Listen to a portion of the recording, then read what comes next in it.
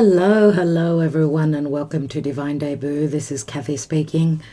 Thank you so much for joining me here. This is your reading for the full moon in Virgo, dear friends. So happy birthday. If it is your birthday, you're a Pisces, as the sun is moving through Pisces.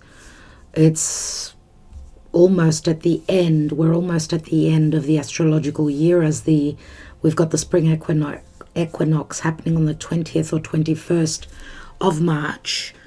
In the northern hemisphere, it's on the 20th. In the southern hemisphere of our globe, it's happening on the 21st. So a full moon in Virgo. The moon is filling out in Virgo, which is right opposite to Pisces. So we've got the sun in Pisces opposing the moon in Virgo. So a full moon means a culmination and ending. This axis, Virgo Pisces, my dear friends, is all about health. It's our practical physical health and our spiritual psychological health as well, which is Pisces. Pisces can speak to magic, of course. It can speak to dreamy energies. The ability to create. It's a very, very spiritual sign, very compassionate. Even though it's a dark house, the sun moving through it, and of course the full moon, which, the moon does receive the light of the sun, so the moon doesn't have its own light, so something will be enlightened pertaining to the Virgo matters. Virgo is practical, it's work, it's your daily routine, it's hygiene, it's small pets. Okay, Pisces is unconditional love, it's sacrifice. It's, I give my heart and my soul, but it's also I'm confused. Right? Pisces can be very confusing, very illusory, whereas Virgo is more practical, more discriminative, discerning, can read through the lines, in between the lines. It's all about the details. That's what Virgo is. So we'll be seeing something pertaining to what's going on pertaining to sixth house matters, which is the natural house of Virgo. Now, I will be doing tarot. We'll be taking for each sign. We'll be starting off with Virgo, but first we'll do a collective reading. I will have the timestamps below the video. So we'll start off with Virgo, since it's a Virgo full moon, and then go Libra, Scorpio, and so on and so forth. Yes, the timestamps will be below. Do consider joining us on Patreon if you are not there already, because we go into the smallest of details pertaining to new moons, full moons, the eclipses, of course, which are just around the corner, and we go into the month ahead astrology. So those of you on Patreon, the Virgo full moon is up already. I think it's over 2 hours. We go into that much analysis. We look at the degrees, we look at everything. So do consider joining us on Tier 2 and Tier 3. You get the astrology. Tier 1 is more the extended tarot readings. Plus you get to go in a draw to be chosen for a free reading. We do the draw every month. We have 3 winners. Okay, so there's free giveaways. It's the way to support Divine Debut, those of you that are able to do so, and thank you so much in advance for your support and your love if you're already there. All right, let's start off with a collective reading. I want to thank you all. Get comfortable.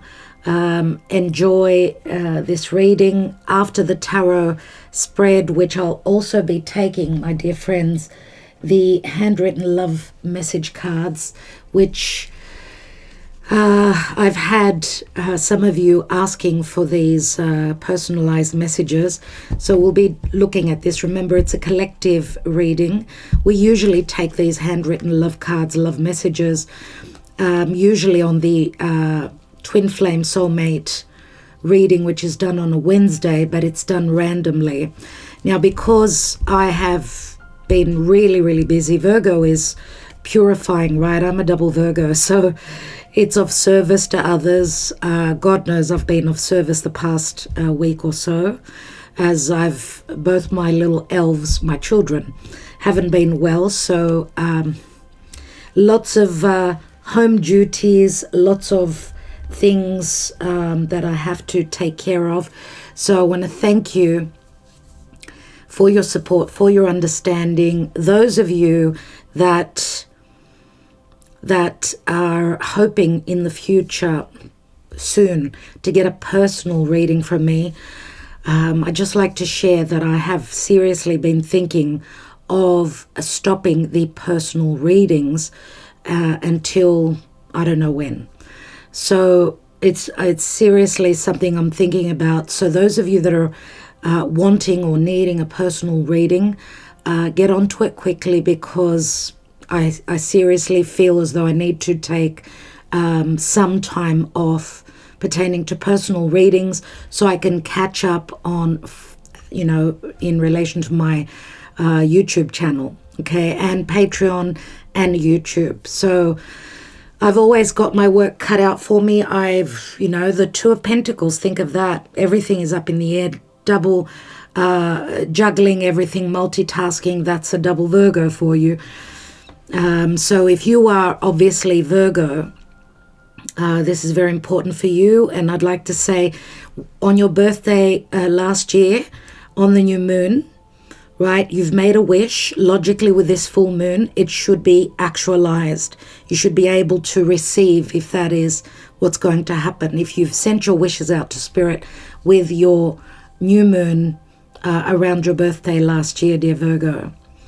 All right, so that's how it works. Now I'll be taking the tarot, and straight after the tarot, I'll be filling you in a little bit, just a short couple of minutes on the astrology, in which area of life this will speak to you. So if you are familiar with your own charts, okay, you can watch your sun sign and your rising sign, more importantly. Now the moon sign is more pertaining to your emotional life, okay? Anything to do with the subconscious is the moon, right? So you can always watch your Venus placement. Where is your Mars placed in your own birth chart, and your North Node, which is your fate, what you will be following, looking towards, okay, moving forward. All right, so let's begin, everyone. I'm so excited to do this for you. Yeah. Okay. Dear Spirit, Archangels, please guide this Virgo full moon for the collective. What are the energies playing out? Love, business, family. We'll be taking the Lover's Path Tarot, looking into love, particularly for love. We'll be taking this deck here for general matters. We'll be taking a message from the wisdom of the Oracle from Spirit, and we'll be looking at the Lenormand, and lastly, of course, the personalized love messages. So collectively speaking, dear Spirit, this full moon in Virgo, this purifying, cleaning out the closet, dutiful, cleaning out our lives, cleaning out our environment, work, getting grounded, health.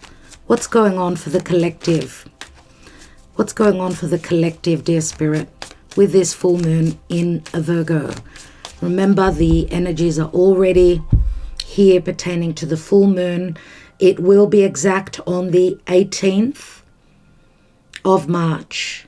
Okay, and then on the 20th, 21st, we have the spring equinox.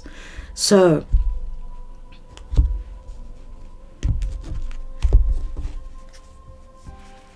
collectively speaking, we have, oh my God, we start off with a Tower. What kind of an awareness is this? This is an awareness that's happening for someone who could be an entrepreneur. We've got a fire sign, could be a Sagittarius, Aries, Leo. King of Wands, a leader, someone who is very powerful. They're going through a major shift in their life. It could be pertaining to business as well. It is something pertaining their desires, what they're hoping to create. And we've got the Magician. This is wonderful. The Magician is an ace, so it could speak to communication. There's logic here. This could be a thought process that this King of Wands is going through. They're coming into an awareness. Okay, now the Magician can speak to communication, short distance travel, anything to do with this King's logical mind, the way they perceive, think, communicate, write. Right, we've got an ace here, and we could see also here the thunder, the lightning, and it's up here as well. Very, very Jupiterian. Remember Zeus, the god of all gods, the king of the gods, would throw lightning bolts when he was upset, when he was angry. But it's also pertaining to how I see it. It's that awareness coming from the sky, from Uranus, right? From the sky. This is intelligence. This is logical thinking, but also the power to manifest. The Magician is a sense of empowerment, okay? So, and the possibility for new beginnings. We've got the Queen of Swords, Libra, Aquarius, Gemini. It's mainly Libra. And we've got some sort of a cycle that is ending here. And we've got the Page of Wands. So there's messages, there's communication coming through. There's some truths, some form of communication or an awareness pertaining to something that, it's something that's been lit up. It can pertain also to someone being very desiring very much to take action, to communicate, to speak truth, to bring in a sense of balance and a sense of justice, and that anything pertaining to this awareness or this major shift that this King of Wands is going through. It could be someone that you are dealing with, someone that you're communicating with. I mean, this King of Wands could also be dealing with legalities that are typically ending a certain cycle. I mean, the World card can speak to physical distance, but it's also a card of accomplishment. This is closing up a cycle. So it's like there's a beginning of the end, and there's a lot of discernment and decisiveness here. And this could also speak to some sort of a conversation pertaining to gossip in relation to the past. I mean, the Page of Wands is someone that's ready to go on an adventure, right? It's the minor arcana of the Fool. And the sun is going to reach that 0 degrees of Aries. The new astrological year is here. We're going to have major shifts in energies. But the wonderful thing is that we've got the ability to feel empowered to create what we want, using our logic, our intelligence, right? And coming into justice, into balance, and closing up a cycle where maybe there was even some sort of deception, some sort of untruths that this King of Wands is coming into awareness.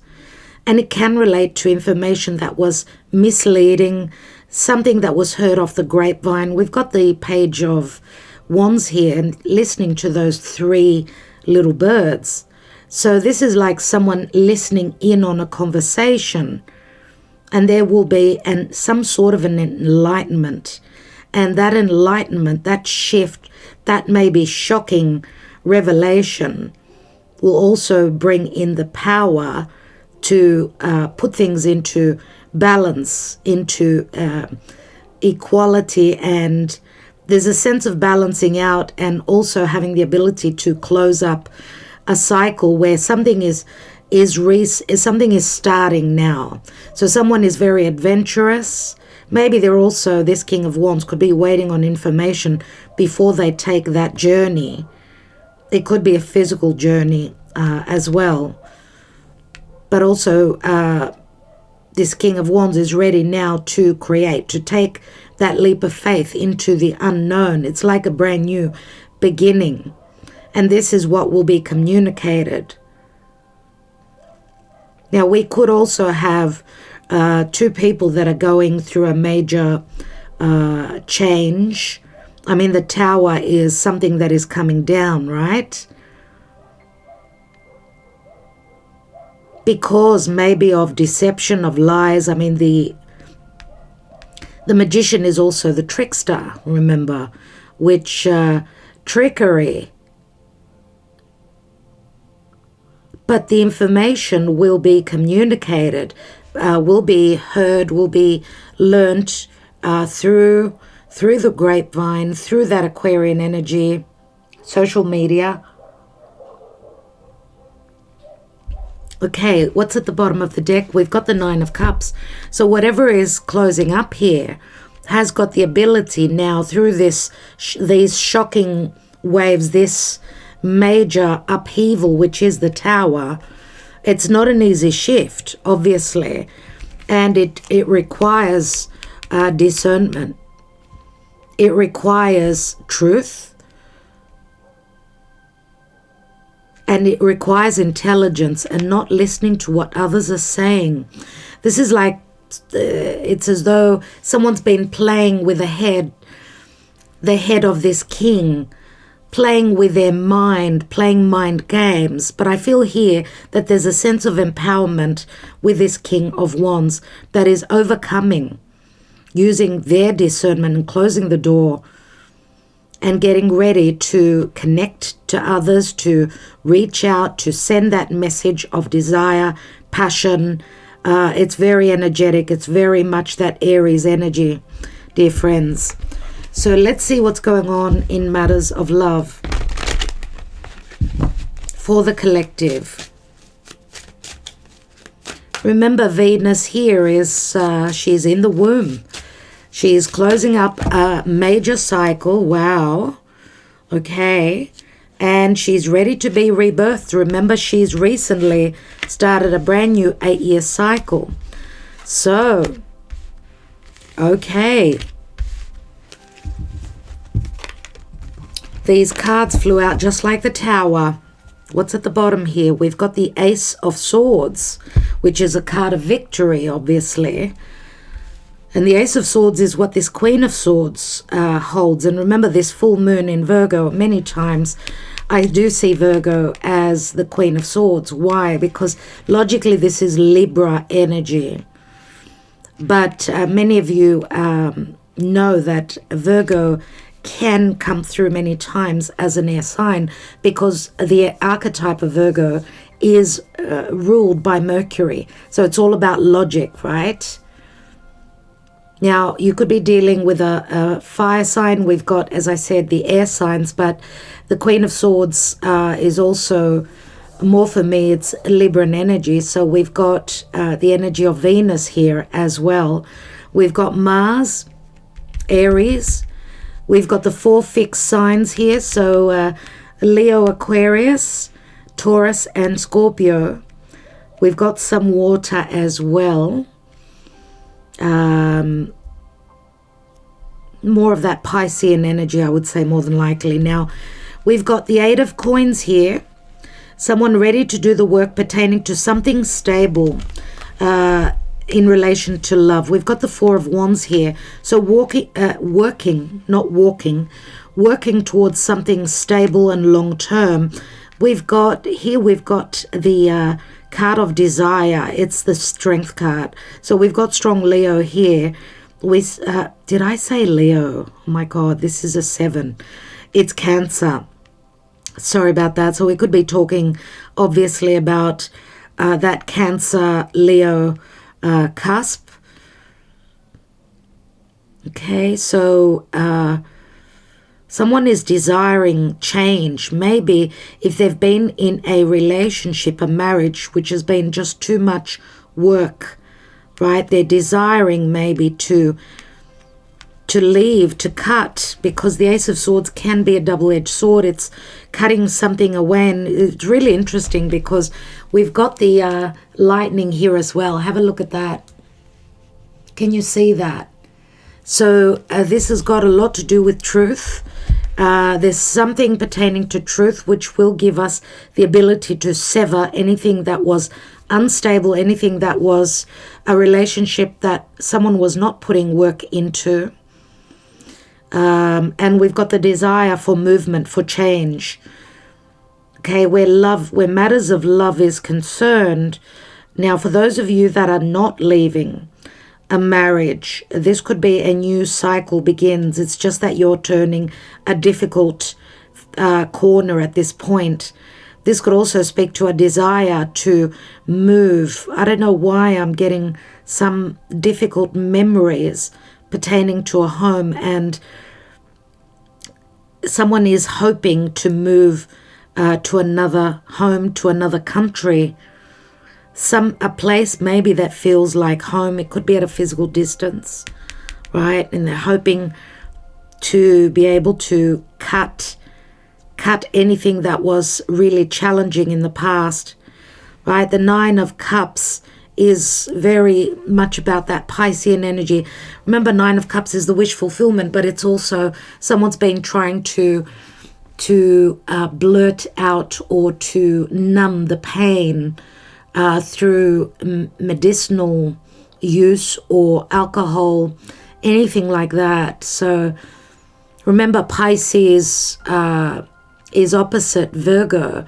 So Pisces is all about medicines, escapism, a sense of imprisonment as well. But the sun moving through Pisces, that will help clear the fog, clear the deception. And remember, the sun moving through Pisces, that's the ending of a major chapter. So it's like a brand new beginning here. And remember, Cancer is all about nurturing, providing, feeling safe and secure within a relationship. Look at the embrace here. This is very powerful. And this, remember, Cancer also speaks to the past. So it could be a situation pertaining to the past, connected to your home, your family, your heritage. Could be a relationship that's deep-rooted from the past as well. Maybe even a past lifetime for some of you. So let's see. Let's take some Lenormand and see what is this Tower about, dear Spirit.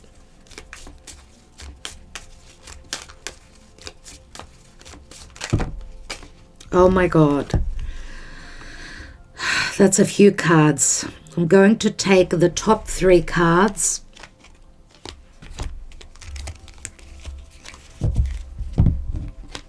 So we have a key. We've got the stalks here, which speaks to transitioning, and a ring.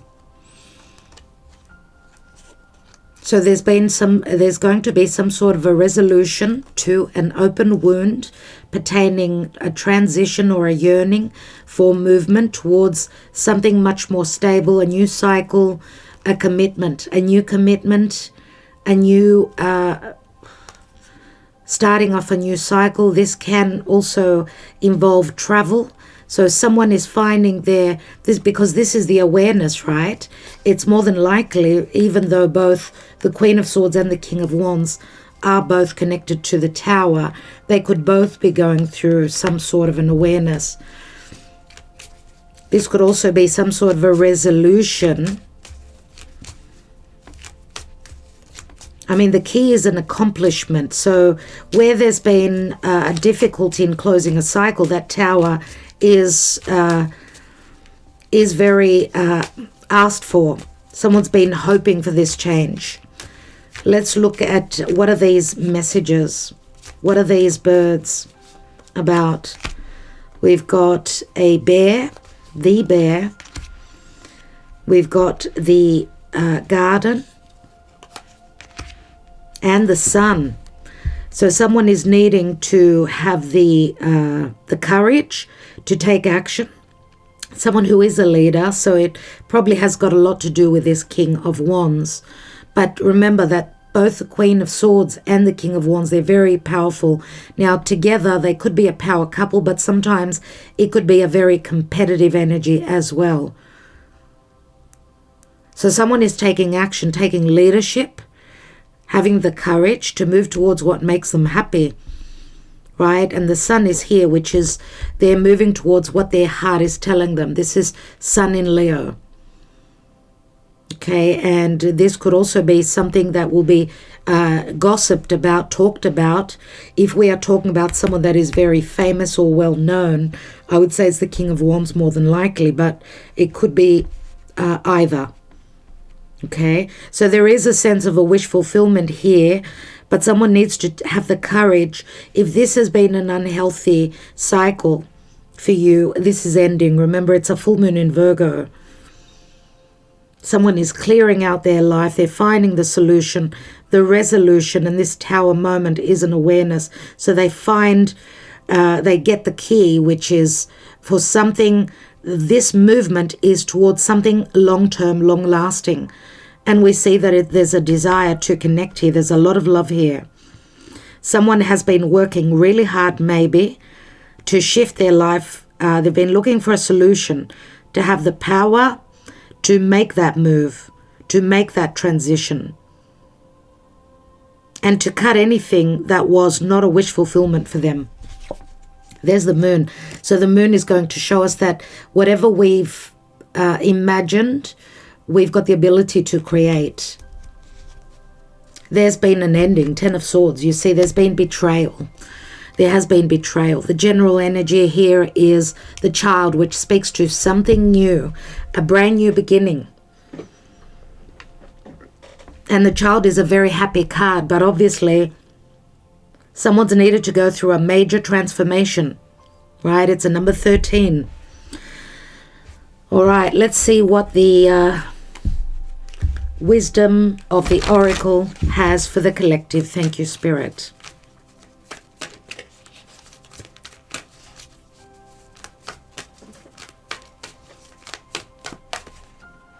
Thank you. And we have Yin. So Yin energy is all about balance, right? It's a number 2.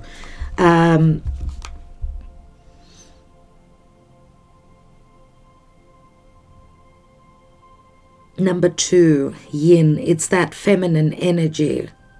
It's nurturing. It's loving. It's recessive as well. So someone's been waiting for the opportunity.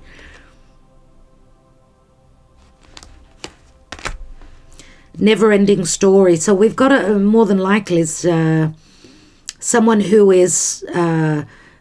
has been waiting, maybe for someone else to make the move to help them. Maybe there's been an imbalance here pertaining to a never-ending story, and someone's been waiting for the opportunity to end a difficult story, hoping to find their peace because they haven't been in a position of peace. They've been dealing with a lot, especially with that Tower moment. But the potential is here. Someone has been hoping to find their peace. So someone is dealing. Some of us could be dealing with an imbalance here. A story that, a cycle that we've been visiting and revisiting before and waiting for the opportunity for that to end. Needing to be very patient. 5 of Coins. We've got a mother and a child here. Someone who's very motherly. Someone who feels as though they've been left out in the cold. Or someone that's just very nurturing, very motherly. Has got the possibility to start something new in their life. Now maybe some sort of sacrifice has been going on because of a child, right? All right, let's take some handwritten love cards, see what's going on.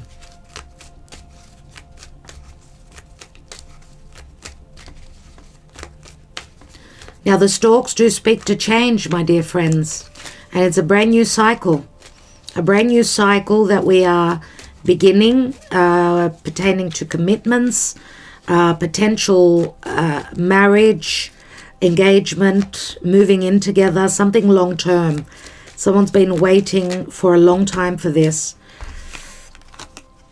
We come from two very different worlds, but we can overcome this with our love. And this is my truth. Take another card. What is your truth? After you left me, my world stopped. Please come back. Not an easy one. So there has been a breakup. And two people that come from very different parts of the world. I love, love, love you. That's the energy here. So there is obviously a potential here for some of you to have a reconciliation.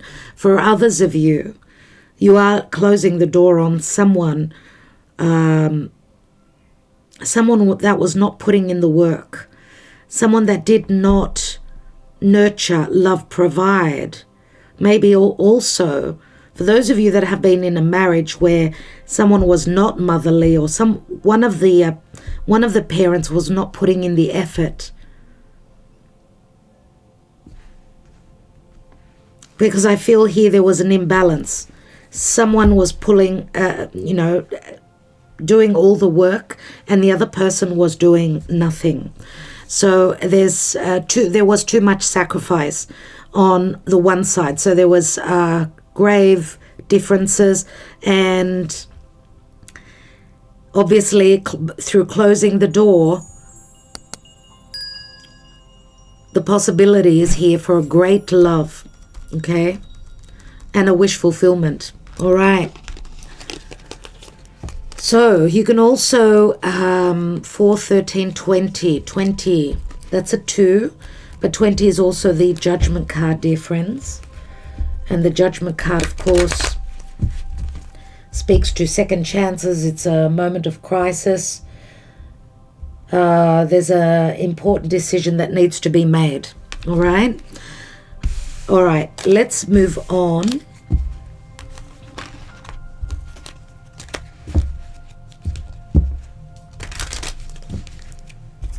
Okay. The first sign, as I said, is Virgo. And dear Virgo, obviously for you it's more important since the full moon is culminating for you.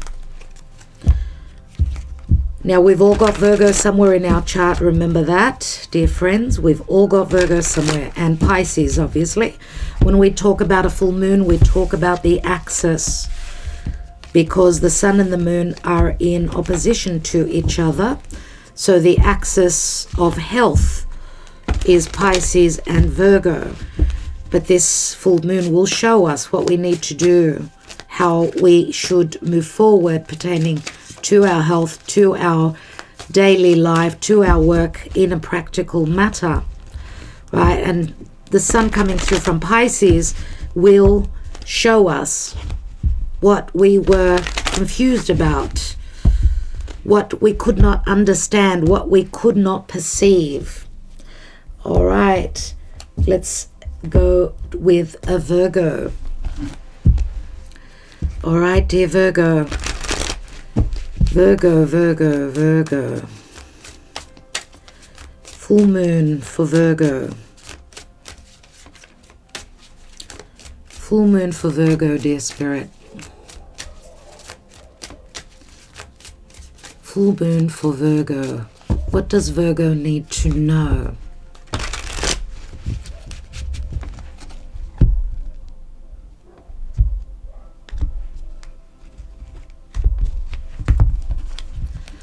Virgo, we've got the Empress, dear Virgo, the Three of Cups, the Page of Cups, the Six of Wands, the Hermit, and the Five of Wands. At the bottom of the deck, we have the Five of Swords. Ooh. Oh my goodness, dear Virgo. Okay, we've got a fair bit of fire here. We've got Pisces, Virgo Obviously, the Page of Cups is Pisces. The Hermit is your card, so you're very prominent in your reading, Virgo. But we've also got Libra and Taurus, which is the Empress. Leo with that Six of Wands. Three of Cups. Five of Swords. So we don't have any pentacles here, dear Virgo, but what we do have is the Empress, which is Taurus. That's the Earth in your reading here. Now, Virgo is very grounded logically, but we see here, I see a lot of fire, a lot of emotion, a lot pertaining to abundance, to having the ability to create. Let's see what's going on in love. We'll come back to the tarot there.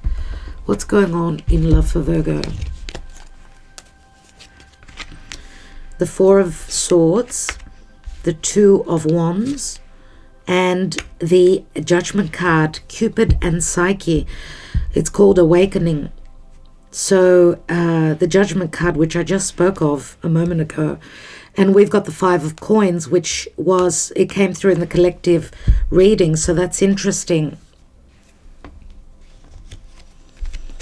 Six of Pentacles, Five of Swords, the general energy, dear Virgo, it speaks to a lot of conflict. This is mind games. This is feeling conflicted, needing to fight, needing to use your perception, but using it in an intelligent way. There's mind games here. Someone's been playing with your head. We've got the Six of Pentacles and the Nine of Wands. So there hasn't been equal giving and receiving. There's been a sense of boundaries and a lack of balance here, obviously, because the Six of Pentacles many times to me relates to, many times it comes up as where there hasn't been equal giving and receiving, no generosity. That's what's been challenging you. There's been an imbalance, unequal matters here, and that's why you're feeling challenged and you're feeling trapped in a situation. You're feeling as though you're going to lose your mind, or you're dealing with someone that is playing with your head, or this could also be, as I said, mind games. Now, the Empress obviously speaks to abundance, love, connection, the ability to manifest. Virgo, you come across as very, very much the Empress many times, as you are very motherly as well.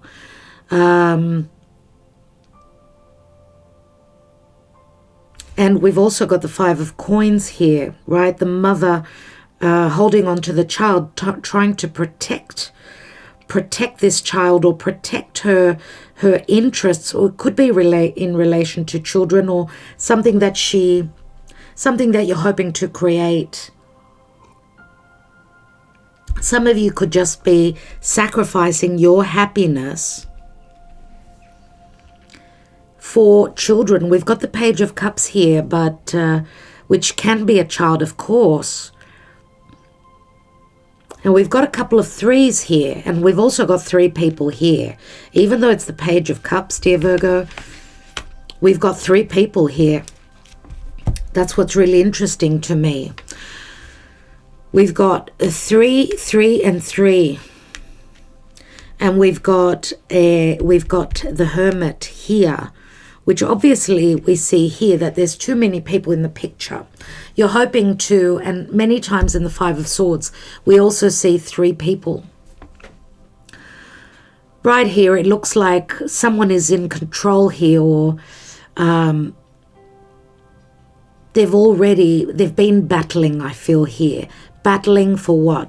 Towards abundance, to a matter, to a situation pertaining to having the ability to create something of abundance.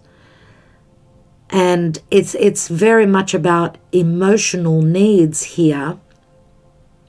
This could also speak to, even if it's not love, it could speak to anything pertaining to business, But you've got a couple of fives which speak to changes, lots of changes, and we've got another 5 here.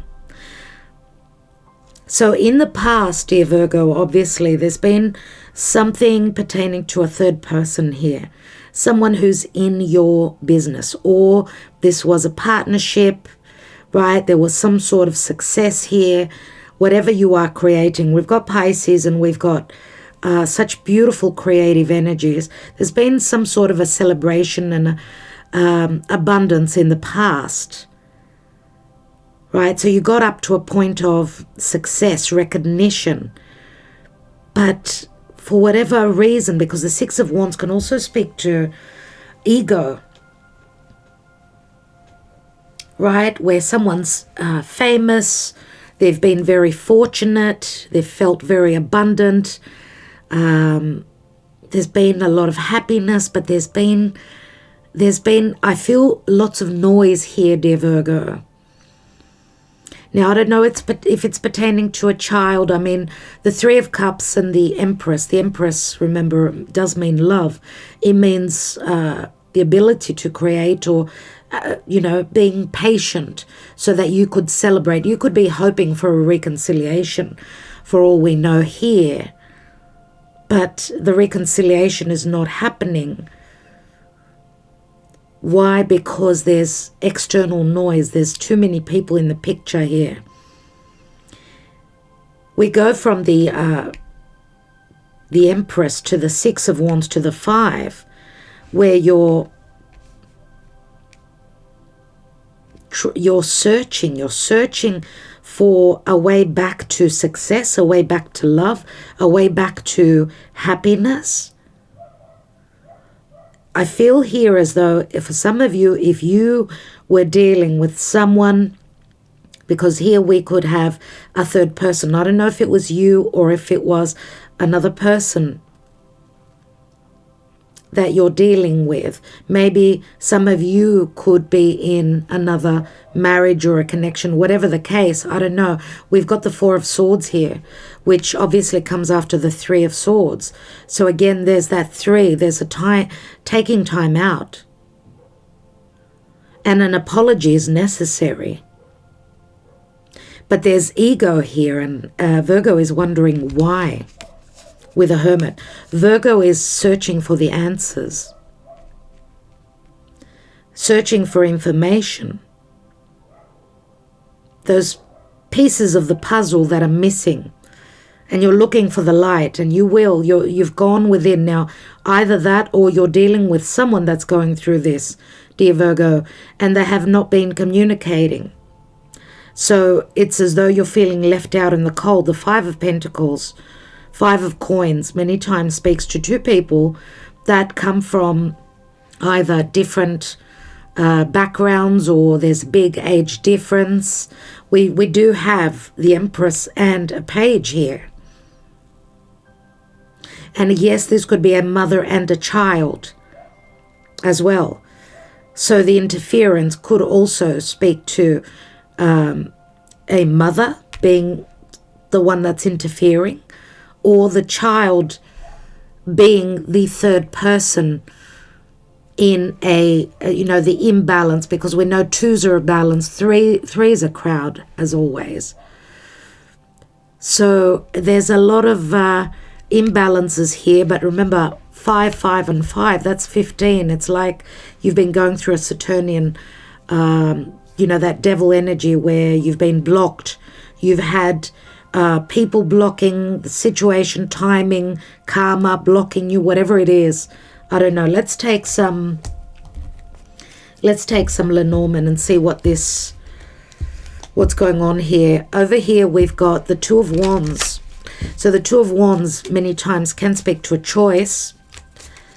And we see here there is an offer being made. Someone's making a choice, choosing. If you are choosing between 2 different people, you could be the one of the 2 people that are being chosen. Right? We see an offer here, but someone has checked out.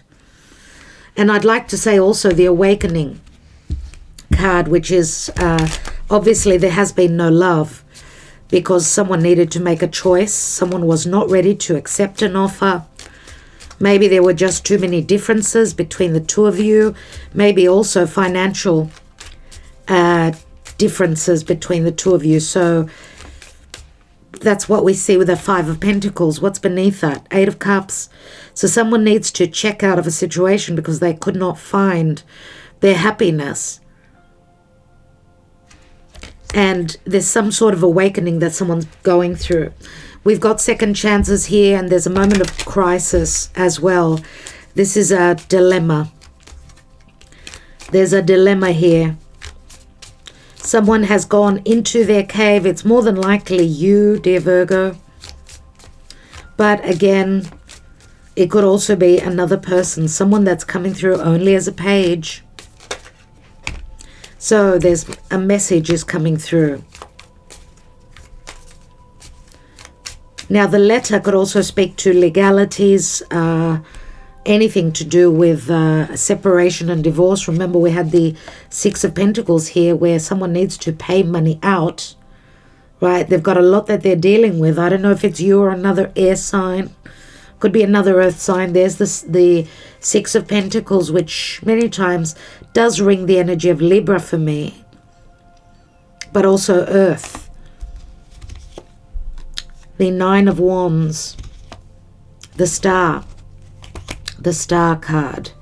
And the Star speaks to hope, but it also speaks to that Aquarian.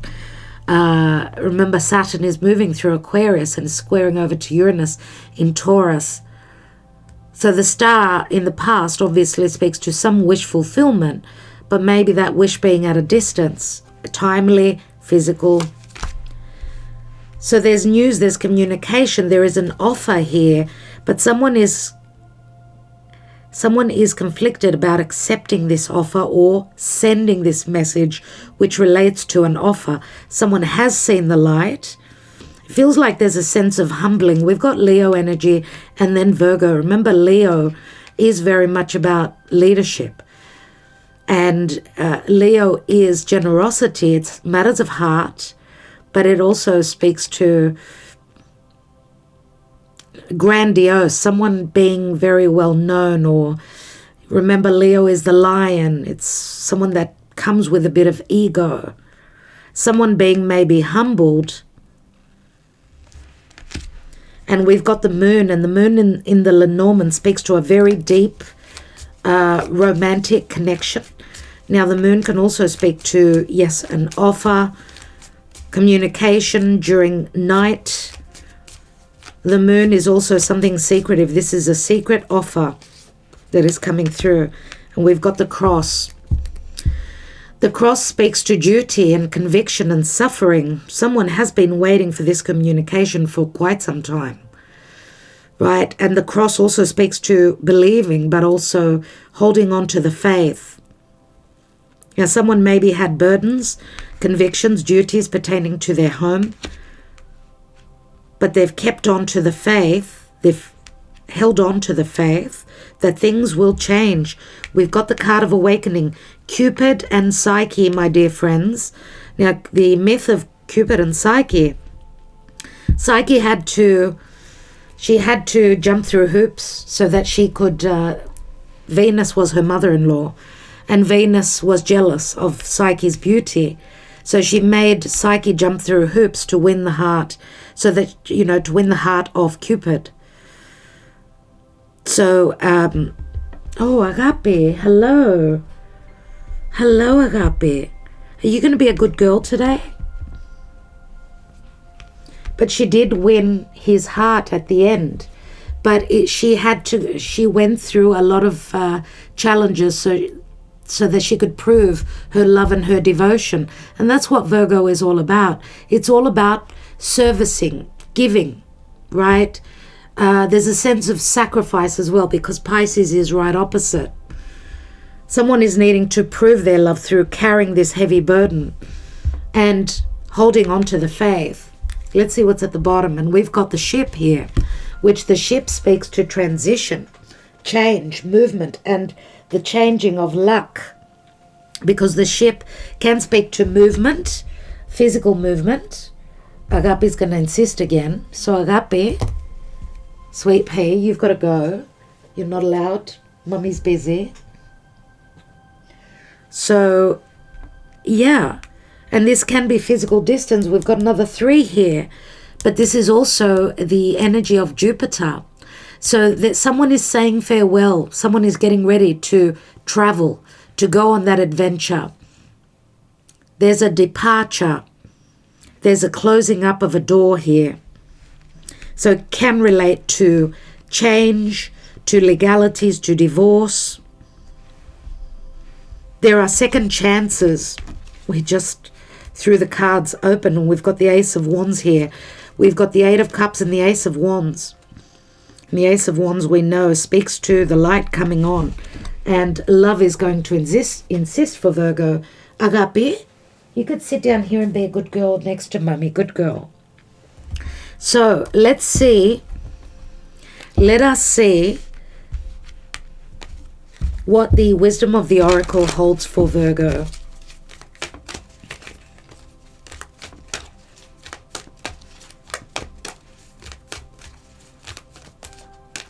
What's this full moon? What is culminating for Virgo, dear Spirit?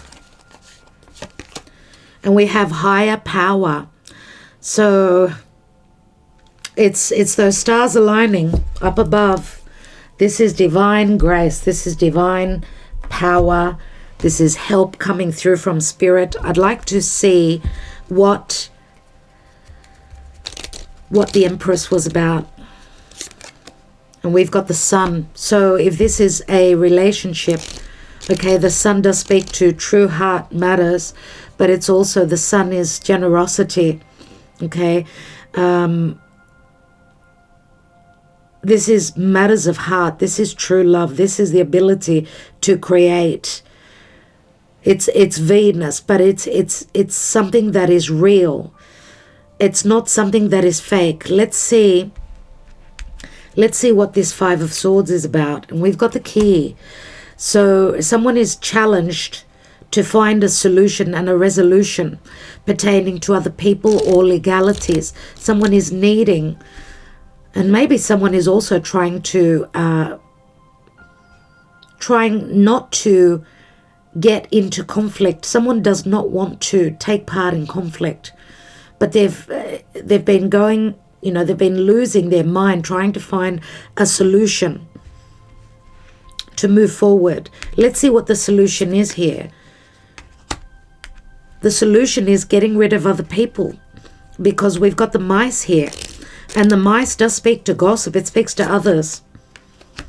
Yeah, someone holding themselves back because of gossip, because of others, because of maybe also financial matters here. Maybe also money may have something to do with these blockages and these challenges with the Tower. Sit, girl. So, let's take some messages, some love messages here, and see what's going on. Remember, the 5 of Wands can also speak to someone being ready to do the work as well. Even though they're wearing a blindfold, even though they don't have the information, they're going to put in the work. This is like a remembrance, returning back to a time when Virgo was successful. It looks like a difficult cycle is coming to an end. It's as though you're coming back, you're revisiting a time of abundance and a lot of happiness, and it could speak to reconciliation. Let's see what's going on. You bring such happiness to my life. Your eyes are familiar to me. I know that we've shared lives before. You must feel it too. And one day we may meet again somewhere in time. My darling friends, obviously someone's been waiting for the return of a very deep connection, a very beautiful connection. It could be a friendship, it could be a love relationship. Someone's been holding on and waiting for this chance to revisit. Someone's been waiting also for the other person to to be enlightened, to grow spiritually. And it's been quite a long journey I get here. We've got a 16 here. 16 is the Tower. And the Tower is awareness. It's also a major shift that's going on for you, dear Virgo. Now, Virgo, this full moon is happening in your first house, obviously. Your first house is your personal life. It's all about you. It relates to all parts of your life. Obviously, Pisces is your 7th house. 7th house is the house of relationships, other people.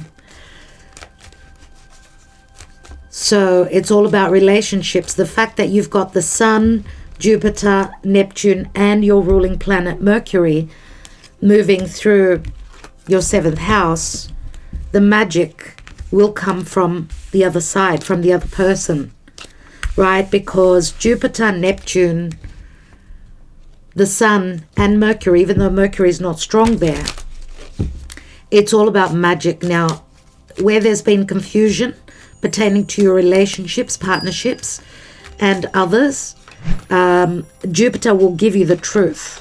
Jupiter will show you the truth.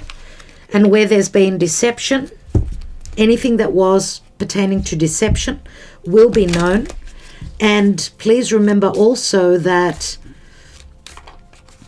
from your 6th house, where Venus, Mars, and Saturn is, Saturn does provide blockages, limitations, right? So your work life, your health, right? Your daily routine, your pets, whatever it is.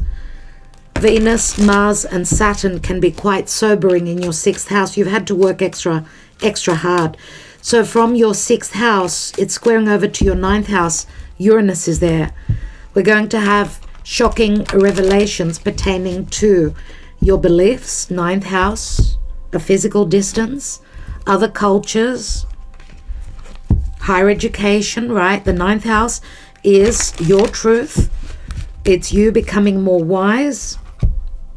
It's you becoming more spiritual, having a sense of enlightenment.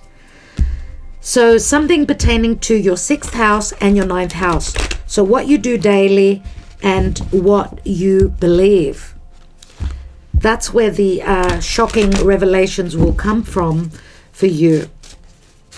So this could also be something connected to work and information coming from someone that is at a distance. Something maybe that you could not believe would ever happen, dear Virgo. So, dear Virgo, that's what I have for you. I'm wishing you well. Obviously, it's going to be a very important time for you since this is all about you. Okay, so let's leave it at that.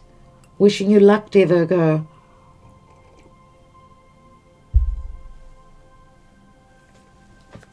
And dear Virgo, the sun will ingress into your 8th house after, with the spring equinox. So the sun will be giving you information about things that have been hidden.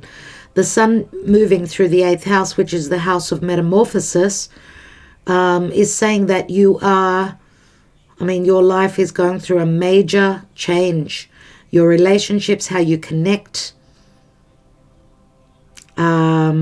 it's going deep, right? The 8th house, anything that was hidden will be provided for you.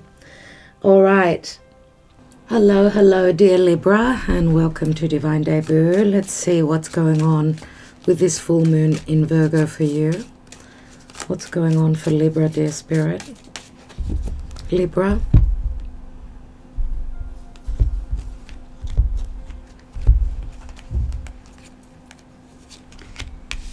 The Moon, 9 of Cups, the Magician, King of Swords, 7 of Pentacles, and the Queen of Swords. You are very in. You are here, dear Libra. Your energy is in this reading. Some of you are going through divorce. There's been a lot of deception. Okay, you may have been dealing with someone that was a trickster. But you've also got the ability to stand in your own power. Some of you are cutting away the blockages, your thoughts, pertaining to being held back. Being held back maybe in an unhealthy relationship.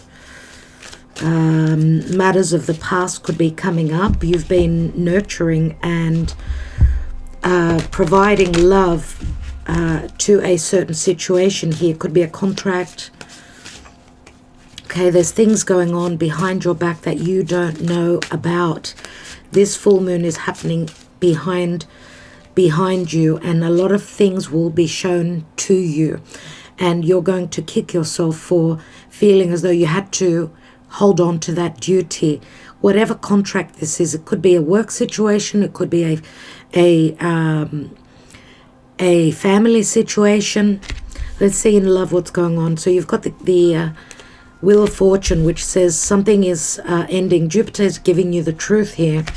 It opens lots of doors. It shows you, first of all, that some of you, obviously with these three cards, Four of Wands, Seven of Cups, there's been a great illusion, a lot you're going to find out about pertaining to a commitment or a marriage, and that's what you're leaving. King of Swords, Queen of Swords, very much about truths, very much about information, right? And where you've been investing, who you've been investing in. Now, possibly on another layer, this is saying obviously the Ten of Wands, the Wheel of Fortune, which is a 10. This is Jupiter giving you the truth. It's knocking those rose-colored glasses off your face. It's getting rid of that veil. So you're going to see who's been deceptive with you, right? Because it's the Piscean card right here, which can also speak to something that you've always desired or you've hoped for. Maybe also a long-term commitment, something promising for the future, okay, that's going to be more grounded and not deceptive as whatever you're coming out of here was. Four of Wands does promise a portal opening for you with many doors. And we've got the Three of Coins. We could see she's looking down. So some of you could be figuring that you were a third person, right? Or your partner was dealing with another person, being very very secretive, very deceptive. So we see that there is some sadness here. And we've got the Page of Coins here, which is saying someone is sending you out a message. Maybe that's going to be quite grounding for you. The Eight of Swords, you're feeling blocked, but this is your perception. Here is again the messenger. A message of truth comes through. And the Eight of Cups, maybe something that you were thinking about, and whatever kept you blocked. I feel that things are changing now, because some of you have stayed in a situation for too long. For too long you stayed and you nurtured and you provided, but you're going to be kicking yourself that you did not do what was meant for you to do. What was your wish fulfillment? That's what now you are understanding you need to invest yourself in. And that could mean commitments, it could mean work, it could mean marriage, it could mean any commitments. I mean, there's deception here. We see that with the moon, the full moon in Virgo. Whatever is going on, whatever you're cutting out of your life, that was very hidden. Maybe also cleaning, going through a cleaning process. I mean, purging anything pertaining to fears of an ending of a cycle. This full moon is happening in your 12th house, dear Libra, which again is a major cycle that ends. It's a karmic purge that you're going through, and you need to deal with these matters. The sun is moving through your 6th house, which is your daily life. It's your health as well, and your health may have also been somehow connected to this full moon, right? So you're clearing out your space, you're doing that spring cleaning. Now, as the sun is going to ingress into Aries, it's going to ingress into your 7th house, so you'll be able to see clearly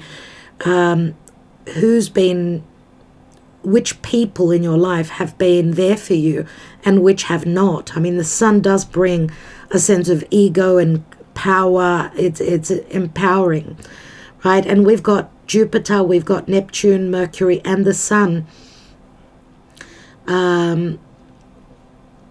right now in your 6th house. So this is showing you what you need to do. What is it that you're needing to work towards? Now just take care with Venus, which is your ruling planet, and Mars. They're coming up to Saturn in your 5th house, which is the house of fun and children, creativity, romance. Take care there, because there's a sense of limitation. The limitations could speak to something that you're hoping to create, a new romance coming in. If you've closed the door on a trickster, or you're going to be doing that, and it's Venus, Mars, and Saturn from your 5th are being squared by Uranus in your 8th. The 8th house is the house of death and resurrection. So you are transitioning, you are closing a door, and you are ready to go on a new adventure towards something new that is being birthed. And this has got to do with a divine feminine. If you are a divine feminine, then this is you. This is you changing homes. And I need to let you know that this is the 3rd time that I'm trying to do your reading. And the messages have been very close, you know, from one reading to another. I suppose those messages were not they were not meant for you exactly. But pieces of those readings have come up here. So I need to let you know that the Empress showed up twice in the 2nd reading that I tried to do for you. The first reading it ended up with the 3 of Swords here. So in the 2nd reading, we had the Queen of Swords up here. So you are seeing something that was hidden. Okay, you're standing in your power. This has been happening from the past. You've had those... Maybe you're not trusting your intuition, that there was an ending coming. You were not trusting your intuition, that there was a new cycle opening up for you. And with the Wheel of Fortune here, that's exactly what it's telling me. With Jupiter now still in your 6th house, which will enter your 7th house of relationships. This is very much about expanding your horizons. There's a sense of wisdom pertaining to others, and you are dealing with segregating from people in your life that have not been there for your highest good. Plus, this helps you also where important people will enter your life and give you a sense of abundance and happiness pertaining to your relationships. That's what's showing up for you. So you are checking out of something that did not fulfill you. 2 of Pentacles, things have been up in the air in the past. And we also, in the 2nd reading, we had a King of Wands. So you may be a new person, because we also had a Knight of Cups. Someone is showing up with an offer. It could also be someone that's a little bit younger than you. So I would say that with this cross, the cross is you're holding on to the faith. This is a heavy burden that you're going through, but that's it's a 9. It's this full moon in Virgo, which is you're ending up a major cycle. You've seen the light. You've become more wise. Now it's a time to break out of those challenging things that have been happening for you. I mean, Pluto from Capricorn has been squaring you, and it's been very hard for you, especially pertaining to matters of the past and your home. What's at the bottom here? And we've got abundance here. We've got the fish, this Pisces season. I would say in this full moon in Virgo will clear a lot of things up for you, and you've got the ability to discern. Some of you may be also on the cusp with Virgo, so it's very important for you. I mean, I do see the Queen of Swords many times as the energy of Virgo as well, because, well, Virgo, Libra, you're right next to each other. So there is promise here. Doors are opening as Jupiter will detach,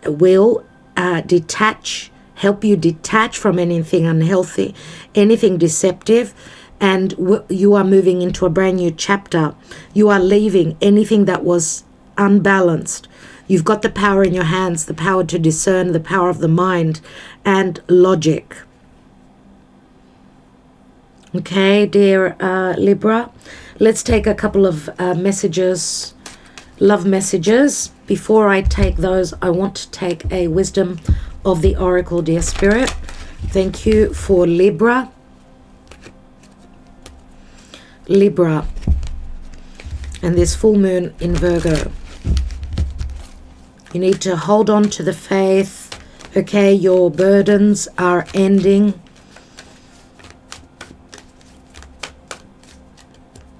For a lot of you, your beliefs have gone through changes as well.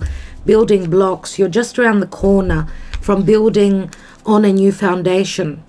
We see that. So obviously where you were, there was no, whatever you were investing in, it was just like, you know, just like throwing your money into the fire. Whatever you were invested in, there was no ability to build on something. It's like having a tower moment.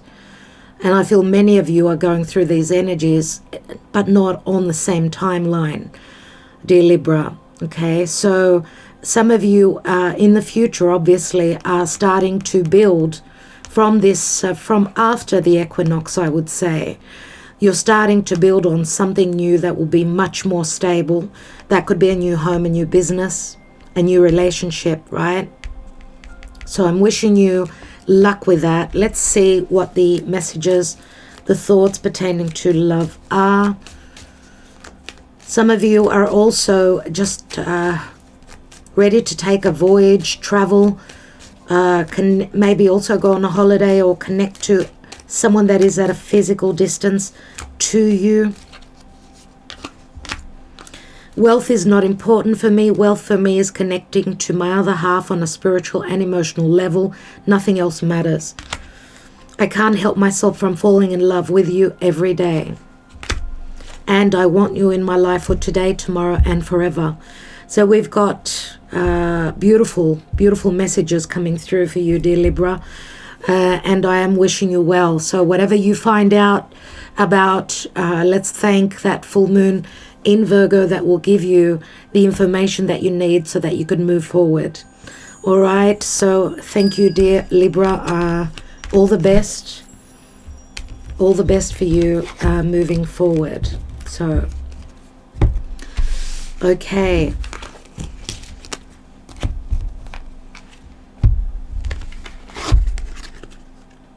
Okay, we are moving on. Dear friends, we are moving on to the sign of Scorpio.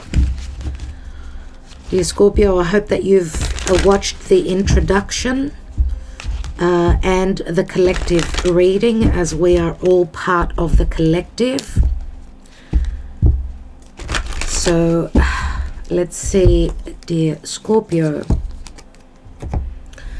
what is going on for you with this full moon in Virgo? Remember to watch your Sun, Moon, Rising, Venus, Mars, and North Node if you need more information. So, dear Spirit, Scorpio. Okay.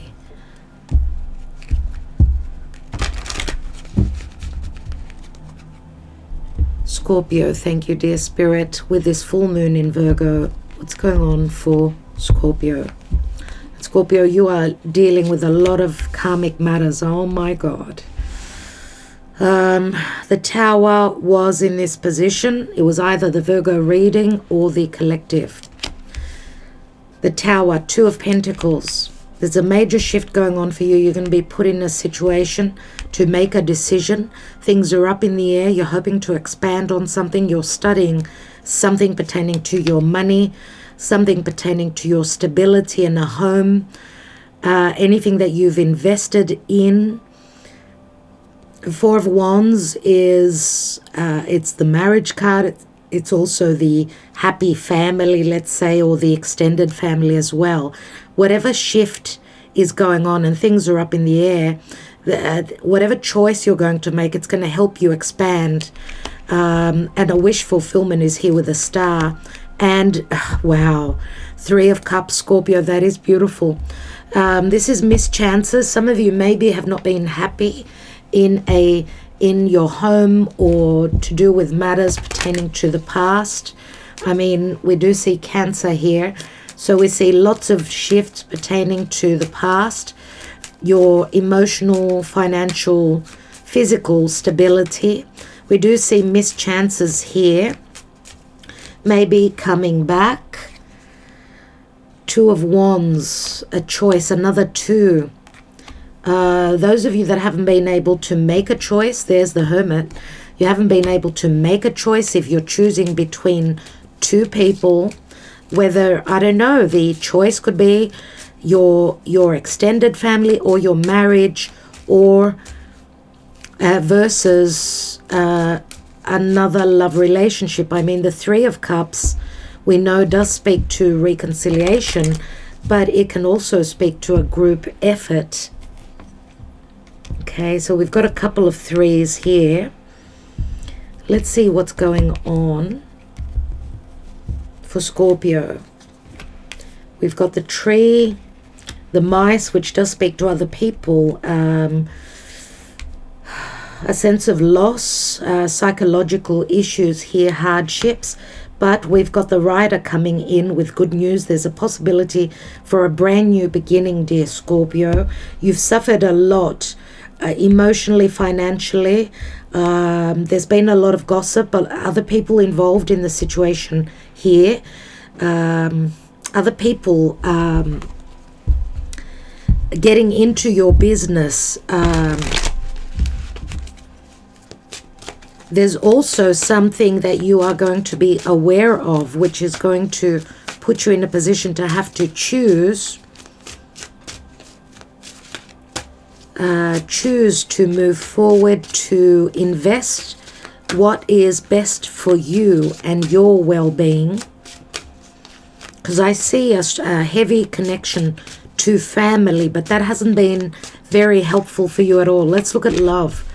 We've got the Three of Wands, and we see here someone's looking out to the horizons. You may have been connecting with someone through social media, hoping for a reconciliation, maybe someone from your past that hasn't been communicating. Someone that's had choices, or their life has been up in up in the air. Two of Wands, Three of Wands. We see here there is a physical meeting as well.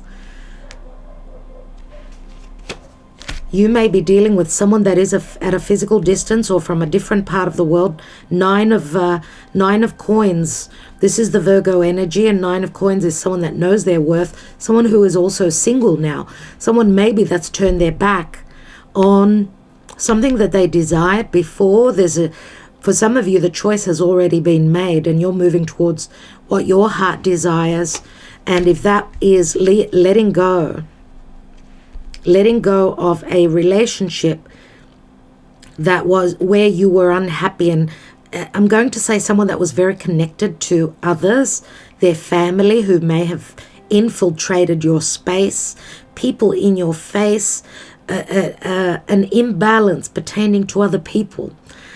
Third people in your business, I feel here, and that was, you're looking at your values. That's what I'm getting here, dear Scorpio, that these people should not get involved with what's going on with you. That's what I'm getting. And we've got the High Priestess here. So for some of you, the High Priestess, which is Pisces, does speak to a secretive connection as well, a spiritual connection. Some of you maybe have been hoping for a Tower moment where you were not able to get out of a legal binding contract, promise, and you were hoping for the help from Spirit, hoping to be single because you've already turned your back on a relationship or something that you did not desire anymore. And you may be looking towards a spiritual connection as well with the Wisdom. We know that the High Priestess is about magic. She has the deep knowing. And we've got the Page of Wands, someone ready to take action, to go on that adventure, send out that message. And we actually see the page on a horse here. So someone's wanting to travel.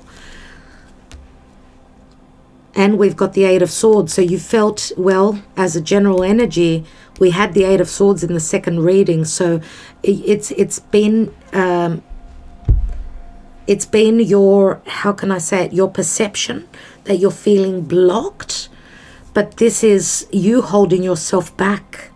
This was you holding yourself back. Or you've been waiting for information, that green light, so that you can move towards your wish fulfillment. And you know, the star is social media and communication through social media. Dear Scorpio, so this full moon is happening in your 11th house. So you are going to either communicate, or the 11th house is the house of wishes, dreams, friendships, groups, and associations. So this full moon is happening in your 11th house, which means you are closing up a cycle. You're cleaning out maybe also people in your life that have not been there for your highest good. And maybe you are taking charge of whatever it is that you're hoping to create. The 5th house, where the sun is transiting through, and we've got Jupiter, we've got Neptune, Mercury there, and the sun in your 5th house, which is the house of children, creativity, romance. You're going to see what it is that you are needing to end, whatever you are needing to separate yourself from. Maybe a lack of truth, those that have been very deceptive in your life.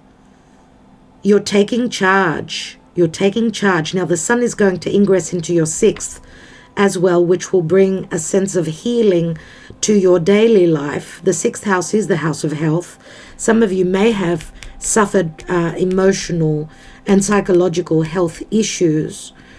I mean, you know, the mice is not a very healthy card at all. And this is what the sun ingressing into Aries, your 6th house, will show you what action you need to take to clear anything from your life that you've been maybe providing a service towards, what you've been working on. Now do take care, as your 4th and your 7th houses are where the conflict is. In your 4th house, which is your home, your family, it's got to do with the mother, the past. This is where Venus, Mars, and Saturn are. You've got blockages there. So pertaining to your 4th house, and maybe also the family that you've built, the restrictions pertaining to where you live, where you reside, this is squaring over to your relationships. So the restrictions could be coming from extended family or matters to do with the past. Matters also to do with your security, your financial, your emotional security. Okay, so that's what's going on. I want to just quickly look at that tower.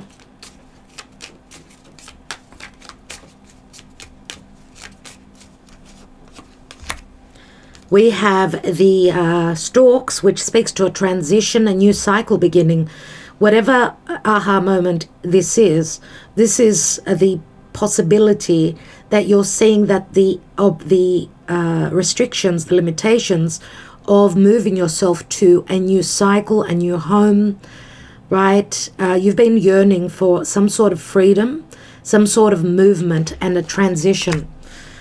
And that's really interesting. We've got the birds here, which again, you're hearing something off the grapevine. This has got to do with a group or an association. You're getting information from others pertaining to gossip. You're finding out something pertaining to a deceptive energies as well.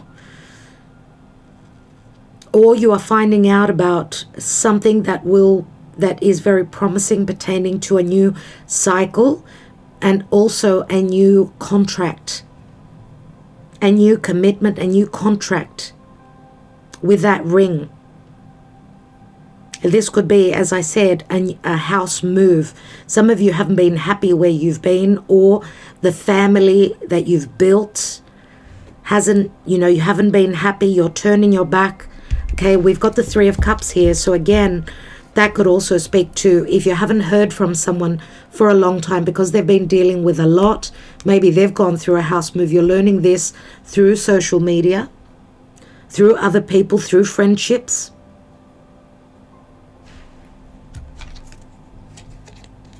There is the Fool. The Fool is a brand new cycle, and you need to stop yourself from being blocked. This is your perception of being blocked. So Scorpio, the information you're going to find out is going to bring down those limitations. News is coming through, remember. This is a brand new beginning. Some of you are also traveling to build a new nest, a new home elsewhere. So congratulations. Let's take a wisdom of the oracle for Scorpio, dear spirit.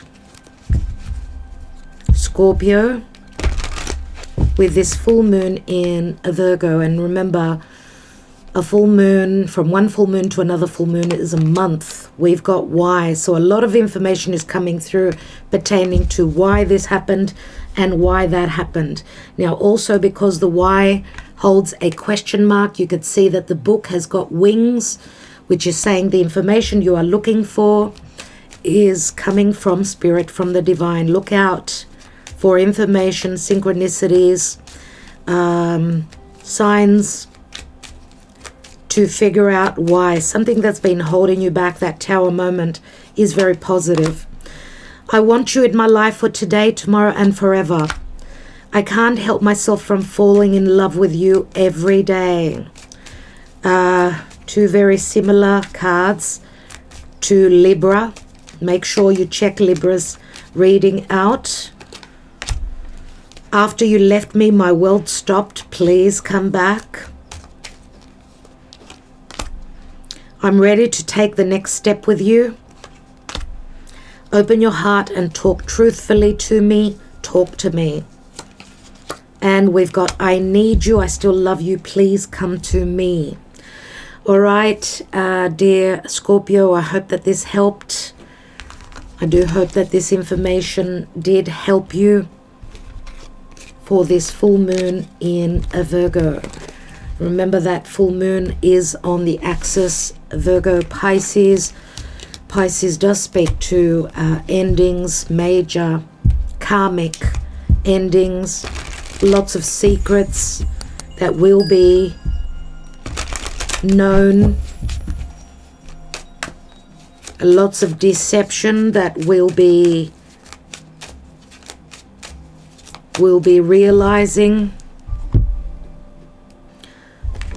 Okay, on to the next sign.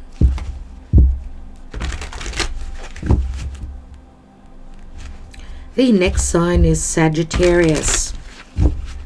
So, dear spirit, Sagittarius, do watch your sun, your moon, your rising. You can watch your Venus for love, your Mars for desire, passion, effort, and your North Node, obviously. North Node is our fate moving forward. Let's just give the cards a good shuffle before we start for you, dear Sagittarius. Now, it's interesting that your ruling planet is in a very strong position in Pisces and soon to enter Aries. So that will be a really interesting shift for you because that will really help you move forward, right, as your ruling planet will ingress into a fire sign. That will be very positive for you indeed. So looking towards April and May, lots of powerful planetary help coming through for you. So this full moon is happening in your 10th house, dear Sagittarius. This is your goals. moving forward. This is your career, and it's you're going to see something that is obviously ending in your 10th house, and it is connected to your home. So Sagittarius, dear spirit, Sagittarius moving forward with this full moon. So it's connected to your home, matters to do with the past, your family of heritage, who you are at your core. We've got the 6 of Wands, the 7 of Swords, 10 of Wands, Queen of Wands, the High Priestess, and the Ace of Cups. I love to see that. Love to see that Ace of Cups for you. And we've got the Emperor. Beautiful. Now the Emperor, Aries, Taurus, could be any other sign. The Emperor is all about security. Sometimes it could be a very controlling person, or this could also speak to some sort of a promotion or recognition here. This could also be a partnership with 2 very powerful people. This is a success story. Some of you are figuring out, though, that if this is not love, and this is just a partnership with that 7 of Swords, that 7 of Swords, this is something that you are finding out about theft, pertaining to theft or secrecy, or someone doing something behind your back. Right? That 10 of Wands is a heavy burden. This is a heavy, difficult pill to swallow. Right? Where you feel as though there's been success, and this, this 6 of Wands obviously is Leo, and you could be dealing with a Leo. Queen of Wands, very magnetic, attractive, very powerful as well. We've got a power couple here, but we've also got a High Priestess here, which does speak to secrecy and things that will be shown for you. Now, if this is a love connection, we've got another female here, another divine feminine. Let's see, because obviously there's some sort of an ending. We go from the 6 of Wands to the 10 of Wands, which is a restart. There's been some sort of success, let's say, in the past. You felt as though you were able to manage a situation. But what I'm getting is that, though, dear Sagittarius, is that someone didn't have your best interest at heart here. Someone was digging up a situation like a pothole for you.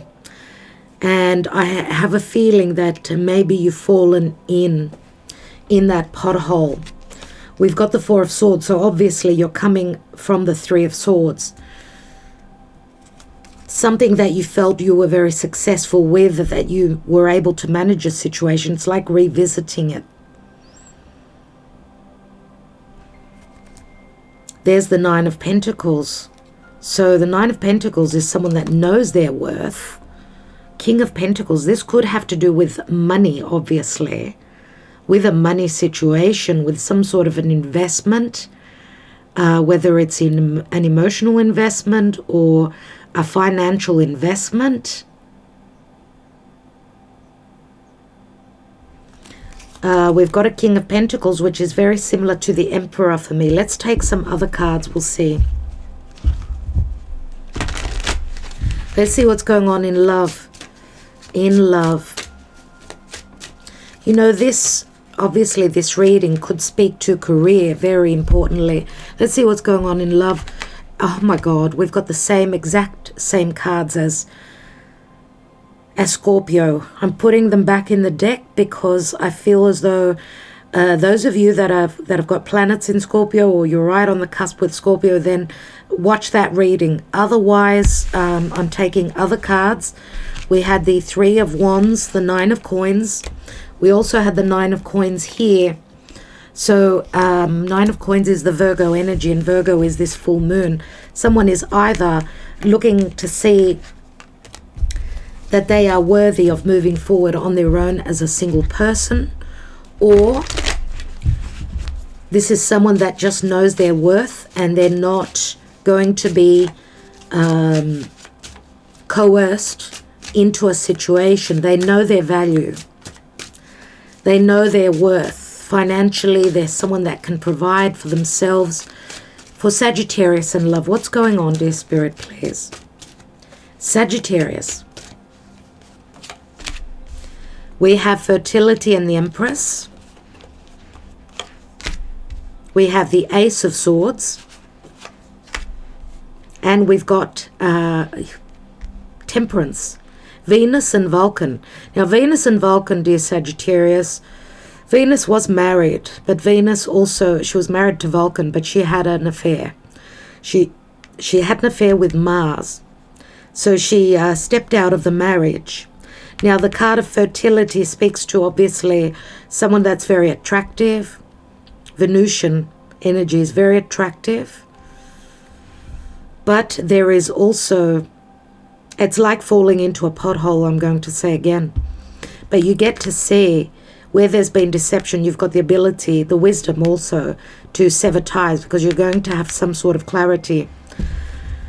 Temperance is saying that you're going to, that you need to trust in your higher self, trust in the truth that comes through. And if you're coming into an energy of needing to let go of a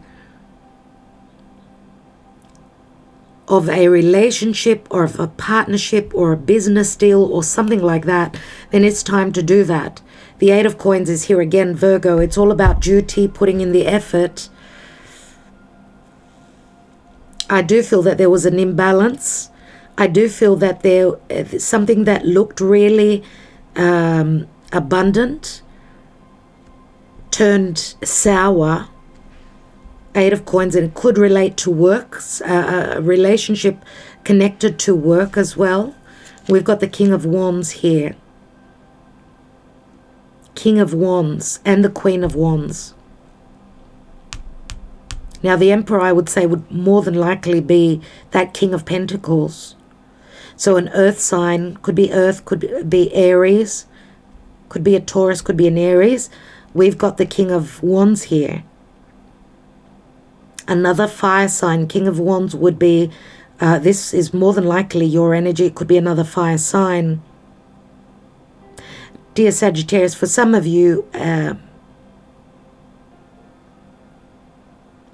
you could be dealing with another Leo, because we've got the Queen of Wands here, which is Leo energy for me.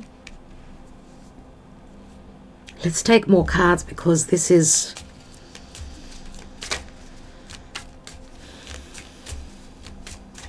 very, very difficult to understand. Let's look at that Seven of Swords. We've got the transition again. A new move, moving, leaving a situation where there was no growth. A new cycle, a cycle that's being broken. You're looking for an intelligent way to get out of a heavy cycle. And some of you could be making a move without letting others know, or taking action towards change. And it's not an easy move. It's not an easy cycle that's ending for you. But holding on to the faith, there's promise here with that house. Now, of course, remember what I said, that this is pertaining to your home and to your personal life and your life out there in the world. Now, we'll talk more about the astrology in a moment, but what I want to look at is the High Priestess. So something secretive is ending, or whatever you're going to find out, you will be able to put an ending to difficulty pertaining to change, that heavy burden that you've been trying to carry for so long. See, the path opens through finding out, through having information, finding out some truths. So you're at the point, some of you are having a difficulty in putting an end to a situation. Something maybe that your intuition, I feel, was screaming to you and telling you to put an end to something that was very burdening because there was a lot of secrecy.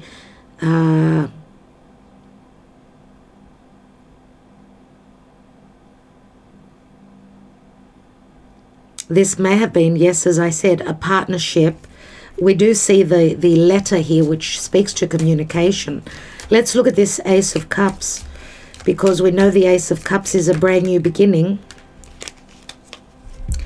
So we've got the Child here, we've got the Divine Masculine, and we've got the Sun.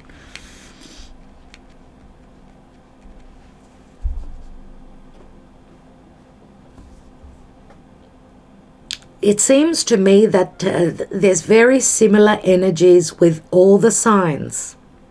Very similar indeed.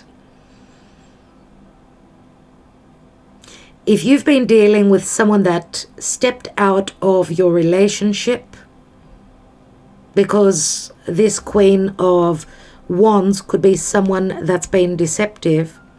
Now you could, because we've got the High Priestess and the Queen of Wands, I suppose you could be either the third person or you're dealing with three people. We see here that there's change. It's been a heavy burden. A heavy burden that is ending. Someone's had trouble putting an end to a heavy burden. But this High Priestess here, which is the axis Pisces Virgo, this is what you'll be seeing. That because something is ending in the position of your 10th house, which is your goals, your aspirations, your social standing, and your career. Now, obviously the Sun is transitioning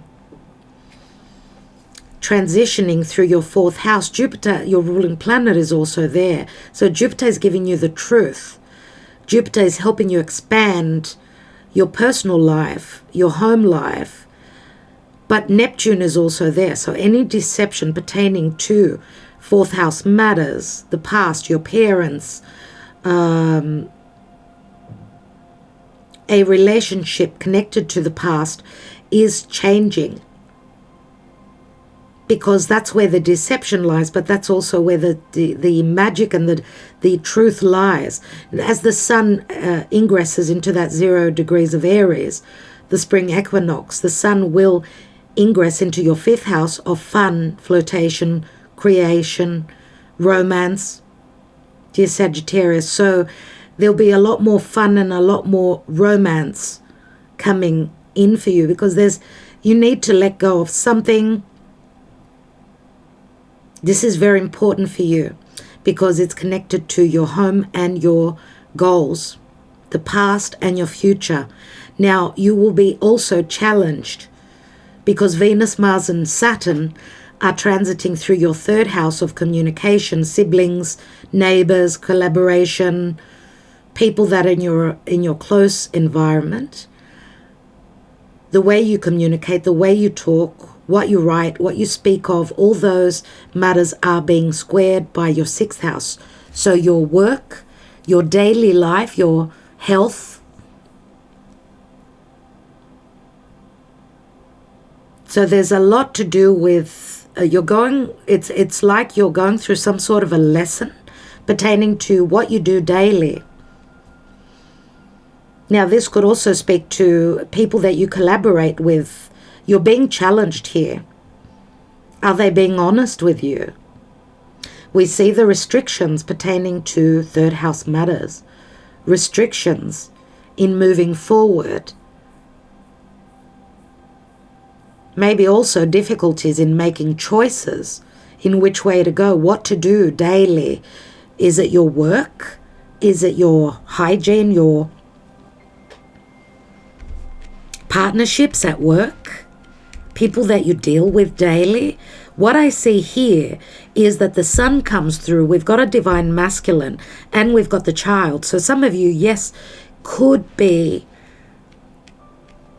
if this is pertaining to love, some of you obviously are parents.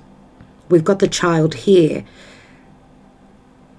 Some of you are moving towards what would make your heart flutter and be happy. I do see new love, a new beginning, a new possible beginning with someone who could be a father that has a child.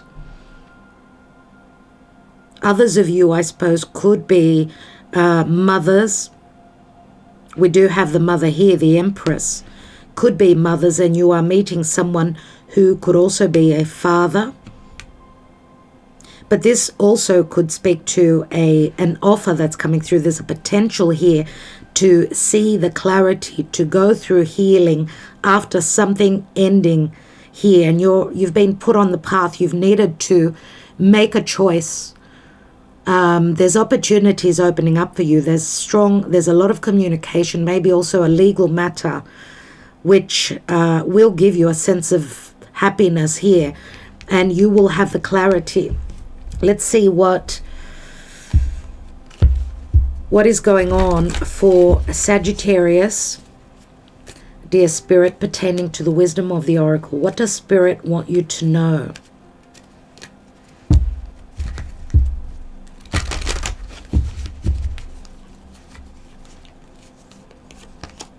And we've got happy, happy. This is brilliant. Absolutely the best. One of the best cards in the wisdom of the Oracle. Whatever changes are going on for you, there's a lot of happiness here. Some of you are leaving just a heavy, burdensome, deceptive marriage or moving house. You're putting an end to that. And you may be dealing with someone that was just very controlling, someone that was also, through work, they were using their power, their position of power at work, and having affairs with a Venus Vulcan here. And this full moon in Virgo is saying that it's your duty to do what is necessary, moving towards your happiness here in a brand new beginning for you. This is obviously someone new, someone that is offering you the Ace of Cups here.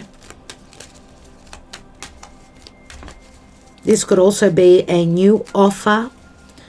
Those of you that have been deceived by someone that was promising more work, but they have not delivered the cash. You've been thinking of moving, new career, new situations. In love. You are so hot, I want you, you drive me crazy. Well, there's a lot of desire here, and with all this fire, we do see that, but we know the Emperor is not someone that will show you their emotional side.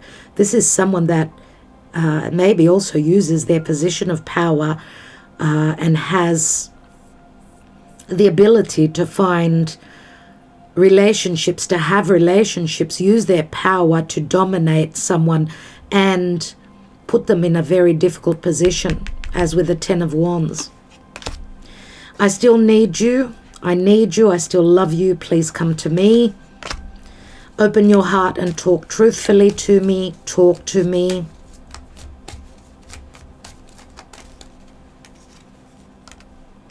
You're my other half. I feel it. I'm married. I lied to you. I'm sorry. And you'll always be in my heart. I can never or will ever forget you. I just want to have a look at that Emperor. And we have the moon. Now the moon in the Lenormand can speak to a very deep connection, but it can, just like in the tarot, speak to secrecy. Someone maybe was lying, they were married, or someone is hoping to take charge and protect and secure a very deep connection, a very spiritual connection. It could be this person here, someone that is a leader, someone that can provide you with security. This could be a father, but this is a brand new beginning. So the Emperor will be different for each of you, my dear Sagittarius. And we've also got a very strong spiritual connection. This is a connection that there will be wisdom. It speaks of ethics, a strong sexual connection as well. For me, more than likely it's that pure connection, that pure Virgo-ish Virgo, Pisces, unconditionally dutiful love, a very spiritual connection, very much about Mother Mary. What you see is what you get. The lily. Okay, and there's a lot of wisdom coming in for you, and I'm wishing you well with whatever is going on for you, dear Sagittarius. But we do see that there's a lot of happiness wherever you are moving towards. Is it a new home? Is it a new relationship, a new business, a new job for others of you? For some of you, the deception may have been coming from family as well, your extended family, dear Sagittarius. So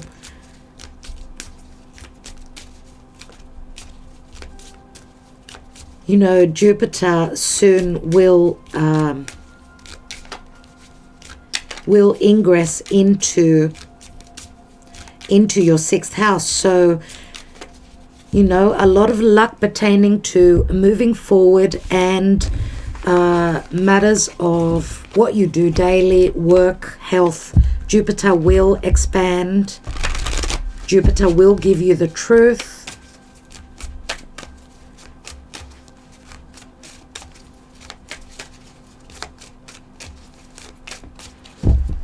So your 5th house will be lit up with the sun.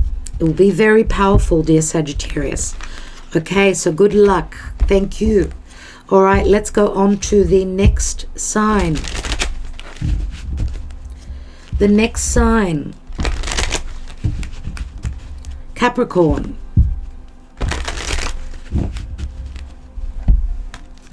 Dear Capricorn, I do hope that you've already watched the intro and the collective reading. Dear Capricorn, for this full moon in Virgo, we are all part of the collective, remember? So now you've gone through so much, and you're still going through all of it, with Pluto changing your life fundamentally, very deeply,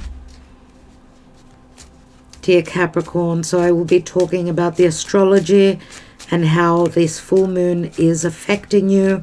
This full moon for you is happening in the 9th house of your beliefs, anything to do with long distance, wisdom, your truth.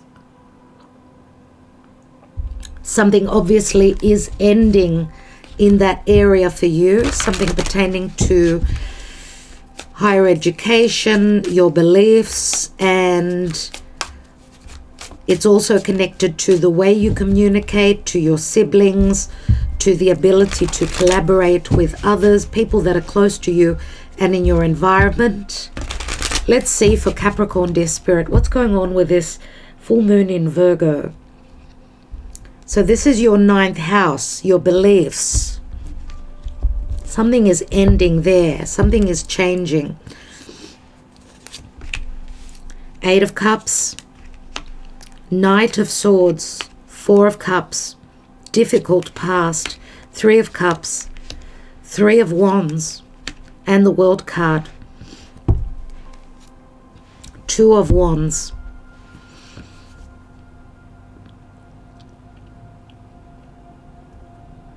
Dear Capricorn, there's been a lack of happiness. Is it where you've been residing? Is it your home? Because I see that there's a lot of unhappiness here. The 8 of Cups is someone that is ready to check out. They're ready to check out, and they're ready to move towards legalities. And it looks like they're checking out. Maybe you don't know about it, and you'll be hit with the information. This could also be legal papers being served to you, and I don't know if it's a business or it's a home. The 4 of Cups shows Cancer, and Cancer is obviously naturally rules the 4th house. It rules the home, but someone emotionally hasn't been happy. So this could be you, or you can flip the energies. 3 of Cups speaks to other people being involved here. We've got the 3 of Wands as well, and we've got the World card, which is an accomplishment. It's a cycle, major cycle ending as well. The World card it's a card of limitations and restrictions. You've got to deal with this, but you've got the possibility of that achievement. It's because you are leaving quickly. It's like you're visiting missed opportunities, a lack of happiness pertaining to your emotional security. Is it where you've been working, your job? We've got the Three of Wands here. Three of Wands speaks to you're looking out at the horizon. Some of you are hoping maybe to travel, to close up a cycle. You've been waiting on those ships to come through. The possibilities are here. This could also speak to reconciling with something to do with the past, or having a second chance, like you've grown spiritually. You felt really blocked. You were not able to move through that portal for whatever reason. You were hoping on information. You were waiting on news, maybe. Some sort of communication, maybe. We see the little bird here. We see that he's all tied up. There's the Two of Swords. So someone has been trying to make a decision to close a door, to check out of a situation. Some of you are leaving someone that's been very, very harsh, using very harsh words, maybe also eating away at your aura. Some of you are also thinking of, I don't know, taking someone to court. Two of Swords. You've known something pertaining to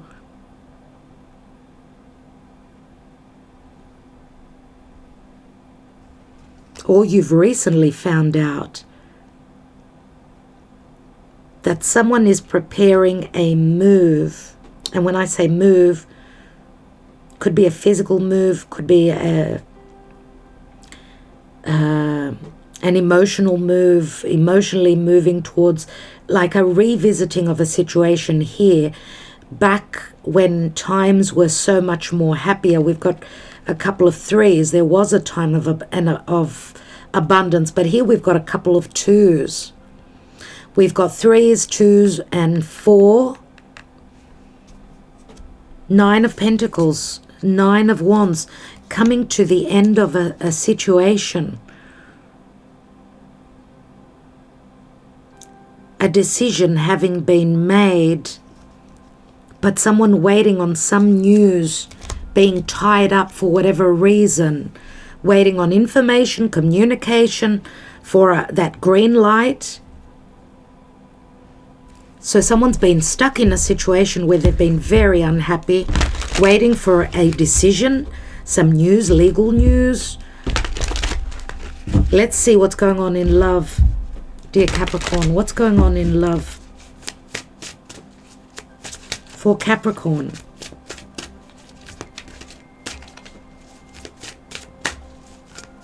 We've got Aquarius, we've got Leo, Aquarius, Taurus, Scorpio. Thank you. We've got the Wheel of Fortune. I don't know if you're dealing with I think a Libra. Was it Libra that had that Wheel of Fortune there? It's talking about Zeus. Zeus is Jupiter. Jupiter is in your third house. So there's something going on there. The sun will show you something pertaining to the third house matters. There's the Three of Coins. So Three of Wands, Three of Cups, Three of Coins. And transformation, death, Persephone and Pluto. Remember Persephone and Pluto, she was abducted actually. She was taken against her will, and she was stuck in the together with Hades for practically 6 months of the year.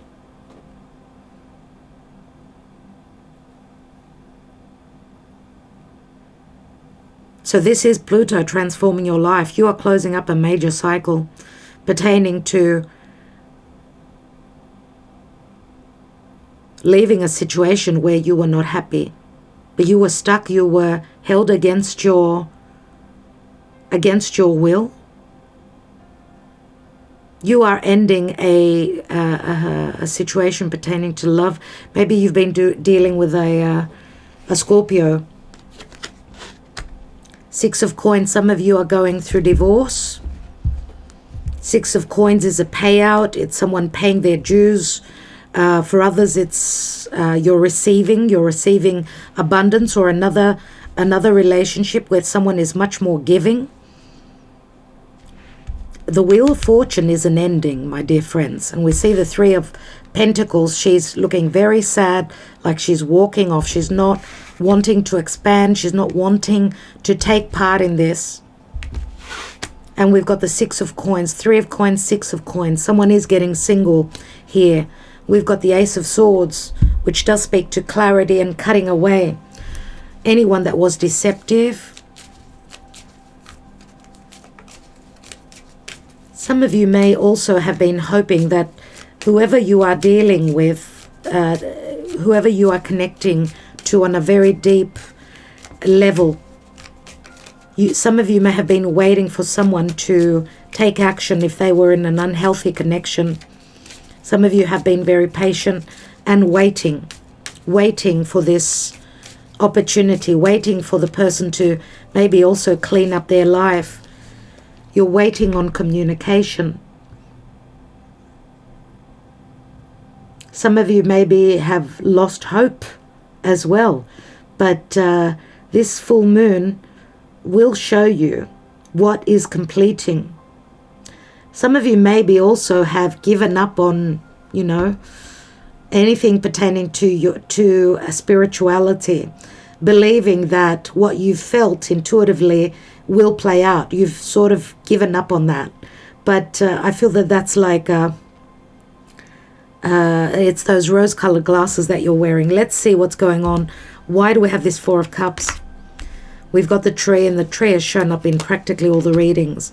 We've got the child, something long-term, something you invested in. Yeah, there's lots of blockages, a sense of loneliness in a home. What's that Knight of Swords about? A lot of information that was missing is going to come in, and some of you are going to have to deal with paperwork, legal matters. The Tower is delays. It's delays. So some of you are hoping to be able to move towards a new potential here. There's delays, there's paperwork that need to be done. Let's look at this Three of Cups. Just want to get oh my God, it's a third person. There's been deception with that Three of Cups. This could also be some of you that have stepped out of a marriage. You're hoping for reconciliation. You're hoping for someone that was at a physical distance, but they may have been dealing with someone else. We've got another woman here, another divine feminine, if you could call it that. But the snake can also speak to yearning, sexuality, also shedding, a sense of shedding. What's the world about, dear Spirit? We've got three birds. Some of you are going to communicate. You're going to find out information from others. There's also gossip going around, so you may hear something pertaining to the person you're hoping maybe to hear from. Or there's the Fox. This is after a sense of anxiety. There's a possibility for you to do something to find a way out of any limiting energies pertaining to putting an end to a difficult karmic cycle in your life. Oh my goodness. For those of you that have been dealing with someone that was speaking behind your back or doing anything that's deceptive, that was very untrusting, someone that was maybe also betrayed you, you're putting an end to that. to that relationship and you're transitioning away, says the ship here. Some of you also could be planning a move, or you could be moving over water. I mean, this is Jupiter in Sagittarius. This could also speak to movement, moving towards something long term. I mean, the ship means transition, and we've got Jupiter in Sagittarius twice. So I don't know if you're dealing with a Sagittarian individual, dear Capricorn. So can you please advise, dear Spirit, can you please advise Capricorn?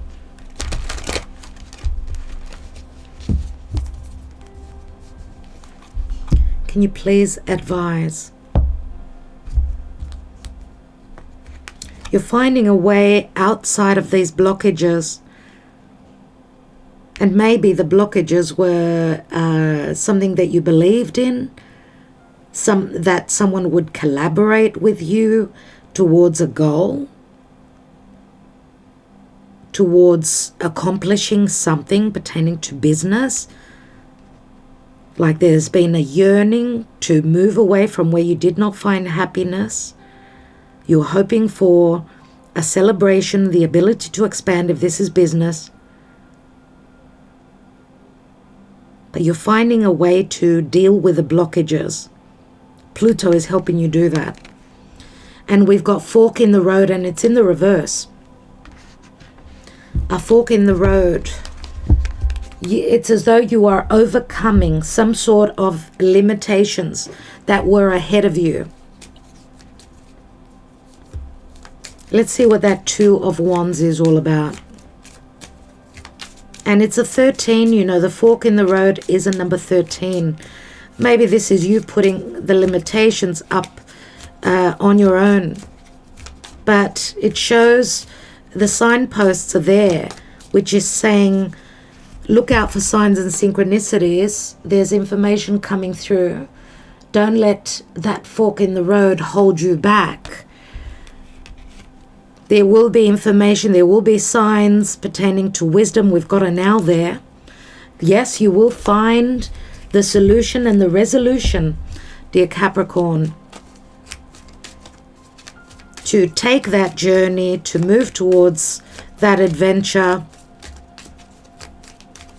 Could be a new relationship where someone is, you know, Persephone and Pluto, even though she was abducted, Pluto gave her all the riches that she needed. She was crowned the queen of the underworld, so that made her happy as well. And Pluto means riches. So some of you are moving towards a new situation.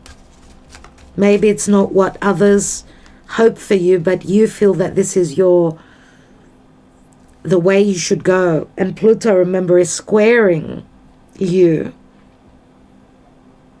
Pluto does speak to riches, so we've also got the Six of Coins, and this is someone being very generous. Let's look at the love messages. I'm not in love with you. I have to be honest with you. I prefer to be friends. Someone could be using that as an excuse because they've stepped out of the relationship and they're using that as an excuse. So I prefer to be friends and I'm not in love with you. Or some of you are figuring out that you're not in love with someone.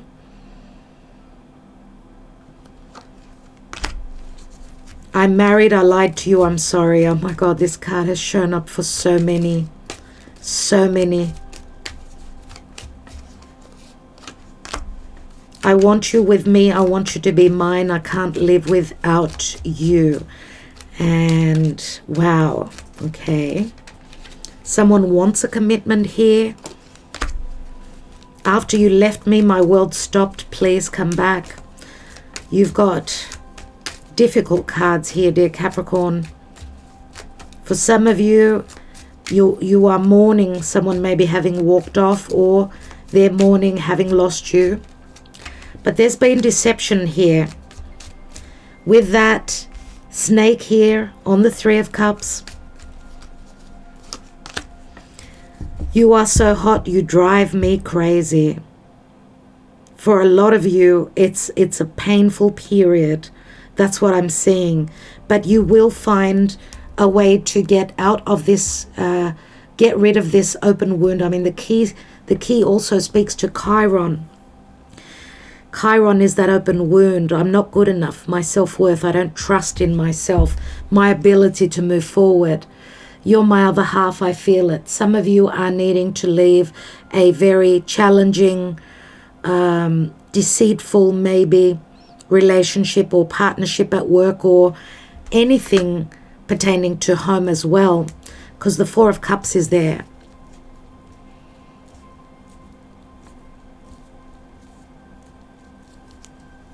So wherever you're moving towards, Six of Pentacles is also here. You are finding someone that will be more generous with you, someone that sees you as their other half, dear Capricorn. I want you also to know that Venus, Mars, and Saturn are transiting your second house. The blockages could be finances as well, right? So whatever it is that you have the ability to create, there are blockages there pertaining to your values, maybe also your self-worth. So from your second house of what you own, your property, right? And your fifth house of romance, your children, your ability to create. There's a square there. Uranus and Saturn, Mars, and Venus are being squared. So it's got to do with anything that you're hoping to create or any flirtation or romance. It's being squared by values or what you own or what it is that you love. What gives you that sense of security? Some of you maybe are scared to take a risk, to move forward and create a new situation, whatever it is that you're creating. Is it a romantic new connection? Because here we've got the Wheel of Fortune, which is a 10, and it is an ending. So do take care, dear Capricorn. Remember, something is ending in your 9th house, but it's got a lot to do with what will be shown to you through your 3rd house. Your 3rd house of communication. And as the sun will ingress into 0 Aries, that will be your 4th house. So you'll be powering up pertaining to your emotional security, your home, and matters to do with the past will be shown to you as well. The sun will bring clarity through your 4th house. Could also relate to a past relationship, right?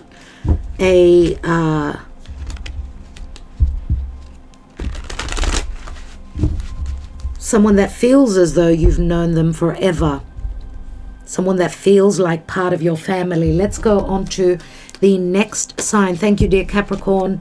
Aquarius. Hello, dear Aquarius. Let's see what's going on for you with this full moon in Virgo, which is happening in your 8th house of death, transformation, other people's money. Okay, the full moon, something is ending in your 8th house. 8th house could also speak to fears. It's other people's money. And the sun is moving through your 2nd house of, this is all about your money, a lot to do with what gives you a sense of security. 2nd house is your values as well. Okay, we'll be talking a bit more about the astrology after the tarot reading. Let's see what's going on for Aquarius, dear Spirit. What's going on? We've got the Knight of Cups, the Sun. So we've got Pisces, could be Scorpio, we've got Leo. We've got the Queen of Cups, which is logically Scorpio. Could be any other water sign, I suppose. We've got the King of Cups, King and Queen of Cups. We've got the Ten of Swords here. And we've got the Knight of Wands. Okay. Yeah, there's been deception, all right. Seven of Swords. Let's see, dear Aquarius, because we've got a few people here. Now, of course, remember that 8th house is also the house of sex. And we've got strong Scorpio energies here, which whatever's going on with that South Node in Scorpio is squaring you.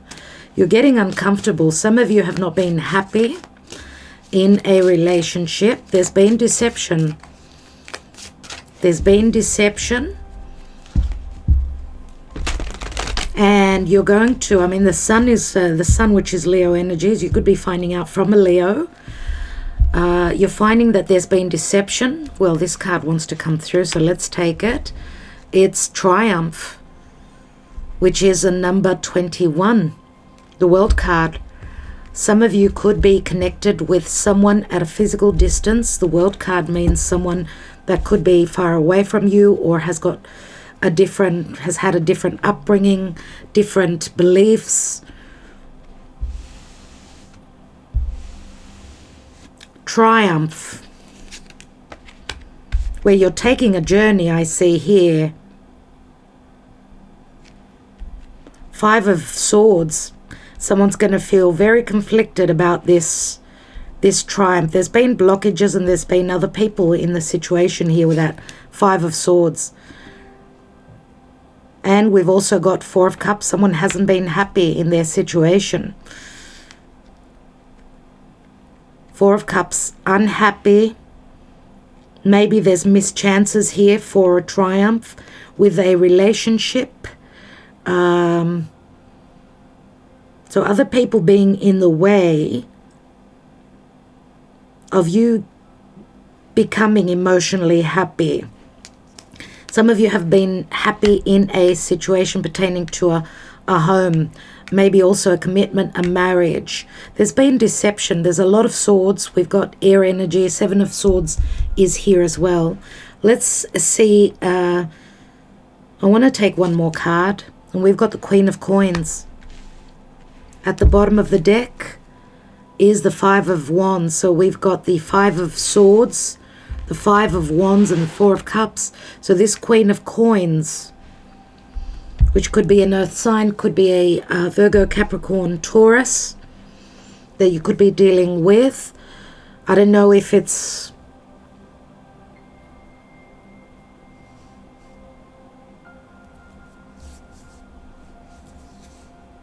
if you're dealing with another earth sign, someone that is dealing with a lack of happiness, someone feeling blocked, unhappy in their situation because of others, or this very important relationship here has been blocked by others, or there's been conflict or self-sabotage, or maybe it is an affair, maybe it is a spiritual connection which has ended because there's been no action taken towards it, because of fears, because of other people. There's a lot of conflict here.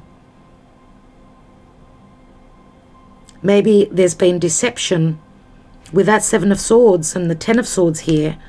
There's been a betrayal.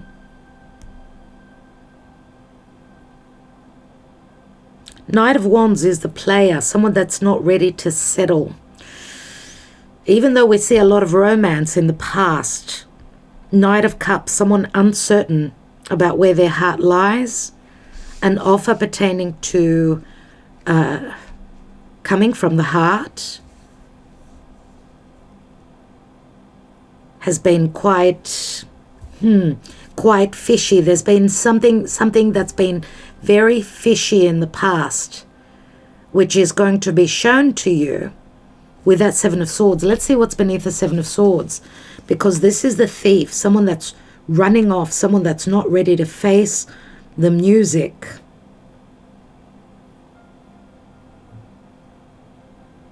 Page of Pentacles, the Wheel of Fortune, Page of Wands, Page of Pentacles, someone that's quite juvenile, listens to other people, has brought some sort of an ending, and maybe someone heard off the grapevine, heard from others, from gossip, that has brought an ending in the past, and someone's been studying a situation, hoping to move forward, and they could be doing that very strategically.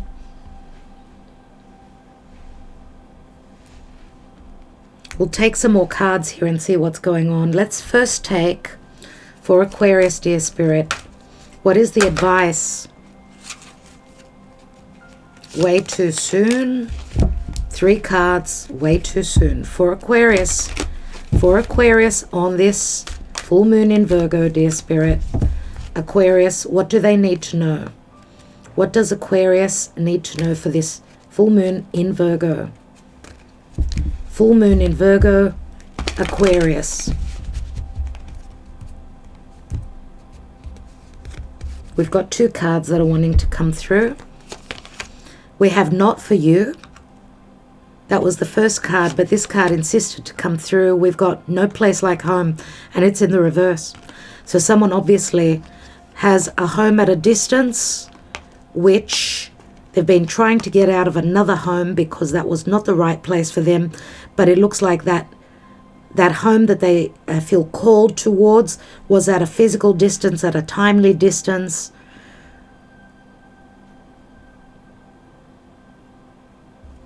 No place like home, which is in the reverse. So it's telling me that someone is strategizing and looking for a way to reach something that's been very difficult to reach. Now we've got the Queen of Pentacles here, someone that's very motherly, very nurturing, very much about of duty, but she hasn't been happy where she's been. There's been a lot of conflict, a lot of restrictions pertaining to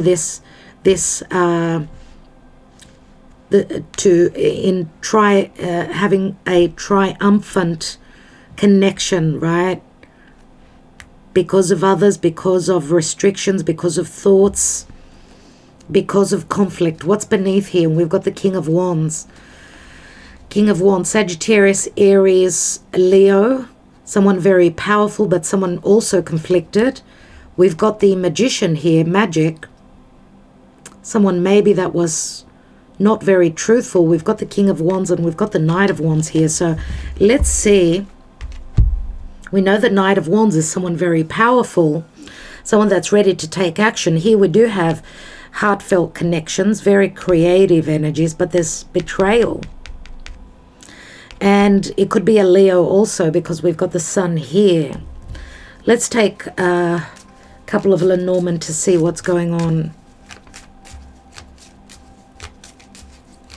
Looks like someone's home has been turned upside down. What's that Knight of Cups about? Yeah, pertaining to romance and truth. There's been blockages, limitations. It's been an uphill battle. Someone was just very wishy-washy pertaining to an offer. We do see a very strong spiritual connection, 2 people that can co-create, but we've got an ending here. What is the Queen of Cups about? We know she's all about strong intuition. She needs to cut something out of her life. She's going through a death process. Oh my God. There's the Snake. The Snake, which is a strong sexual yearning energy, but it's also a third person. Someone who's very flirtatious, very secretive, a secretive sexual deep connection, very transformative. Yeah, there is heart matters here as well, but someone needs to be intelligent, or someone's been quite sneaky pertaining to their emotions, that their emotions run very deep, but they need to transform something in their life here. Let's look at this King of Cups. You can see he's carrying the triad, which is that Neptunian energy. So either someone that's just very sacrificing, very compassionate and loving, or someone that was very deceptive. We've got the divine feminine here. And we've got the clover, which is a window of opportunity that's opening up, and it's Jupiterian. Okay, so this King of Cups is very compassionate, very open and loving towards this divine feminine, hoping for a window of opportunity and luck. What's that? 10. There has been deception, or someone has ended something because there hasn't been, there's been an ending here because someone hasn't been open about their emotions. And this ending has been very, very challenging, or this end, this 10 of Swords, remember it's the darkest before the dawn. Something is going to happen during the night time that will give a sense of clarity that someone is devoted and that this has not ended. There's things that have been hidden pertaining to devotion, loyalty. Let's take the Knight of Wands. We've got the home. So someone is moving home, or preparing a move or a visit, or taking action to stabilize something, taking action towards something permanent. What's that? 7 of Swords. Someone could be moving homes because of secrecy, a sense of a lack of loyalty, friendship. There's been deception here, no doubt. The deception can also be from a feminine. What's the 7 of Swords? So someone hasn't been truthful, has been keeping information hidden pertaining to what's going on in their life, who they are in their society. Let's take another card. So someone hasn't been open about whether they've been happy, or what they're up to, what they're strategizing and what they're planning. Ooh, okay, the whip. So the whip is a number 11. Of course, it's a portal. It can speak to a divorce. It can also speak to just something quickly being cut out, or a difficult, maybe difficult conversation or information coming through pertaining to someone's life, who they are in their community. And we've got news coming through. The portal opens, there's news coming through. Someone's taking a journey. Someone's coming in with a lot of information pertaining to something much more stable, pertaining to what was going on in their home.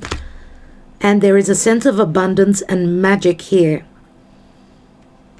We've got the fish, and the fish speaks to abundance.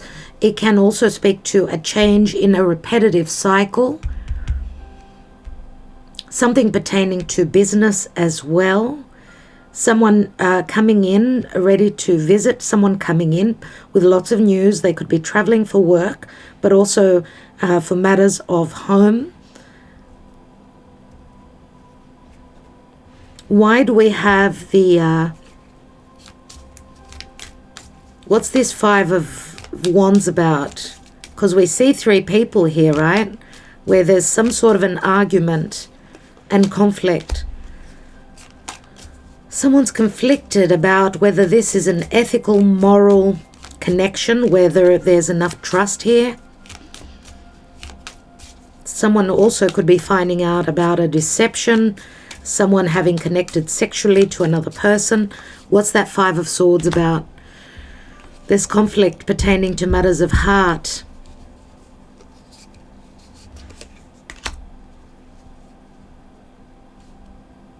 Someone did not want to take part in conflict, but they're going to have to do that. This is what will give the success. This is what will take them to those stars. And the stars is communication, but it's conflictual. It's cutting conversations. where someone is showing that they're not happy, or they're not happy, they don't want to take part in a fight, an argument. But there is hope here that through a challenging conversation or information coming through, that the stars are aligning for a second chance at love, at purifying love. And remember, Virgo full moon is all about purifying, doing the work. And we've got the child here, which speaks to the possibility of something new being born, dear Aquarius. And of course, some of you could have children as well. The sun is here. Some of you could be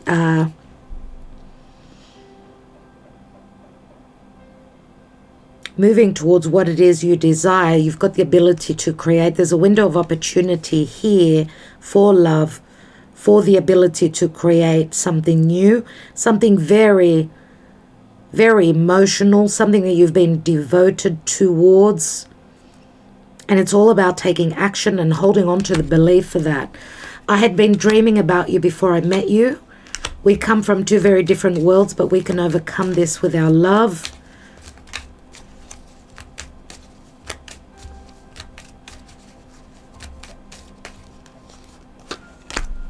I'm ready to take the next step with you. And I want to take one card on the scythe here, because this Queen of Cups is going through a death and resurrection. The scythe speaks to an ending of someone that was very controlling, someone that was very Saturnian in her life, someone that wanted to control everything in their life, in her life. It could also be, I mean, the bear speaks to someone who is of dominance, short-tempered, someone who wants to overpower her. Yeah, someone who was keeping her in a matter of, in a situation of solitude. Lots of blockages here. The scythe is very, very freeing, I'm going to say. She's cutting out a chapter in her life which kept her very lonely, in solitude. She's also doing the work where her intelligence is concerned. She's dealing with anything that's helping her to be released from any karmic, difficult, challenging chapter in her life. So, dear Aquarius, now I'd like to point out to you also that, of course, the Sun, Jupiter, Neptune, and Mercury are all in your second house. So there can be a lot of deception or some sort of an illusion pertaining to what is it that you own, matters to do with property, money, deception, illusion pertaining to what is it that you love. There's a lot of illusion and misunderstandings pertaining to second house matters. So you're dealing a lot with money matters, your values, all those things are playing out for you pertaining to this Virgo full moon. So it's your 8th house that is, something is completed and shown there to you. Is it the money coming through from a partner? Is that what is ending for you? Because the sun ending its cycle in Pisces and with the spring equinox entering your 3rd house, this is where the clarity will come through, right? In your 3rd house. 3rd house is how you communicate, how you collaborate. It's got to do with your siblings, your neighbors, your close-knit environment. It's also short distance travel. So the sun will be very powerful for you there. So it will give you clarity, understanding, and the ability to communicate well pertaining to matters of heart and see how you can heal your life through a new beginning. I mean, the sun will be very powerful in your 3rd house. Now, I want you to pay close attention to the 1st house, your personal life. This is where Venus Mars and Saturn are. There's a lot of blockages pertaining to your personal life on all levels. Okay, Saturn is cold. It's cold, it's detached, it's not loving. Now, of course, you are ruled by Saturn. So this is quite familiar to you, but it's squaring over to your first house. So you are squaring over to your fourth house. Your family, your roots, your heritage, the family you've built, your parents. This is a square that something needs to change here. Something pertaining to the old and to the new. How things were done and how things should be done. So there's a sense of needing to turn a corner. You are very limited. You're going through hardships, but you need to prove yourself. You need to prove yourself that you could do things in new ways. Find ingenious ways to make the changes. And this relates to your whole life, dear Aquarius. But more importantly, it's challenging your emotional, financial stability and your family. All right, so I'm wishing you luck with whatever is going on for you. Okay, wishing you well, dear Aquarius. And you've got a 5 and a 6 here, so that's number 11. 11 does speak to justice, Libra. Could speak to legalities. Could speak to, you need to find a sense of balance between you and the others in your life. Justice is also legalities, so we see here that there is a tragic ending, a very difficult moment of deception, of betrayal. Some of you could be suffering with back pains, heartache as well.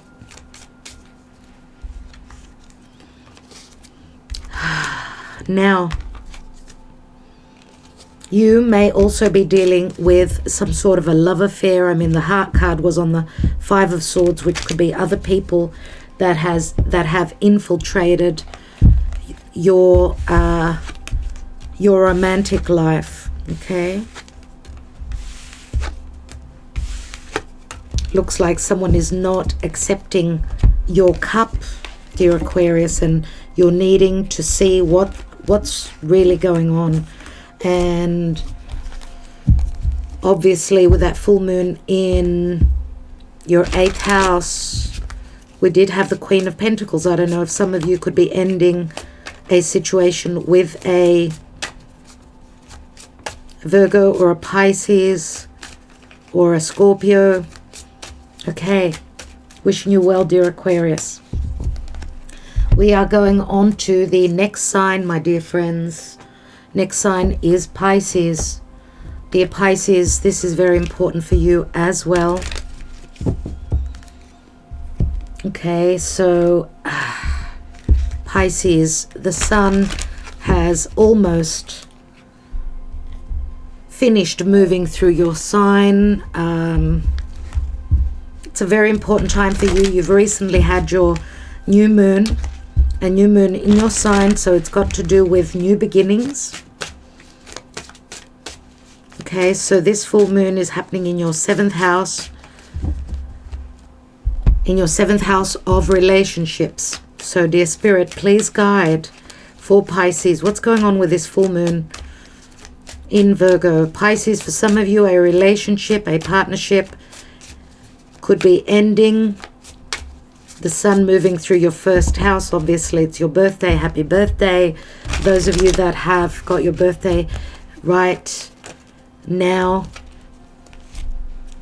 Oh my goodness.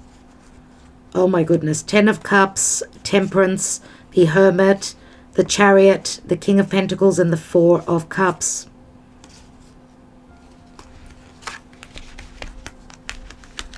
We'll take them in order as they came through. Thank you, Spirit. What's at the bottom of the deck? We've got the 8 of Pentacles.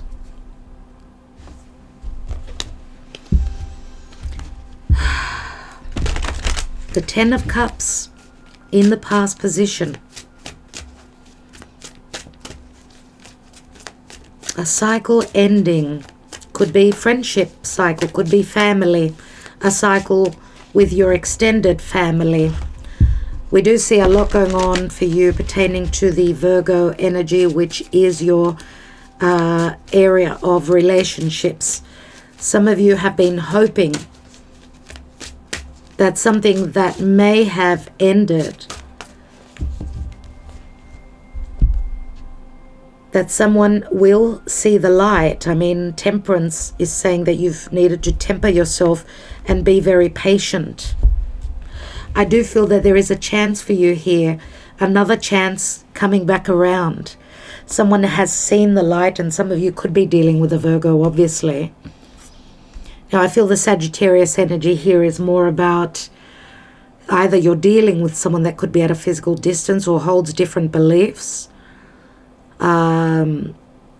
Some of you have been patient and hoping for someone to see the light. Could be a Virgo, could be a Taurus, could be a Capricorn, could be a Cancer. Cancer comes up very strong. Virgo, Sagittarius, Cancer, very strong in your chart, in your cards. Okay, you were hoping that someone would see the light and they would not be scattered, that they would be able to take the action, move towards you. It's got a lot to do with family because of the Four of Cups, which is family. And we do see Cancer here as well. And we've got obviously the Chariot here. Someone that needs to take action. Is it physical travel? Someone's been in hiding. They've been growing spiritually, and this could be you as well. Eight of Pentacles, Virgo energy, ready to put the lid on something. So to have that security. And fours always speak of security for me. It's got a lot to do with family and money. A change of home, a change of countries. What's going on in love? The Six of Wands, the Four of Wands, and the Chariot. Oh my God. And we've got the Prince of Cups, so the Knight of Cups comes through. Let's see what's going on. So what is the advice, dear Spirit? What is the advice for Pisces? And we've got a card already that's just fallen out. 2 cards, we'll take them. Thank you, dear Spirit. 2 cards for Pisces. We've got Fork in the Road and we've got Round and Round.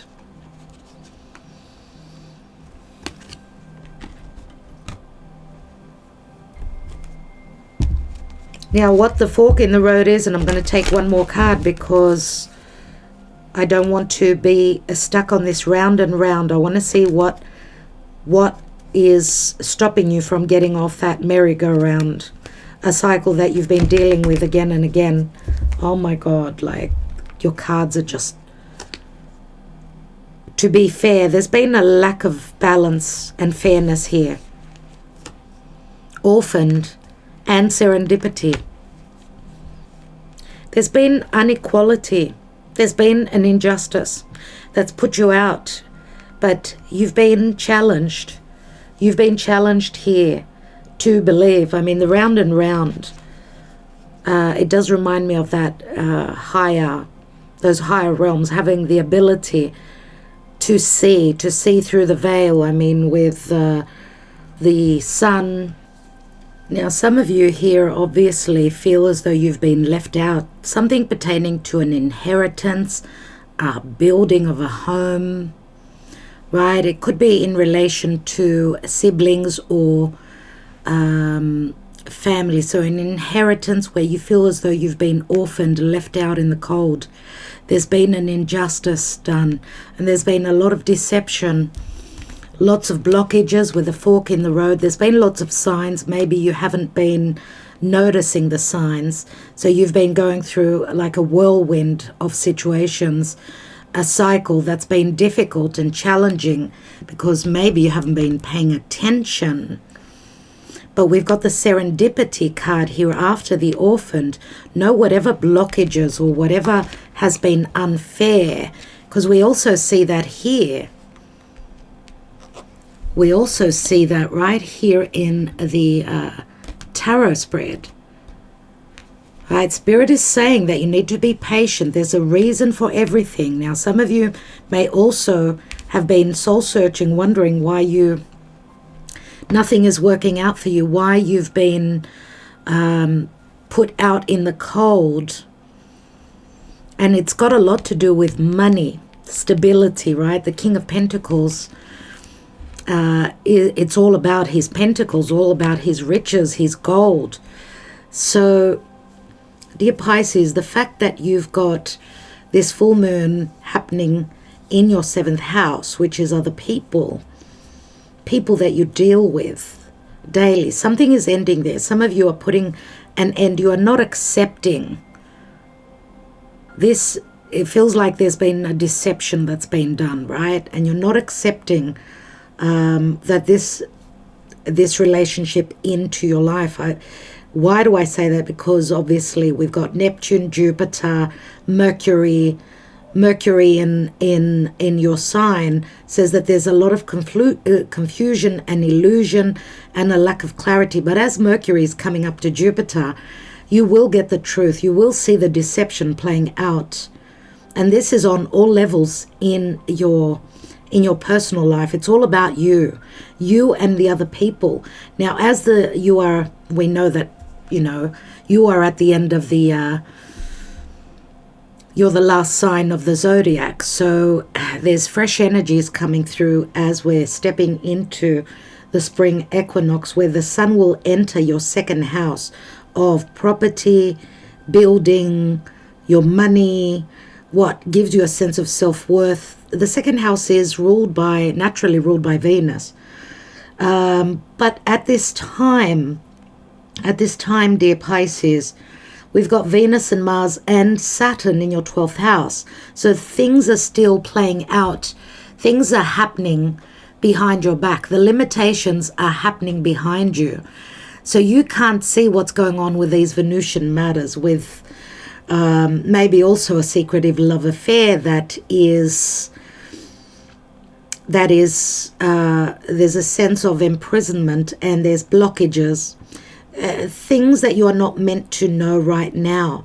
But as I said, as the sun is going to ingress into your 2nd house, which is the natural house of Taurus, you will feel much more stable. Pay attention to what's going on. There's things going on behind your back. So pay attention to your dreams, okay? Pay attention to subconscious messages coming through from your psyche. The 12th house, so Venus, Mars, and Saturn are squaring over to the 3rd house, which 3rd house rules siblings. It rules the people close to you. It rules communication. So there's secrets that will unfold. And please remember also that, as I said, I do feel that there's some sort of a payback, some sort of value or luck that's coming to you. As I said in the beginning, you're going to put a lid on something. So you are protected. You and your money is protected. Now, of course, you may be cutting ties with those that have been deceptive, those that have put more value into money, into what is theirs and what is not. And this could also speak to a house move as well, right, with the Chariot. So wherever you are moving towards, whatever is challenging you now and you're feeling split, you will have the ability to overcome. You could be moving homes. You could be just overcoming an obstacle pertaining to your money, what is yours and what is not. And there could be second chances at feeling safe and secure. We've got the serendipity card. Now, where matters of love are concerned, you may have been trying to crack someone that's been just very buckled up. You've been searching the answers. Why is this very important person, King of Pentacles, right? King of Pentacles, a leader, a father, someone that's very stable, but someone also quite with a strong ego. Could be a Taurus, could be a Leo, right? Someone that's not very open to their emotions. Remember the King of Pentacles. And also, if we're talking about fire, right? Someone shows only their desire. They don't show they're wanting something long term, or maybe this is the misconception. Or maybe it's time to get off that merry-go-round now. That cycle is ending now as the energies are shifting. Here we've got the possibility of success within a long-term relationship. Six of Wands is someone being recognized for their efforts, but it's also someone that could have a lot of ego. But here we see, again, the desire to connect. And we've got a Knight of Cups that is coming through. Could be a Scorpio as well. Could be a Cancer, could be a Scorpio, could be a Leo that you are dealing with. Taurus is here as well. Let's see, because the Eight of Pentacles, remember, is the work that you've put in. That's the work that you've done pertaining to relationships, right? It's your 7th house. There is the Hierophant, someone very controlling, or someone being in some sort of a commitment, in an unhealthy, unhappy marriage. Maybe that's why they were not ready to offer love to you. This is Taurus. This is someone following their North Node, even though it's not easy. We've got Taurus, Virgo. So, you know, this Virgo full moon is very fated, whatever's going on here. And remember, the Hierophant is someone's beliefs or someone's social standing, who they are, what they've believed in, their religion, difficulties in understanding the other person, needing to be grounded. And I don't know if you're dealing with someone also that could be at a physical distance. Someone is taking, the Chariot. They're moving homes, covering ground. Maybe there's a second chance at happiness, a mischance in the past. Spirit was telling you that it's all happening in divine timing. You will feel abundant.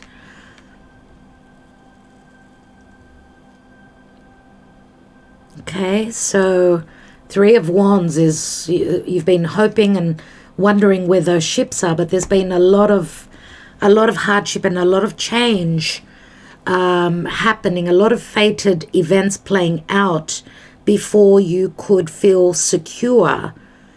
And this could also be around a work situation as well. Could be in relation to a business, a family business. Let's see what's beneath here. And we've got the Page of Cups and Knight of Cups. So someone that's an offer that's come through in the past, maybe also someone that was just acting very juvenile, or an unexpected offer coming through. There's been a maturation process going on here. Six of Coins. Six of Coins is equal giving and receiving, and maybe there wasn't equal giving and receiving in the past, or maybe someone has been generous with other things other than their heart. In heart matters, someone's evolved, someone's grown, someone's ready to take the next step. And we've got the King of Wands here as well. King of Wands, someone that was showing up as much more sexual, not so much pertaining to having an open heart. King of Wands, an entrepreneur, someone who's very successful in business. Someone maybe that was only showing their passionate side. Now they're showing that they've got that emotional side to them as well. What's going on? Let's take a few Lenormand and see what's going on for you.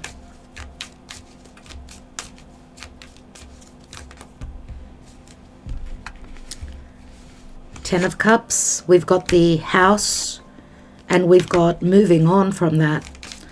Moving on, checking out, needing to transition. This is a house move, of course. This is moving away from those that you call family or a group. There's an ending to a cycle here, which has found you in solitude. And you've gone through a spiritual awakening here, no doubt. The lily, which speaks to being ethical. There's wisdom coming through pertaining to a spiritual connection as well. There's information coming through.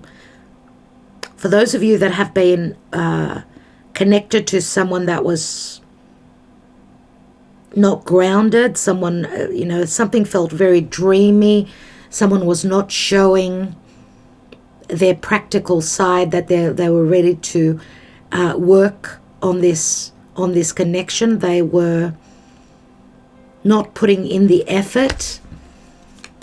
Well, the information you're getting is that this is a true love connection. I mean, the sun, again, it speaks to maybe a Leo that you've been dealing with, someone that is going to come through for you. I mean, the sun does speak to heart matters. You could have some good news, or you're having some sort of an epiphany, some information coming through with this full moon. And it's going to be a bright new day.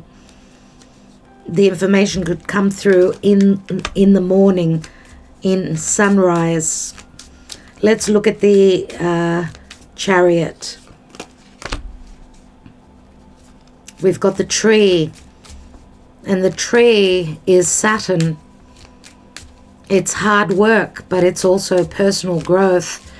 This is also, I mean, it's the card of maybe also a karmic connection, a past connection. There is a grounding energy here. Someone's been grounded and they've had to make the effort to decide to move forward towards something that's very stable, very promising here with the King. There's the resolution. Could be a new home, a new chance, a new possibility. Let's look at that Four of Cups. So the key can also speak to a new home or unlocking something. There's information, very positive information. Once you've sort of let go and you've transitioned, you've come off that merry-go-round, I think that's when things start to change for you. And we've got an offer that comes in with a bouquet. This is an offer coming from the Prince of Cups. This is an offer that's where someone is putting in the effort, offering you a resolution, the ability for something long-lasting. There's an achievement here. There's also the ability to feel liberated from anything, any karmic cycle that's been going round and around in your life in the past. This could also be unlocking a door or unlocking the heart to this King of Pentacles. Someone who is more than likely someone very stable, someone financially in a really good position. So remember how I said this was someone that was very buckled up. You have the resolution here. This is like healing an open wound through flirtation, through an offer, through meeting. Someone is maybe having second thoughts about this, but I think that they're going to move forward because the bouquet is very similar to the Knight of Cups. Let's take one card on that Eight of Pentacles, which is the general energy. Putting a lid on the mice, any financial loss, emotional hardships, other people, any secrecy. Virgo full moon will show you. Ooh. Ooh. The ring. Yes, the information that will come through will put an end to this vicious cycle. Virgo is all about duty. It's all about providing a service. It's saying that someone is willing to put the lid on something, end something, or bring in a sense of security, and a new contract, a new offer comes in. Something maybe that you expected the worst scenario, is changing. It's shifting. Remember, we've got a 25. It's a 7, just like the Chariot. And we've got happiness here with the Garden, dear Pisces. So let's see.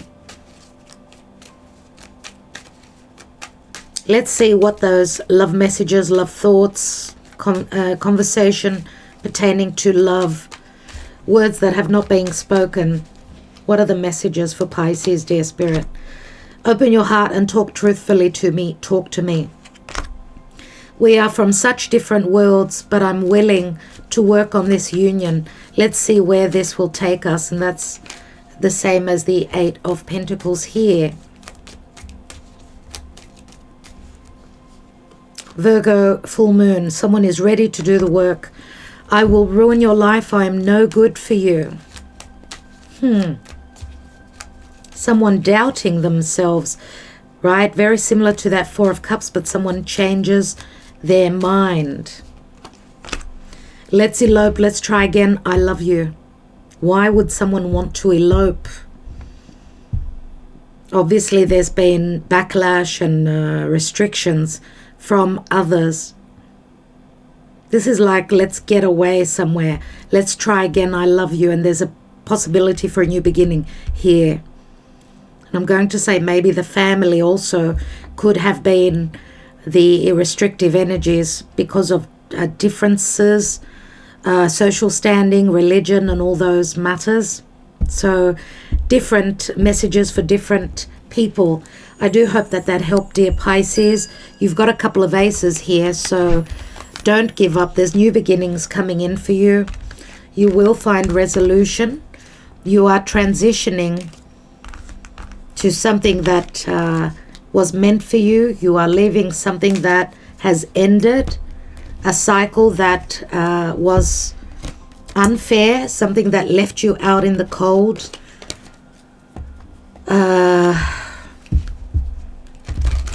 I do feel you've got support where love is concerned.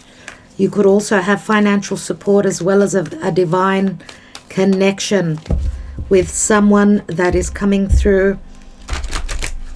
It could be that someone pertaining to love that is going to provide you with that financial security as well as an emotional security. So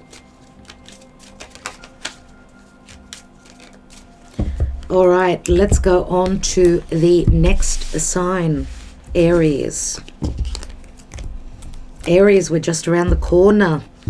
Just around the corner from your birthday. So remember that this full moon in Virgo, it's the last full moon of the astrological year. The sun is ready to ingress into your sign. So a lot of things have been happening behind the scenes for you, maybe that you don't know about.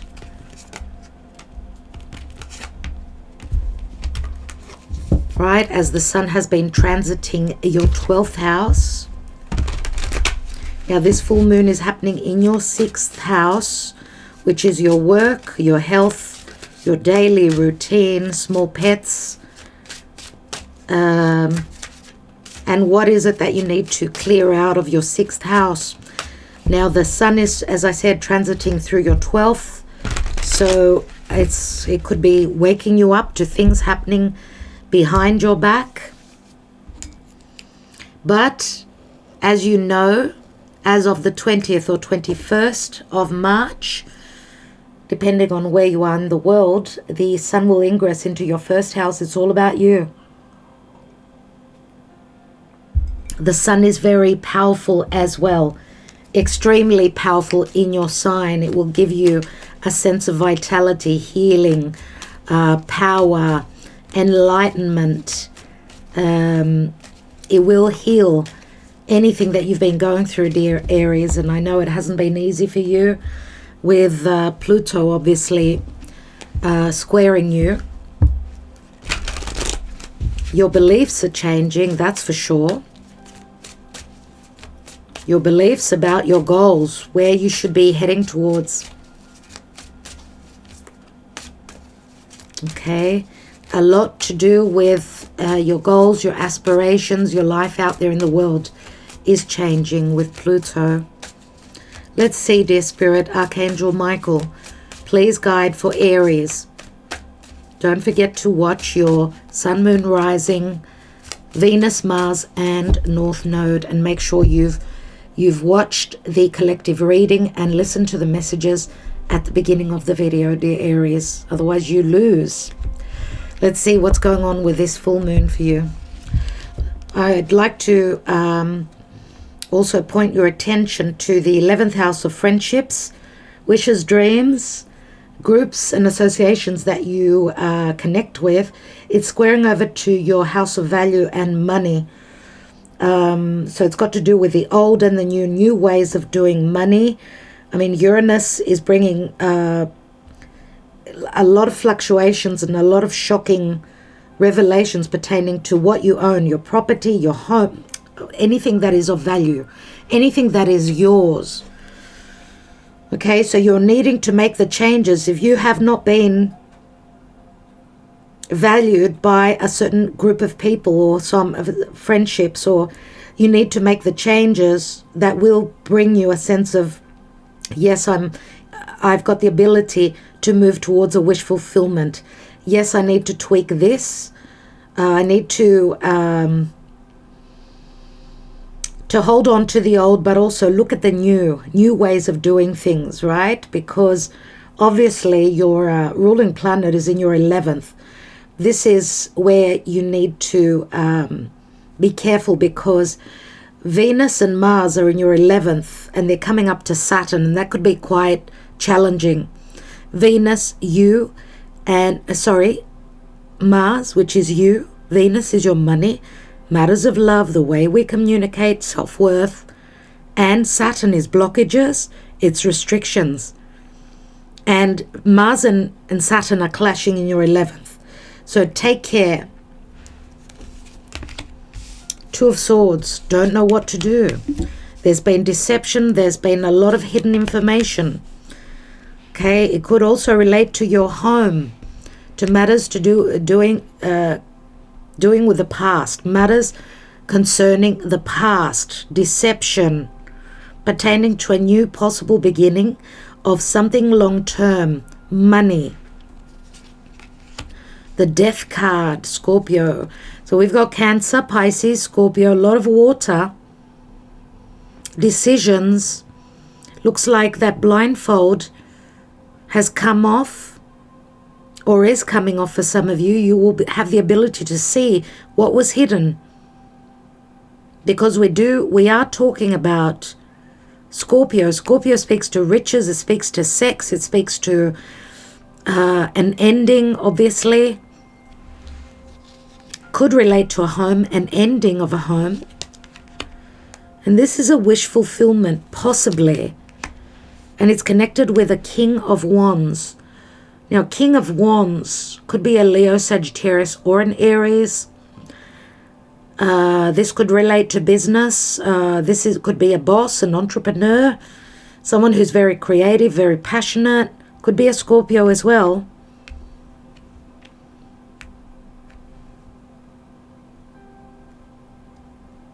For some of you, this could be a change that's bringing a possible wish fulfillment. King of Wands, very creative, very action-orientated, very powerful. Two of Pentacles, things being up in the air. And the Ace of Swords. Some sort of a decision pertaining to truth. Or a perception of feeling blocked, hoping for some sort of a truth, and things are up in the air. You're waiting for some sort of communication or information that someone's taken action, they've overcome any obstacles that have kept them in a sense of imprisonment. Looks like you're going to be busy.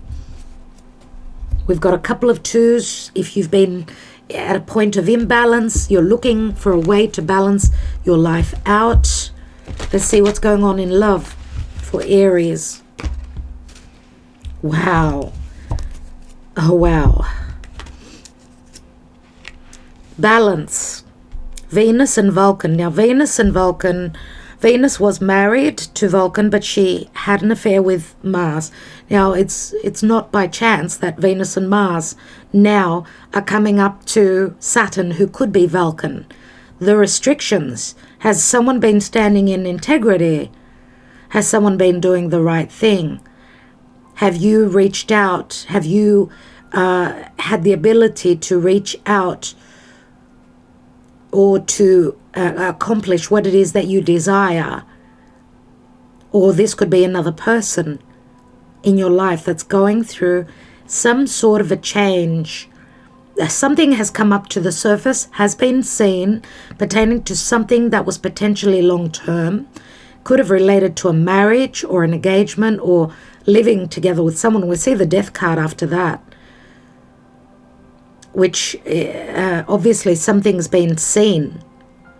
Someone maybe intuitively has known all along that there's been deception, secrecy, a death, an ending, which can work out to be a wish fulfillment for you. Let's see. We've got the Nine of Coins, so you're hoping that someone is maybe someone that you've desired. Maybe they were taken. Maybe you were a third person, dear Aries. I don't know. Nine of Coins is Virgo. We've got Sagittarius, Virgo. Someone knows their worth, someone who feels very abundant. And Seven of Cups. Seven of Cups, right? Many doors open, but also it can speak to magic here. What else? Seven of Cups is many times an illusion or doors opening when someone is freed from the limitations. And the limitations, as I said, could be Saturn, that energy of Saturn. Could be a marriage, could be a commitment, some sort of a contract.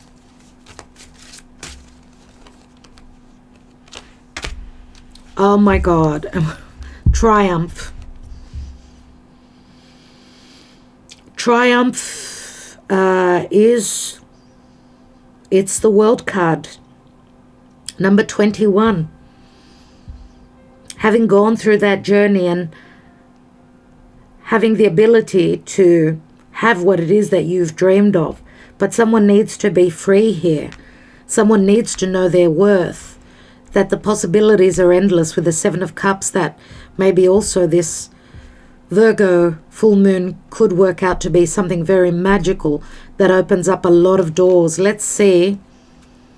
Oh my God, dear Aries, love. Love is here. The Lovers, obviously, someone had a choice between two. Someone did not believe in their own self-worth. For some of you, maybe you didn't feel worthy of this person, and therefore you doubted yourself. Also, I mean, we've got Temperance here, which speaks to divine timing. And I don't know if it's this full moon in Virgo that will put you in a position of feeling very abundant with many doors opening. Even though you're turning a difficult corner, the Pisces magic with Jupiter and Neptune there,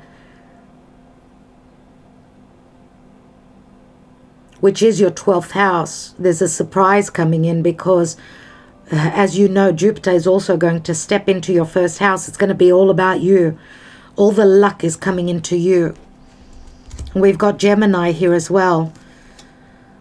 Princess of Coins, so a page of coins. You've been studying something and it could involve a child. We've got Judgment here as well.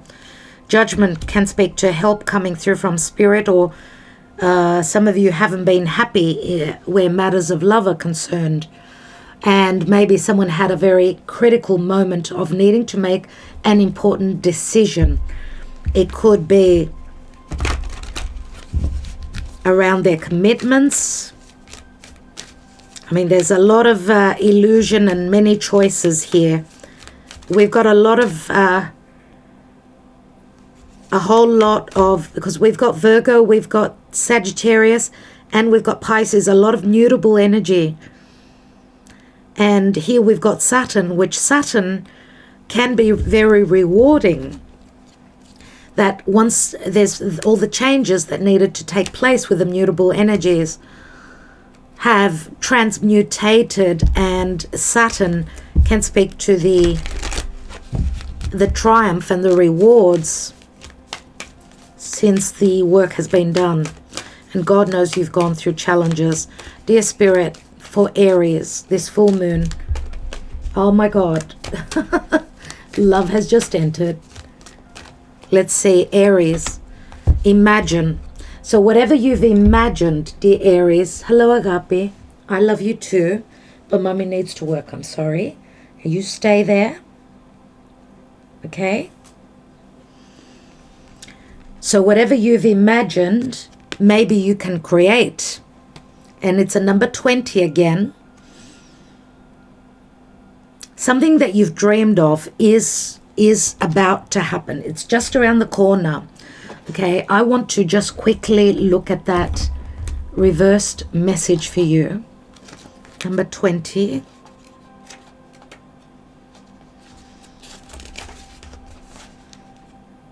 Illusions and wishful thinking rooted in a sense of lack have entered your life. Now may be the time to see things as they truly are and not as you hoped or imagined they would be. Release any fear, then envision anew. Perhaps you are anticipating that something fearful might happen and recreating that image of disaster over and over in your mind. The universe responds to such projections, so be aware of this catastrophizing. Long word. No matter what, illusions and awfulizing are a misuse of imagination. Clear the inner slate and stay grounded. Stay real. Only then can you truly have what you desire. So, as I said, what you've dreamed, for me, you've got the possibility to manifest this, but you need to stay grounded. Let's not think that the worst case scenario will play out. That's what the wisdom of the oracle wants you to know. Let's have a look at that Two of Swords. What have you seen? Or someone's now made a decision already with that Two of Swords. And it's pertaining to a contract. Agape. Agape, stay there. So it's in relation to a contract or an offer or a marriage. Someone's maybe also broken that cycle of illusion. Now they could see clearly. We've got the child. So something new is going to be shown to you.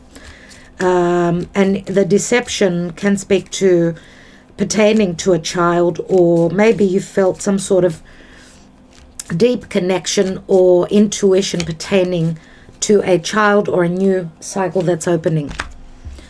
We've got a transition. The ship is Jupiter. Jupiter in Sagittarius, wherever you are heading towards. And this could also speak to saying goodbye to a situation, a chapter.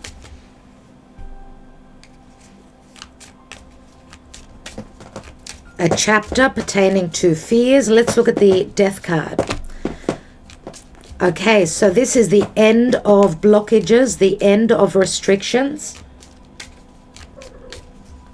What is the Wish card? Okay, you're hoping for a quick change or a detaching of an old cycle or a portal opening unexpectedly, or you're hoping for truth pertaining to illusion. Let's see, because the Whip can also speak to some form of an injustice or justice playing, giving you, bringing in changes for you, right?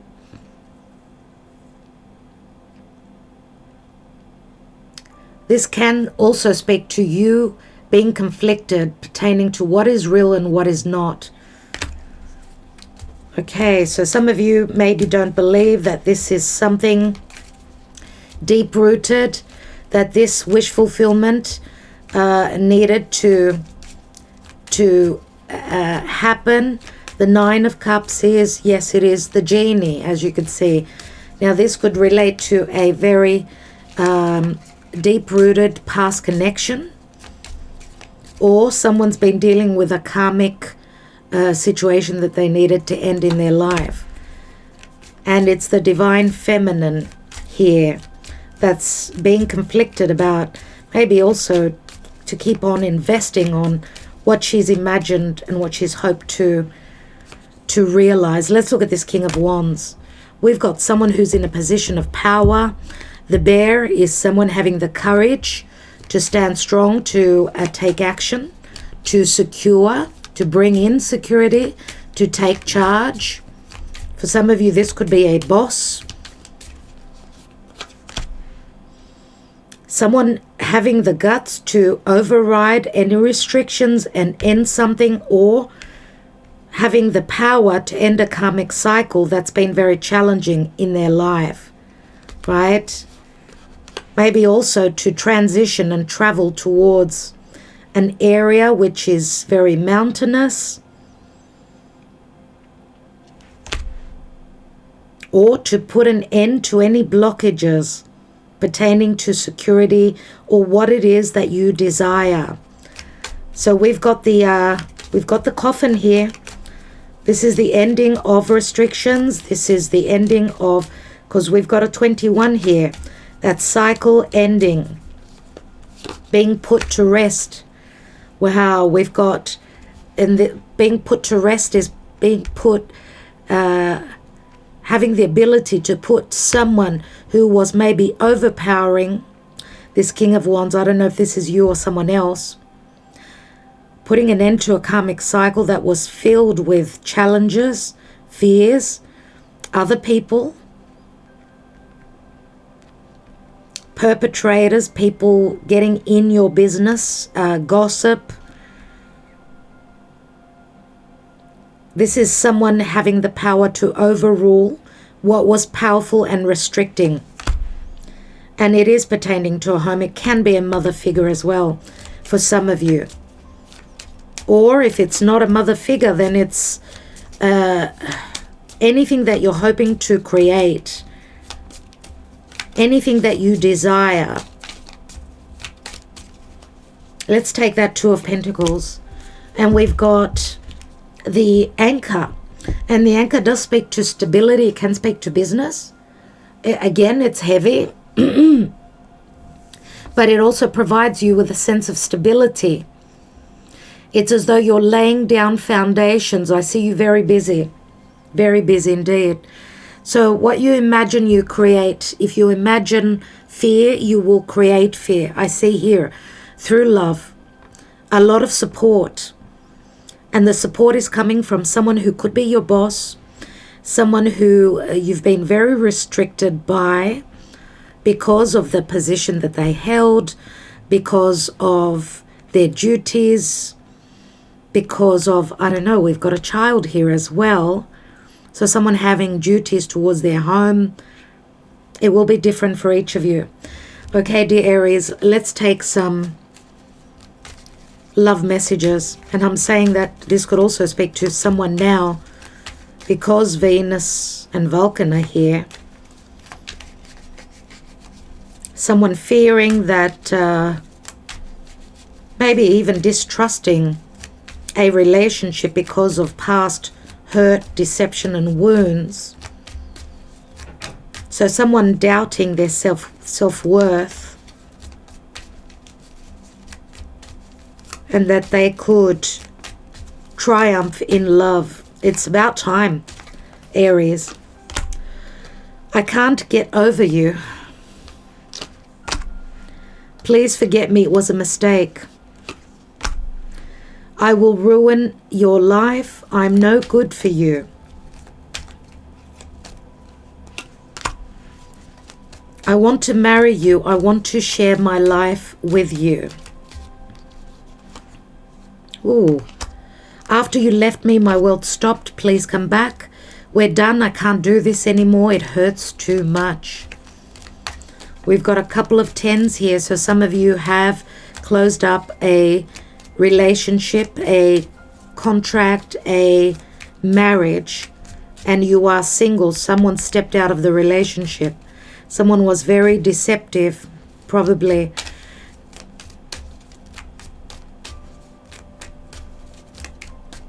And this was not an easy goodbye, not an easy choice that someone had to make. But wherever you are moving towards, dear Aries, you will find your balance. I will climb any mountain, I will swim any river to be with you, come to me. So someone is waiting for you to move forward. It does say come to me. And we also have the ship here, so there's promise from the past for something long term, which some of you maybe thought is over or there's no chance for that to play out. And that's been very conflicting for you, but the seeds that have been planted in the past have grown very much so with that tree. Someone's been planting those seeds and carefully doing the work. It's the divine feminine, more than likely. It looks like any restrictions to this King of Wands are being taken down with a coffin and with the mice here, right? This is an open wound that someone is dealing with pertaining to relationships, dear Aries. So that's what I have for you, dear Aries. I hope that it is something clear for you, and you received some messages at least. Okay, there's a sense of being grounded here, and the choices that are being made will be long-term choices, whether it's business, love, family. So, dear Aries, remember to pay attention. You may have some blockages or cold reactions from people that you communicate through social media. You may have restrictions pertaining to your wishes and dreams. This will pressure you into making the changes pertaining to what it is that you love, who you love, what helps you feel safe, secure, that you are worthy of happiness and security, financial security. Okay, dear Aries, thank you so much. Let's go on to the next sign. Taurus. Hello, Taurus. Taurus, Sun, Moon, Rising. Taurus, Sun, Moon, Rising, Venus, Mars, and North Node. Dear Taurus, now you're a sister earth sign, just like Capricorn is to Virgo, to this full moon. So this full moon, which is obviously an ending, is happening for you in your 5th house. Now the 5th house, dear Taurus, speaks to fun, speaks to having the ability to create. It relates to children, to creativity, to risk-taking. So something is ending for you in your 5th house. In your 5th house, something is going on there. And obviously, opposite the 5th house is the 11th house. That's where the sun is for you now. So the sun is showing you what's going on pertaining to your wishes, your dreams, your friendships, anything to do with social media and the way you communicate. Pay attention, dear Taurus, that your ruling planet, Venus, alongside with Mars, are coming up to Saturn. And that is like a sobering, cold blockage. And this is going on in your 10th house of career, your social standing, your life out there in the world. What is it that you are aiming for? There's a sense of blockages there and restrictions Wow. And your 10th house is squaring over to your first house. You are dealing with Uranus. Uranus is moving through your first house, which is saying there's unexpected tower moments, great revelations, a freeing energy pertaining to you and your personal life on all fronts. But it is squaring over to your 10th house, so your goals and what you aspire to create. Now, you could be a boss, you could be, if this is you, you are the emperor. There's secrets that are withheld, something's going on. You're going to see the sun moving through Pisces, something pertaining to secrets. Now, we know the High Priestess is strong intuition. It's also a deep knowing. And we've got a child here, so maybe you're up to something. Maybe you're working on something in secret pertaining to a child, pertaining to a secretive love affair, which the High Priestess many times could be a third person or a spiritual connection. Let's see for Taurus, dear Spirit. I see you as the Emperor. The Emperor is Aries, and many times I see it as Taurus. We've got the bull here, so it can relate to any sign. We are talking about Pisces here. Pisces naturally is ending, right, as the sun is finishing up in Pisces, and the sun will ingress into your 12th house of Aries, dear Taurus. So pay attention with what's going on behind you, behind your back. Now, you could also have the power through the sun moving through Aries. It's very powerful there to end through being very powerful, end a karmic chapter in your life that kept you imprisoned and unable to move forward. The magic, though, is the magic or the illusion is happening in your 11th house. So 11th and 5th is this full moon. Two of Swords. We've got a couple of twos here. Interesting that I just did the Aries reading. They had both cards. Oh my God, dear Taurus. The Devil. And the Four of Cups. Now, who was it that had the Four of Cups? It was, I think it was Pisces in the same position. And we've got the Knight of Wands. Sagittarius, Aries. Sagittarius, I would say, more than likely. Knight of Wands, someone driven towards what they desire to manifest, taking action, traveling, needing to travel for work. There's been inaction and you're powering up here, ready to move towards your desire. We see the eagle here, and the eagle is intelligence. It's Aquarian energy, right? Having that vision, that 2020 vision, and being powered up with the fire energy. There's been stagnancy here with the Four of Swords. You've needed to take time out, to recuperate, to relax, to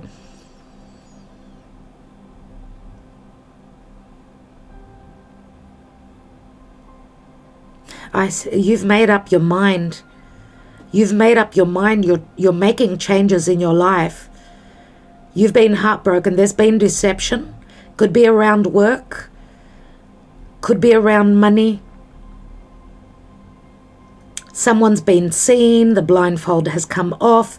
You see now what is limiting, what is restricting, and you are dealing with it. The devil energy, which I see as Pluto many times in Capricorn.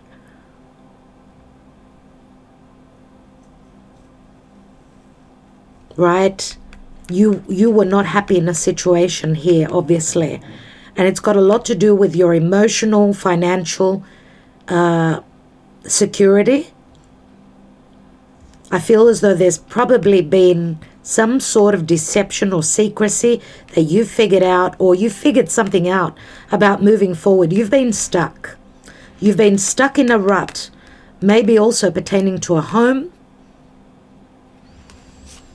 Queen of Cups, very much about love, very strong intuition, very open-hearted, very loving. But there's been a lot of secrecy here with the Moon and Ten of Swords. Ten of Swords and Ten of Pentacles. The ending of a marriage, the ending of a cycle, a chapter, where there's been illusion, deception, betrayal.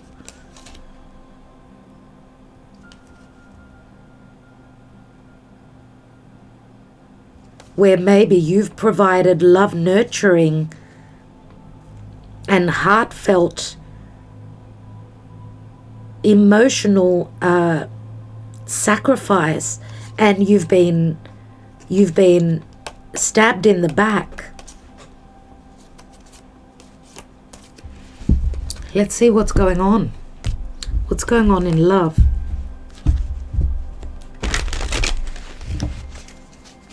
It's interesting, we've got Cancer Capricorn here. We see the crab on his bandana. So Cancer Capricorn, that would take us back to 2018. November 6th of 2018 until May 5th of 2020. This is what you're dealing with more than likely. It could pertain to work and home as well. What's going on in love for Taurus? We've got the Four of Wands, which is the marriage card. We've got the King of Wands. And we've got the Five of Coins.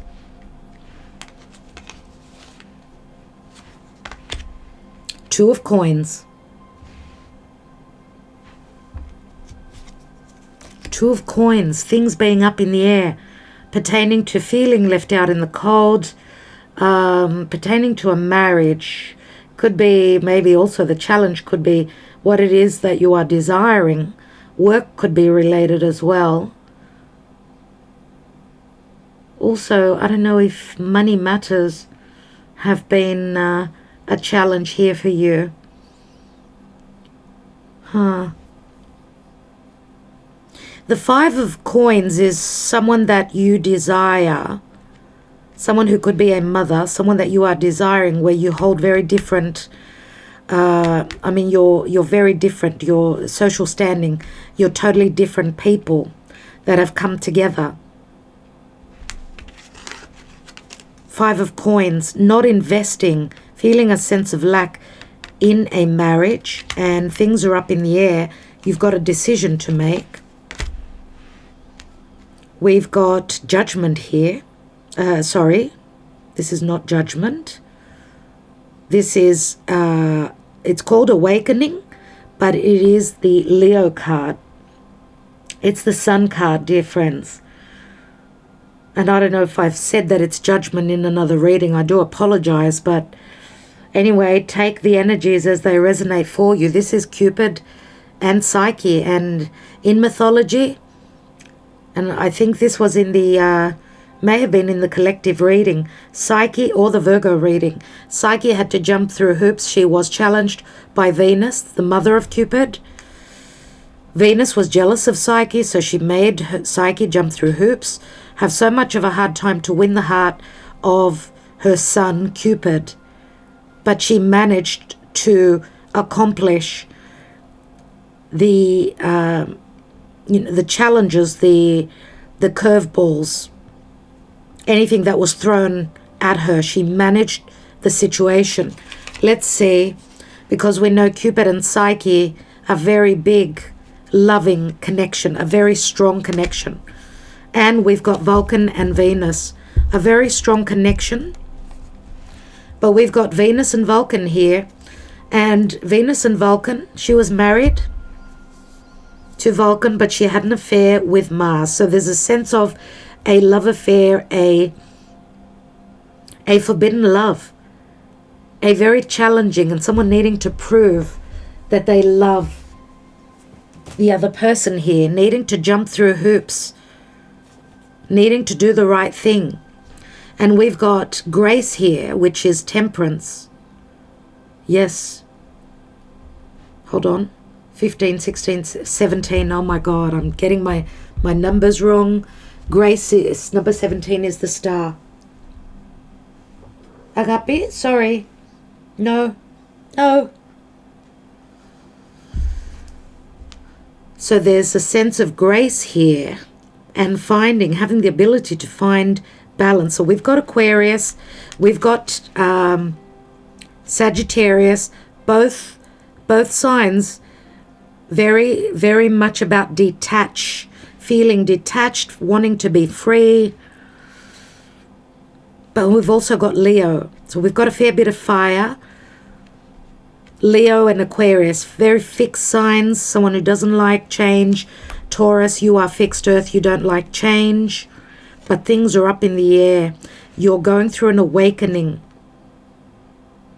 And I don't know if you've been married to someone that has stepped out and had an affair, or this is what you were hoping for, but there is divine grace here. And we see the archangel here holding a heart, holding someone's heart.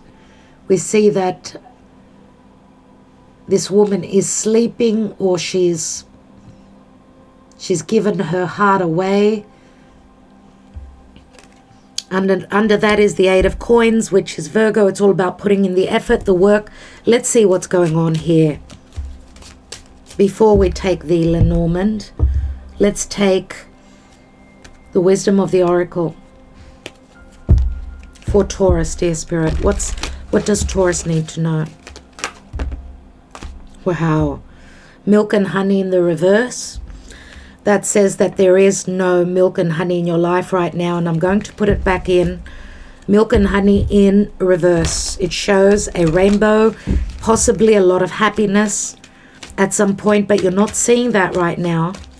For Taurus, please, Spirit, with this full moon in Virgo.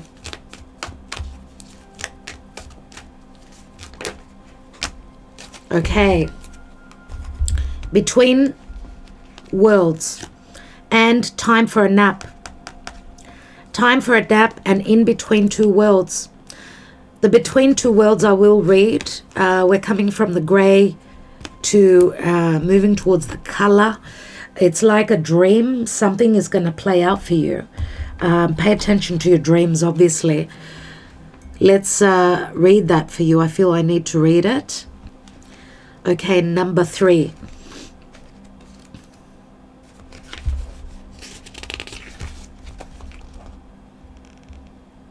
Be mindful of your expectations. This is not a time for guarantees. Things will not go exactly as you plan or dictate. I like that word, dictate. Let go and see what Spirit has in store. What takes hold in your life will be better than you can imagine. And that is between worlds, which logically this card in the upright speaks to a transition. So you're in between two worlds. Not being quite out of one situation and fully engaged in another. Temporary blindness, no man's land. Feeling as though you've checked out.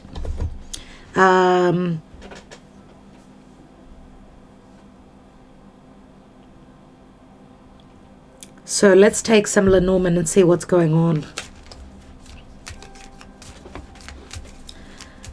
Feeling as though you're not wanting to deal with something, dear Taurus. Let's see what that Emperor is all about. We've got the Clover here, someone who was very lucky. The High Priestess. Having a sense of, like your higher self was telling you that there will be opportunities ahead, or that you're needing to make your mind about something, dropping something and taking action towards something.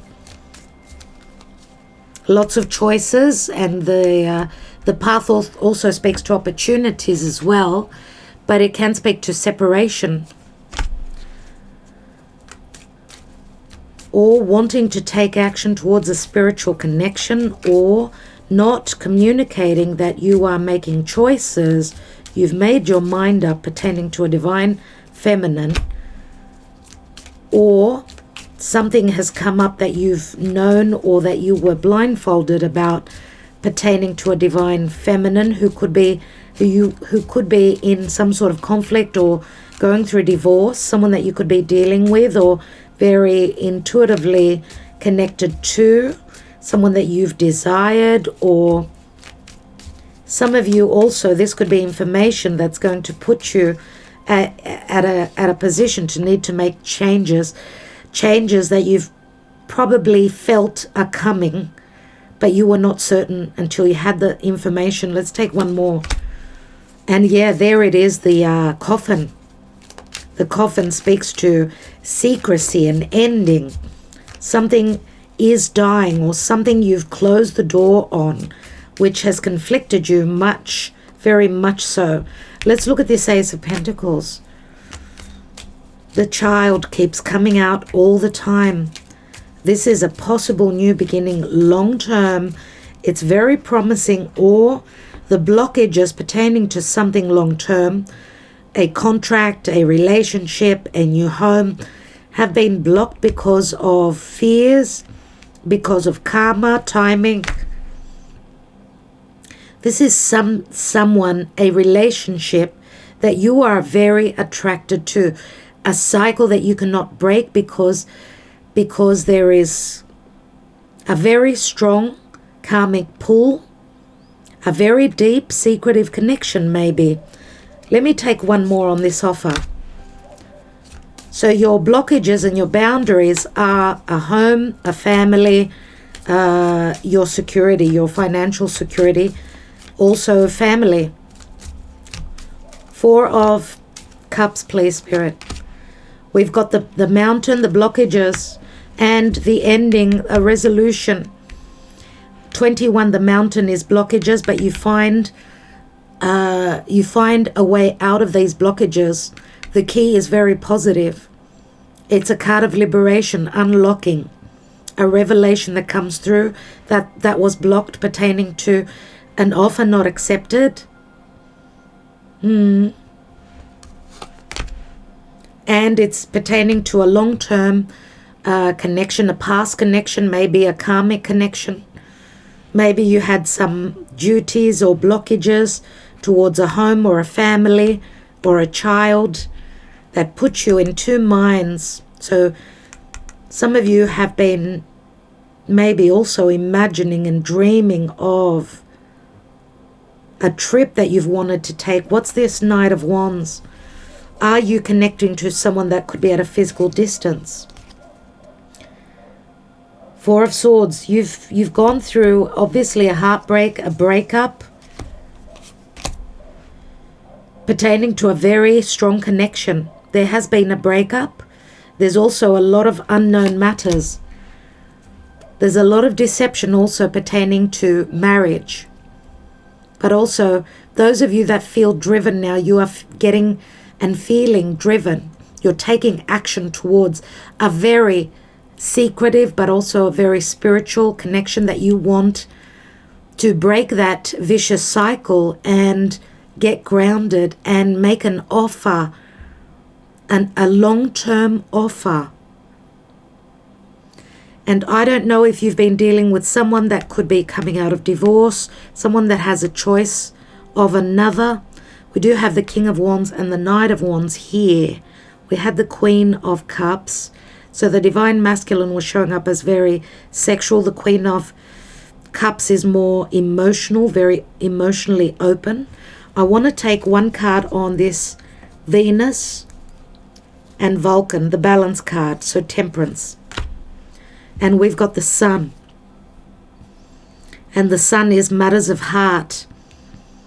Remember, Venus is your ruling planet, but Venus right now is in a bit of a rut.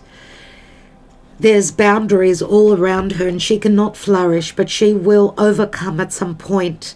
She will enter Pisces and then the magic will start to play out.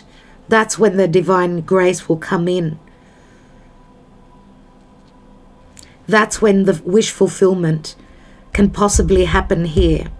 I want to see this Cupid and Psyche having to jump through hoops.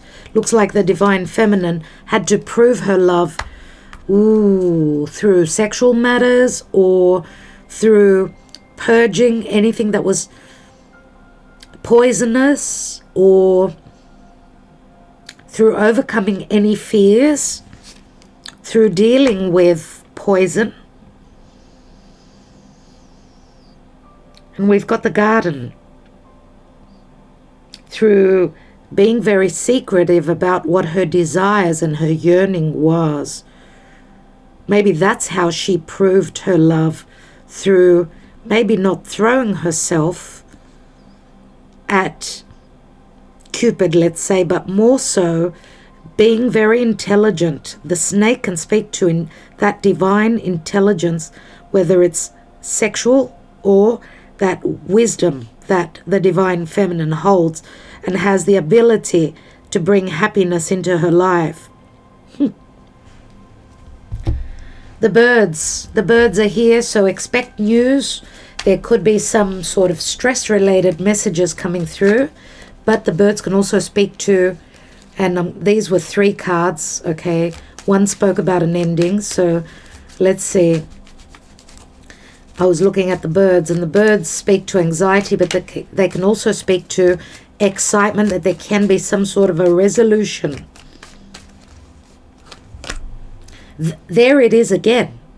It's done, door closed, feeling blue. There's been a breakup. There's been an ending. There's been betrayal here, no doubt. I'm not in love with you. I have to be honest with you. Someone was acting that they were in love. But they were not. I'm moving on. I'm healing now, leaving the past. My God.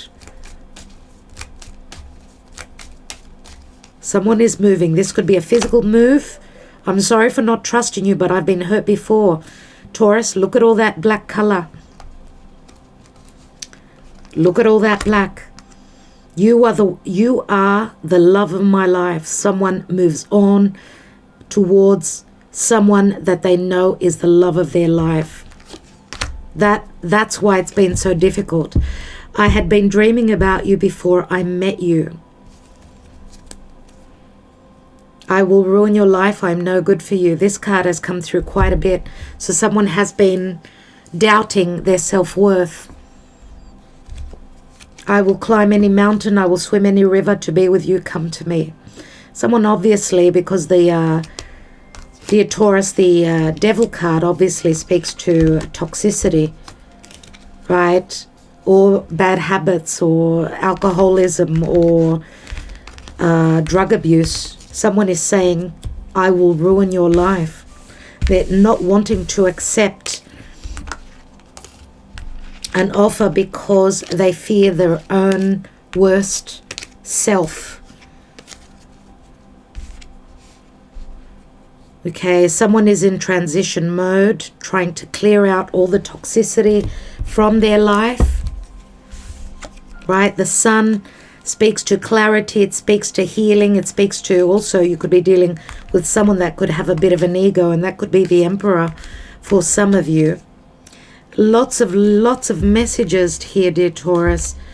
But, and I'm going to say with the Temperance card here, some of you could also be connected to someone that could be very different to you. Life is challenging you though, and telling you that you need to prove yourself. For those of you that have been in a relationship where there was no real love, because Venus would not have had an affair if she was in love with Vulcan, right? So it looks like the change is starting to happen because Venus and Mars have gone through many challenges together. Now they're doing the work together. This is teamwork, and they're helping each other move forward, even though they're up against a lot. There is great promise. Okay, and I'm going to say also, for those of you that are Venus ruled, you've started, Taurus, you're all Venus ruled, but I've also got cross watchers here. Could be a Libra that is Venus ruled. For all of those that are watching that are Venus ruled, there's a brand new 8-year cycle that you've begun. which is very promising. It's been very hard for everyone, dear Taurus, but hold on to the faith. Okay, some of you have just checked out. You've been sleeping. You've been in a gaze, in a dreamy world, in between two worlds, not knowing what to do. Just like I said recently in a reading, you're in the foyer. You're in the foyer, in between two worlds. Remember that as the sun will ingress into your 12th, it will bring a lot of light to things that have been hidden and things that you need to close off, karmic situations that you need to end, dear Taurus.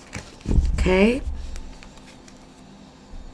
All right, next sign, Gemini.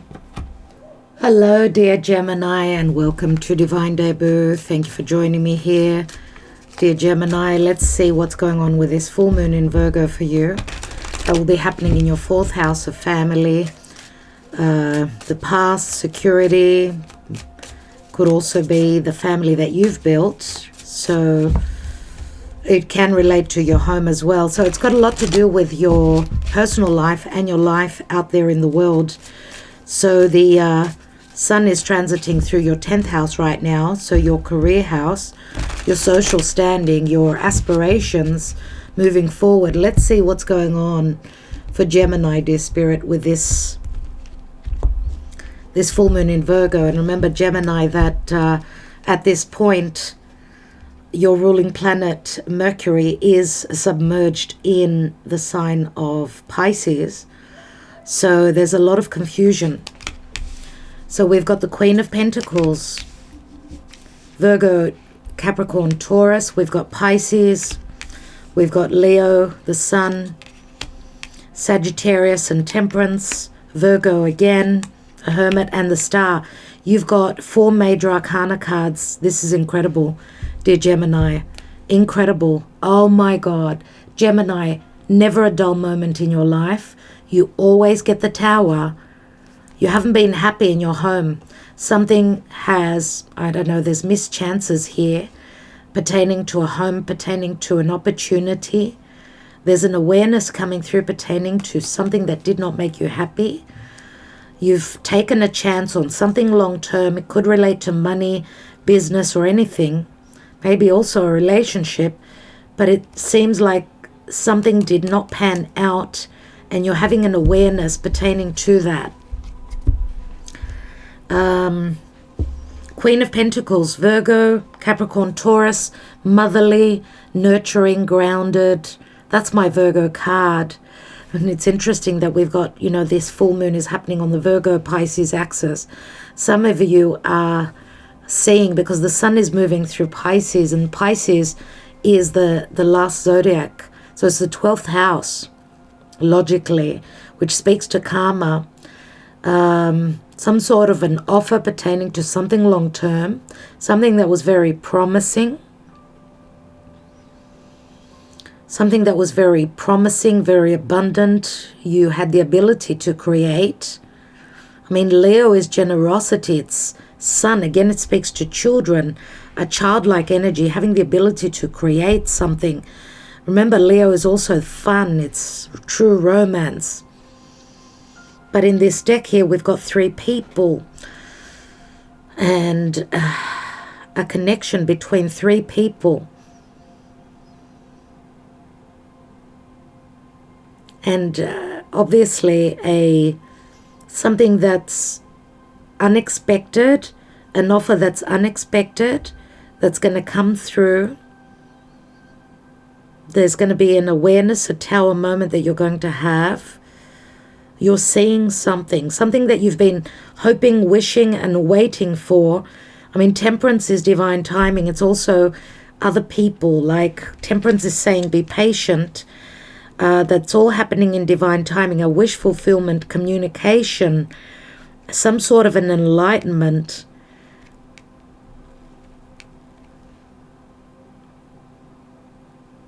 Aquarius is hope.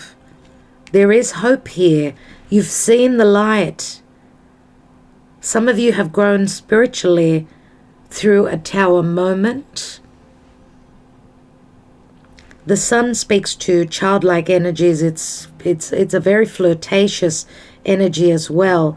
I don't know if this speaks to something secretive, a true love, secretive connection that's communicating maybe at a distance with someone that is very different to you, or some sort of could be a business, could be an offer with something that you've created, something that you desire, something that you're hoping that you've created, like a birthing of something that you loved.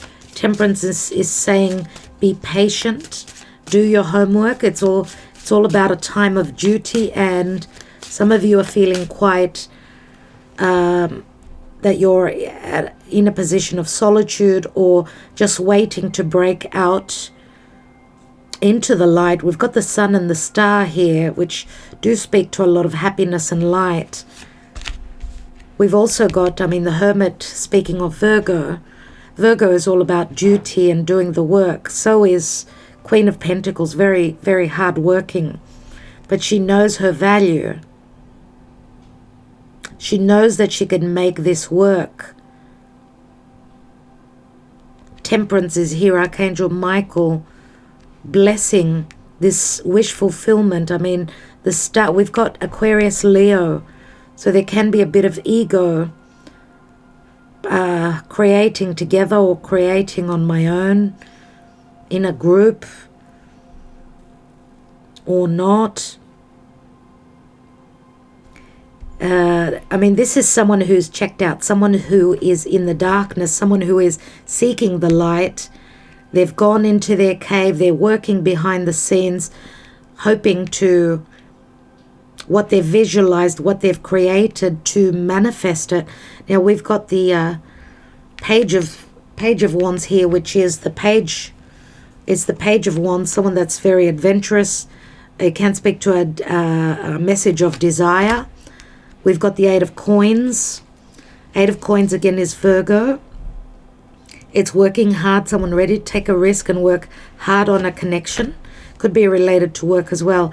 And again, we've got the Page of Cups. Someone coming back and apologizing maybe. Someone that was in hiding, having grown spiritually. Page of Cups, an unexpected offer of love, which as it comes in, gets the ball rolling for someone to check out of something that they've invested time. They've done a lot of work. We've got a lot of juvenile energies here, or I could say fresh energies. Risk-taking, openness, hard-working. Maybe this is what's been going on, but someone did not find their happiness, so they're checking out. The love was not mature enough. Someone was not putting in the work that they needed. Therefore, the other person wants to transition. Four of Swords. There's been a heartbreak. For some of you, this could be a love triangle. Someone leaving, a heartbreak. Someone checking out of a situation because the other person was not doing the work. And Pisces can also speak to a secretive love connection. We've got the Four of Coins here. Someone having waited for this transition for the other person, waited maybe for another person to take action, to move. Four of Coins is, I need security, I've left because I felt there was a sense of lack. This commitment or this relationship was more about work and money than romance.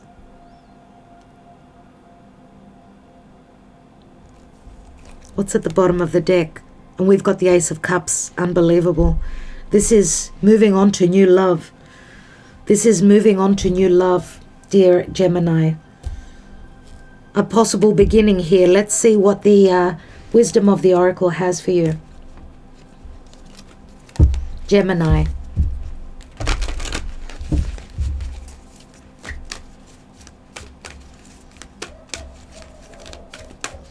Now, dear Gemini, remember what I said, that this full moon is happening in your 4th house. So it's got a lot to do with family. And your goals and aspirations and who you are out there in the world, your social standing, which is your 10th house. I don't know if the pressure is because something is ending in your 4th house. Are you leaving a marriage because of career or because of your goals, what you are hoping to accomplish? Maybe also anything related to career. As the sun will ingress into Aries, so the spring equinox, a couple of days after the full moon, please remember that Venus, Mars and Saturn are in your 9th house. So this is your truth, right? There are blockages, this is hardship, there's a sense of cold energies, anything to do with people that could be from different parts of the world, long distance travel, spirituality, a spiritual connection, whatever that is, matters of your truth. There's blockages pertaining to long distance travel, 9th house matters, and they're squaring. The 9th house is squaring over to the 12th. The 12th is ending a large karmic cycle. It's the house of the subconscious. It's a house of endings. It's a house of reckoning. It's a house of sleep. Putting something to sleep. I mean, Uranus is in moving through your 12th house. So anything pertaining to your subconscious, your sleep, and you're having trouble sleeping, obviously, with Uranus in your 12th. The 9th house is your truth, and it's squaring over to your 12th, that you need to end something.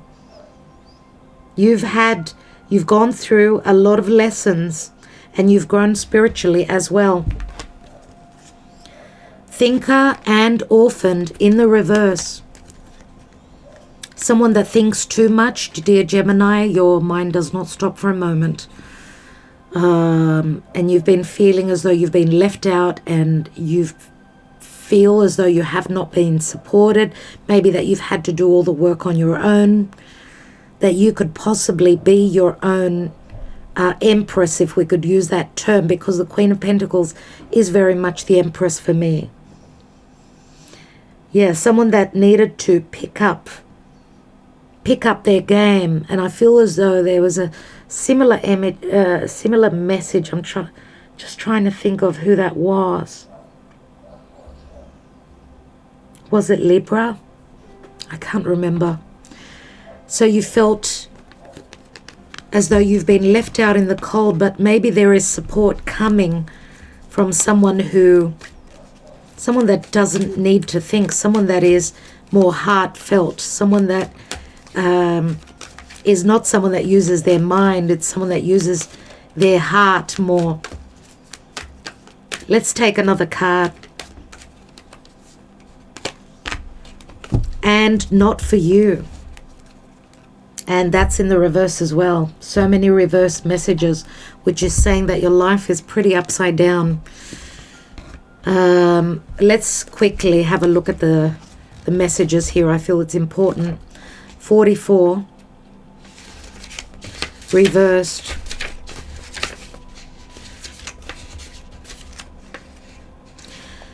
You might be suffering from analysis paralysis. Thinking has its place, but trying to figure everything out logically is not going to work right now. Your conclusions will likely be faulty, and you may act upon false assumptions that will get you in a jam. Give your mind a rest. Do something creative, exercise, or meditate. Soon you'll come to your senses, and an aha moment will bring you clarity. Let's look at the orphaned in the reverse, which is a number 5. 5 is Taurus, the Hierophant.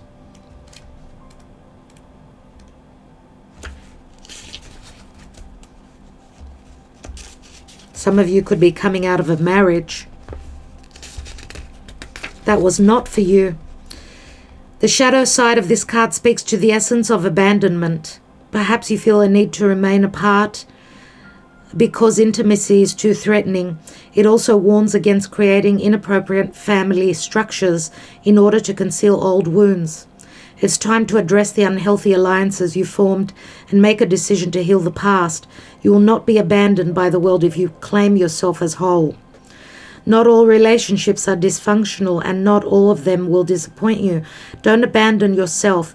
You can connect to others in a healthy way once you recognize your patterns and consciously choose to interrupt them. Life wants to love you. Let it. So I feel as though you are feeling left out in the cold by, more than likely, people that are your family. So maybe it's a time to connect with people that may not be your family, that feel more like family to you. Let's look at the not for you. Don't chase after what flees from you. Don't obsess over what eludes you. Don't bang your head against the wall. There is nothing romantic about what is unavailable. No prize given for torturing yourself, and nothing to be gained by refusing to see the red flags that have been waving since you began your pursuit. Now is the time to walk away. There are other goals, other loves, other games, other successes waiting for you. The way out of obsessing is radical acceptance and surrender. Spirit wants only the best for you. This is a sign that you have something much better waiting for you. Trust. So wherever you've been, obviously the Tower is bringing that down.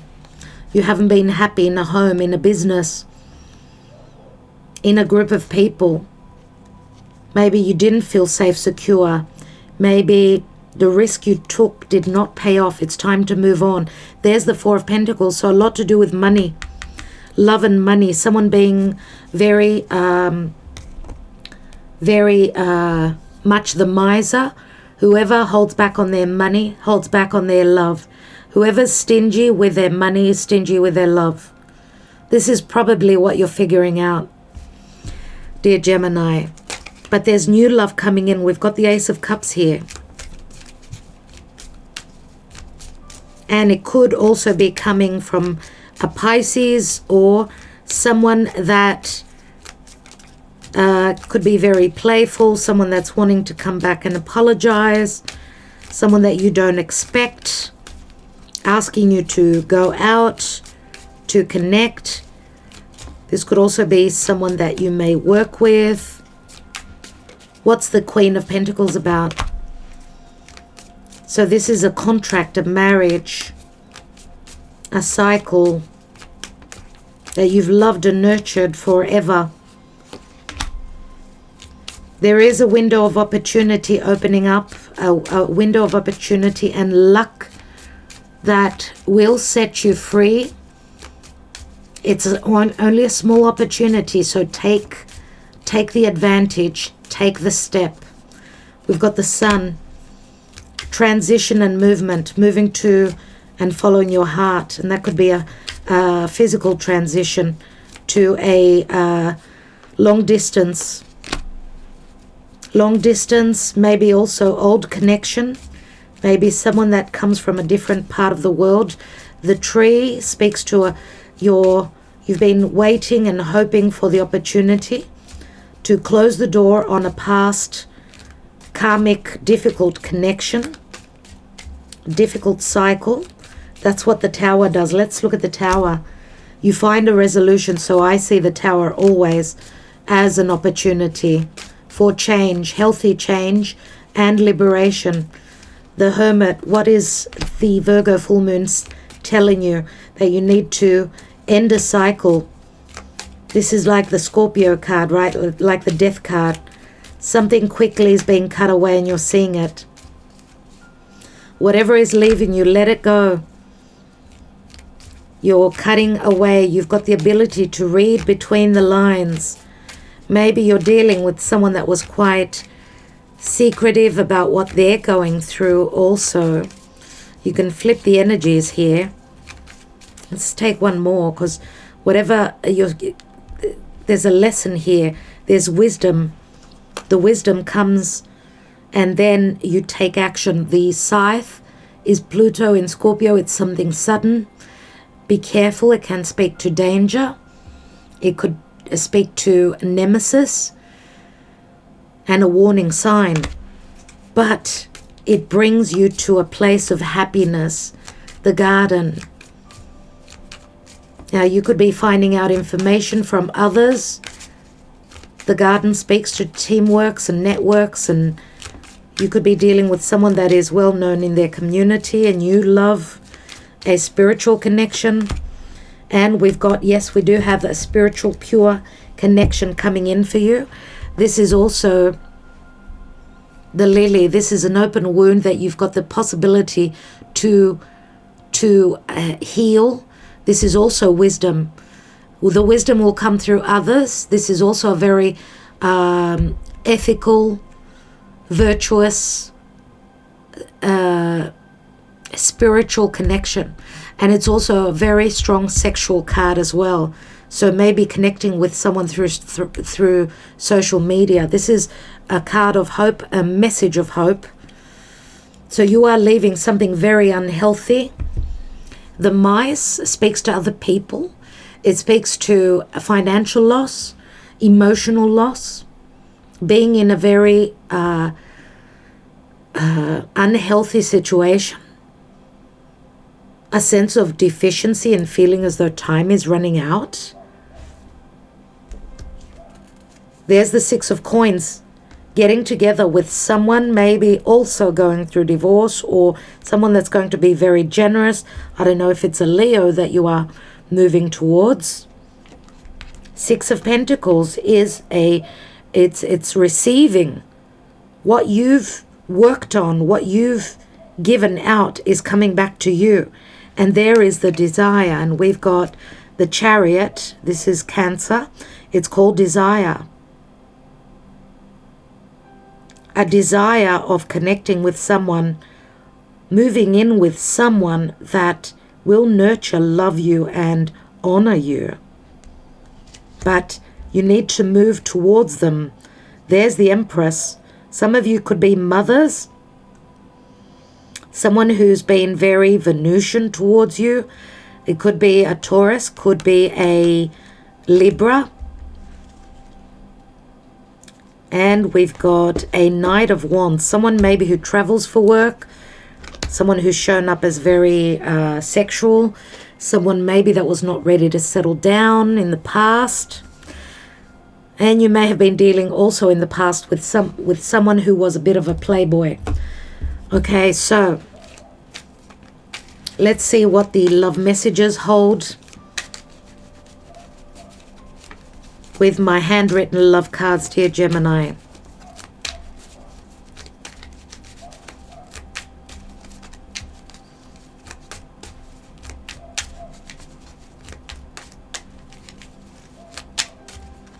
For Gemini, why did you leave me? How could you? What went wrong? Let's elope. Let's try again. I love you. We've had a few people with this card. Ace of Cups. Obviously, this was a card that maybe this relationship was not, it was blocked by those around you.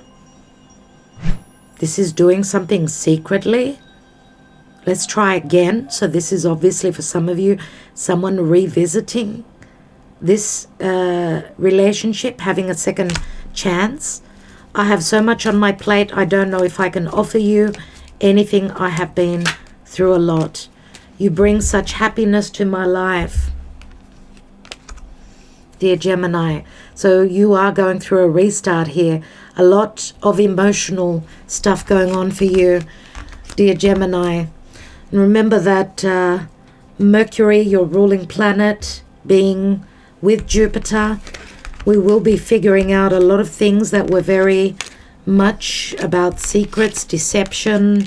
There was a lot of fog that we're trying to figure out. But the messages for you were like, stop overthinking. Maybe it's just a time of surrender for you. Maybe you just need to let things happen. See when those opportunities open up for you. Right? Because you've got beautiful cards here. You really do.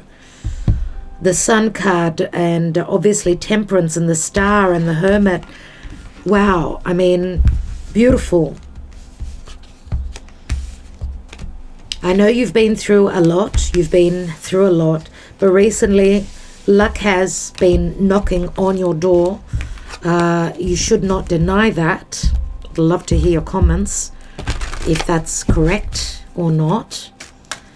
But speaking astrologically, that's what it's showing for me. But dear Gemini, the Queen of Pentacles and many times the Empress, which showed up again for you.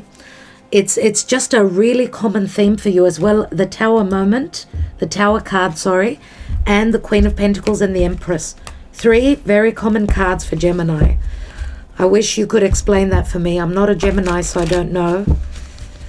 I'd love to hear about that. If you can share, I really appreciate it. All right, we are going on to the next sign, which is Cancer. Dear Cancer, I hope, dear Cancer, that you have watched the collective reading, the announcements at the beginning of the reading. If you haven't watched, please do, because you miss out on a lot. Remember, we are all part of the collective.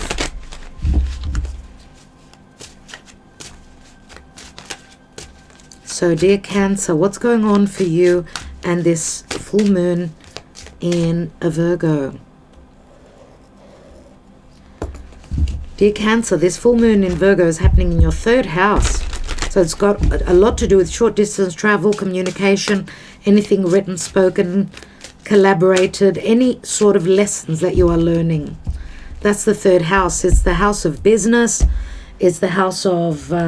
it's naturally the Mercury ruled house. Mercury right now in Pisces is in a bit of a rut. He's feeling very very confused, but as he will connect with Jupiter, he will find out the truth. So for Cancer, dear Spirit, Cancer in this full moon in Virgo. Okay. The sun now moving through your 9th house. That's where the magic is happening, dear Cancer. Jupiter is there, Neptune is there, Mercury is there. So 9th house is long distance travel. It is spirituality. Okay, it's also matters pertaining to truth. It's the ability to see the world through different eyes, through a much more expanded view. Let's see what is going on for Cancer with this full moon in Virgo. Oh my goodness, dear Cancer. Oh wow, is this what you are completing? Oh my goodness. 3 of Swords, 9 of Wands, Ace of Cups, the Lovers, the High Priestess, and the 5 of Swords. This would be a love reading on its own, but I'm taking 3 cards for love. So whatever this heartbreak is, disappointment, it's the burden is coming to an end. Okay, you need to trust your intuition that there will be a better partnership, even though it's very challenging, and there's sometimes distrust here. I'm going to say distrust in having the ability and the worth, self-worth to move forward. Okay, 5 of Swords is challenging. It's like self-sabotage. Someone's playing with your head, playing with you know, and you're using your head, your logic, whereas you need to use your intuition more so. There's a difficult decision that you're needing to make, and that is what the challenge is. Okay, many times we know in the in love readings, the High Priestess could be a 3rd person. We've got the 3 of Swords, 5 of Swords, which usually shows 3 people in battle. And we've got the Lovers here and the High Priestess, and someone feeling trapped, someone wanting a new beginning but feeling trapped because of a heartbreak, a disappointment, maybe a choice that was made. Someone could be suffering or dealing with a wrong choice made in the past. We've got the Page of Swords, which is Gemini. Some of you could be dealing with a Gemini, or it's just it was a really difficult decision. We know the Page of Swords is a messenger. Wow, a lot of communication, lots of, you must be dealing with an air sign for sure. For sure, dear Cancer, it's a Gemini that you're probably dealing with.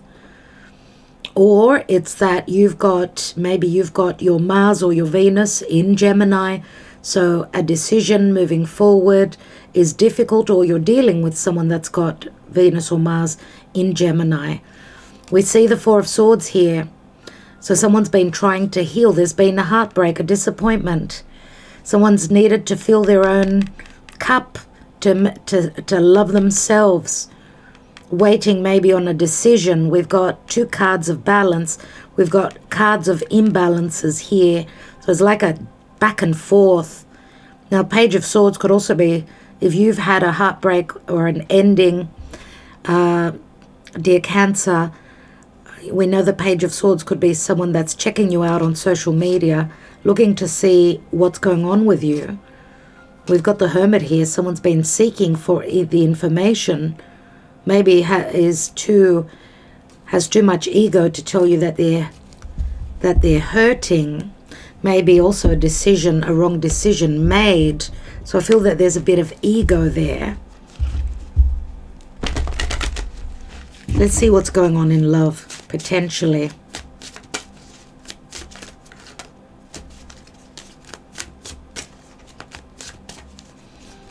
I would say that the Ace of Cups would be in the reverse here.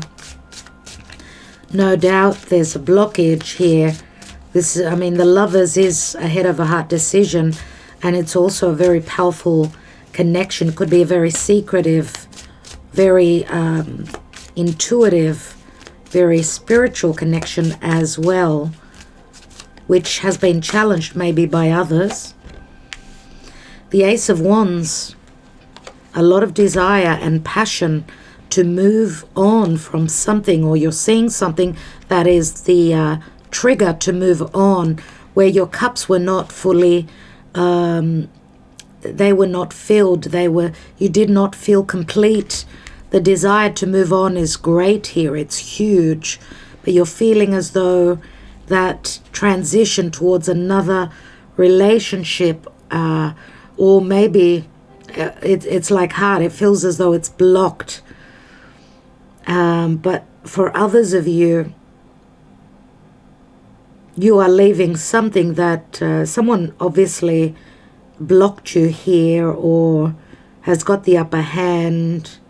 Could be someone that has got strong fire in their chart.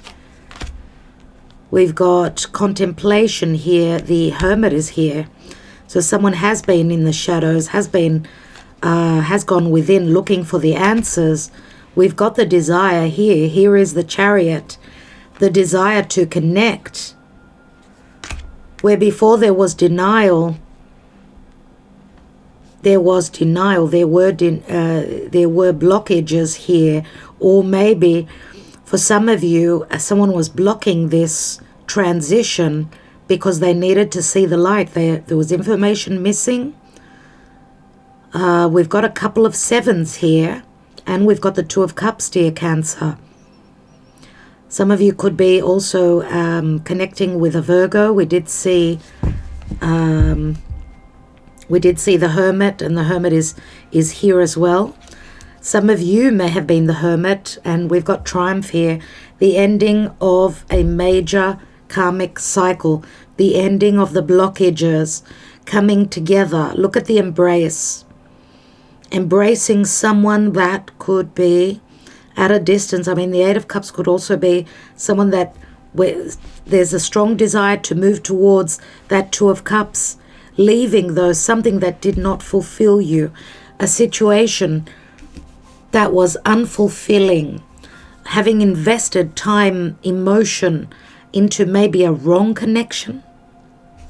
Let's see what the wisdom of the Oracle holds for Cancer.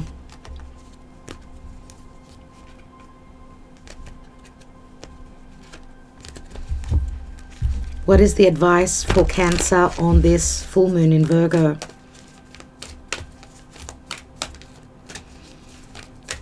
Logically, this full moon in Virgo is in good connection for you, dear Cancer. The divine help is there. What are you going to do with it? We've got here and now. Here and now, being present, being here in the now. Let's take one more. Never-ending story. Needing to cut a never-ending story, or something was never-ending, but in the here and in the now, this ending, this culmination of this full moon in Virgo can bring this never-ending story to an end in the now. Round and there is the round and the round. Round and around we go. And this is like getting off that roundabout, that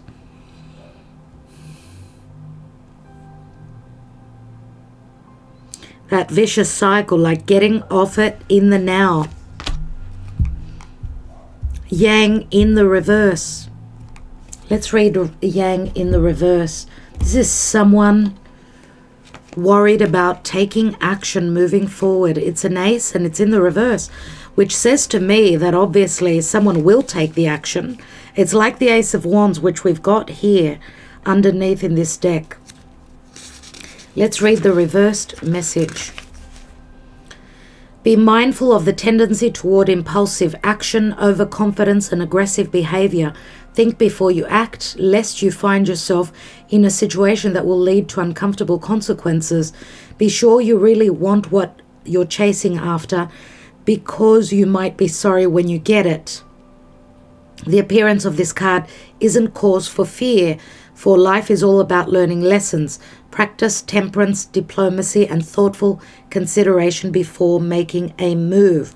So someone is seriously thinking about making a move, and it can be a bit of an aggressive mood or mode that they are using. And that aggressiveness does ring, dear Cancer. For me, it's like frustration. And it, speaking of the astrology, Saturn is blocking Mars and Venus, the lovers, from connecting. There's a cold, detached energy pertaining to Saturn. The limitations, the restrictions pertaining to change, because the 8th house is, it's sexual, it's dark, it's deep, it's intimate, it's endings. Some of you may be dealing with sexual frustration at this time, and it is connected. It's squaring over to the 11th house, where Uranus is bringing Tower moments. And the 11th house is the house of communication, groups and associations, other people, large groups that you connect with. It's your house of wishes and dreams. This is like, and it can be with Mars connecting with Saturn and squaring over to Uranus. It could be quite dangerous. Be careful how you act or react, because that could put you in some hot water and bring an ending to something that you were not ready to close the door on. And I don't think that it's, more than likely, I don't think that it's the love situation. It's got something to do with a disappointment here, a sense of feeling blocked. It pertains to secrecy, to choices made, and to other people, information, the way you communicate. All those things come up in your reading. So let's see what that 3 of Swords is.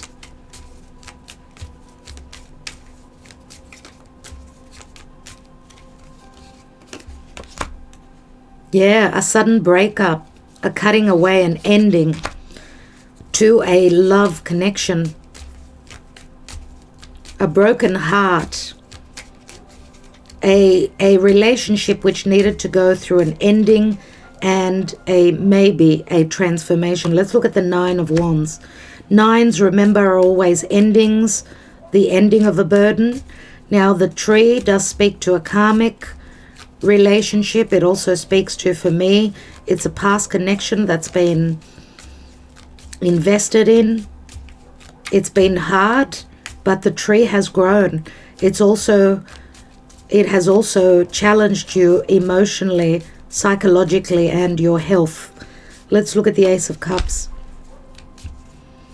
Love hasn't been easy for you. at all. But you've kept the faith. You've kept the faith, and some of you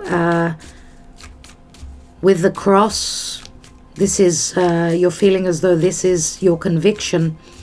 This is your duty to offer the cup, even if, let's say, there's been a breakup. You're still hoping for this connection. The Lovers promises that there is hope, there is recognition, there is success. Could come through a Tower moment, a sudden revelation, a sudden message. What's the Page of Swords? So whatever communication is going on, it's going to help you move away from challenges. I mean, the ship in the Lenormand is very Jupiterian. This is like leaving a difficult chapter of the past. This is also ready communication about ready to go on, run the distance towards this connection. This could be physical distance, but this could also be a goodbye for some of you. Let's look at the High Priestess. And this is a spiritual connection. This is a pure spiritual connection, and it's a secretive connection. It does denote strong sexual energies as well. And purifying, let's look at that Five of Swords. We've got the birds. You need to clear your space out. It's got to be between you and your person, not others.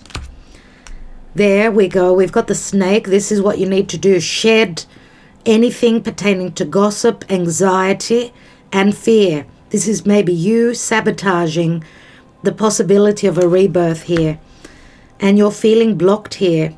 You are totally feeling blocked with the Tower here. The Tower speaks to delays, that a transformation takes time. The offer comes through. It could also be somewhat pertaining to, having the ability to create.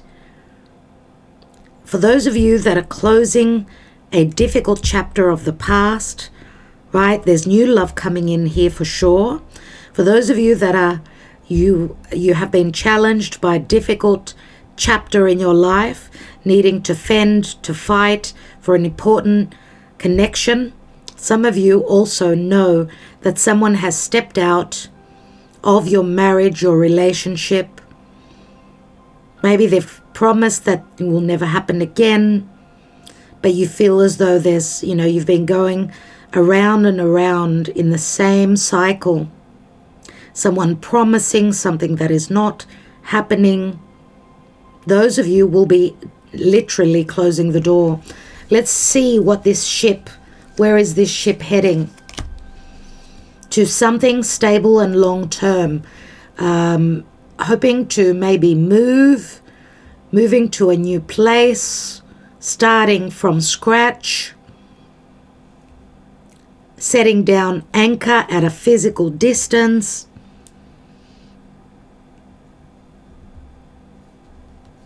Someone's grown very wise here. Someone's seen the light. And what they've seen is that this is a totally spiritual connection. I mean, we've got the Hierophant here and we've got the High Priestess. So it's a very strong spiritual connection. What's at the bottom here? And we've got the Pluto. We've got Scorpio here. So some of you have closed up a major chapter. This could also be a full stop to a heavy burden pertaining to love. Also maybe matters pertaining to finances and money and your stability.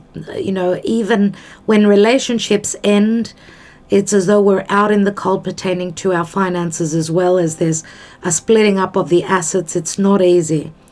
So some of you are willing to go through that to end this headache, because that's what I see here. That's totally what I see here. Look at how she's holding her head. It's like saying, not again. Not again. Like she wants to put an end to this never-ending story in the here and now. Right? The past and the future and in the now. Right? The possibility for something new is in the now. As long as you close that merry-go-round Stop thinking about the same things over and over, hoping to get a different outcome, a different result. And remember that you've got the yang, it's an ace, but this could happen in just around the corner. It's masculine energy, it's all about action. But remember how you take the action. Do not take action with frustration. Do not act in sudden harsh ways. You could scare people off. So it can also be dangerous. Remember what I said with the astrology and what's going on. Okay, let's take some handwritten love messages. Wow, this is an end maybe to a vicious cycle or a commitment, a marriage for some of you. I mean, there was secrecy for some of you. A secret divine connection as well. Maybe that was the reason why something ended. We've got the mountain here, which speaks to endings, blockages, limitations towards happiness. What's blocking the sun and the moon, which are the luminaries, we've got the stars here as well, is this mountain, which is Saturn. It could speak to timing or just karma. Okay, karma that you are dealing with. Now, my dear Cancer, obviously Pluto is in your 7th house. So there are relationships that you are closing the door on. People that did not have your highest good. This is where you are breaking free.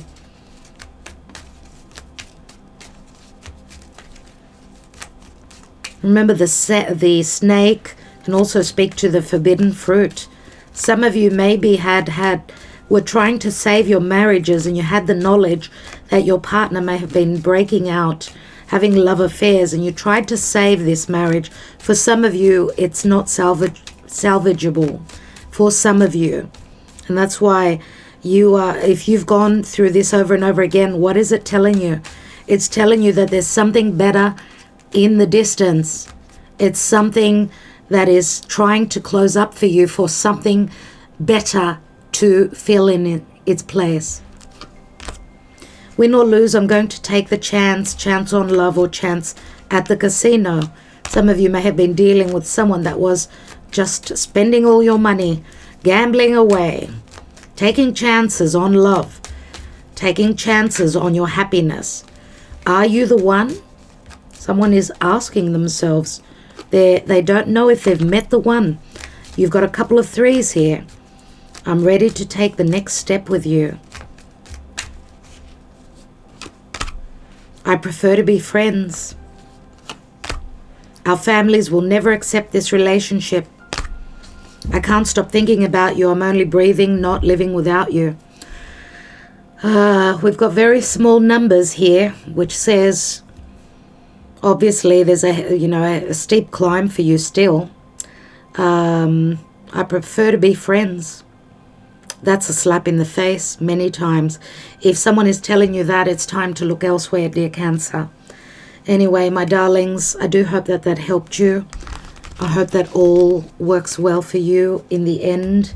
I know how loving and how nurturing and how beautiful and homely you can be.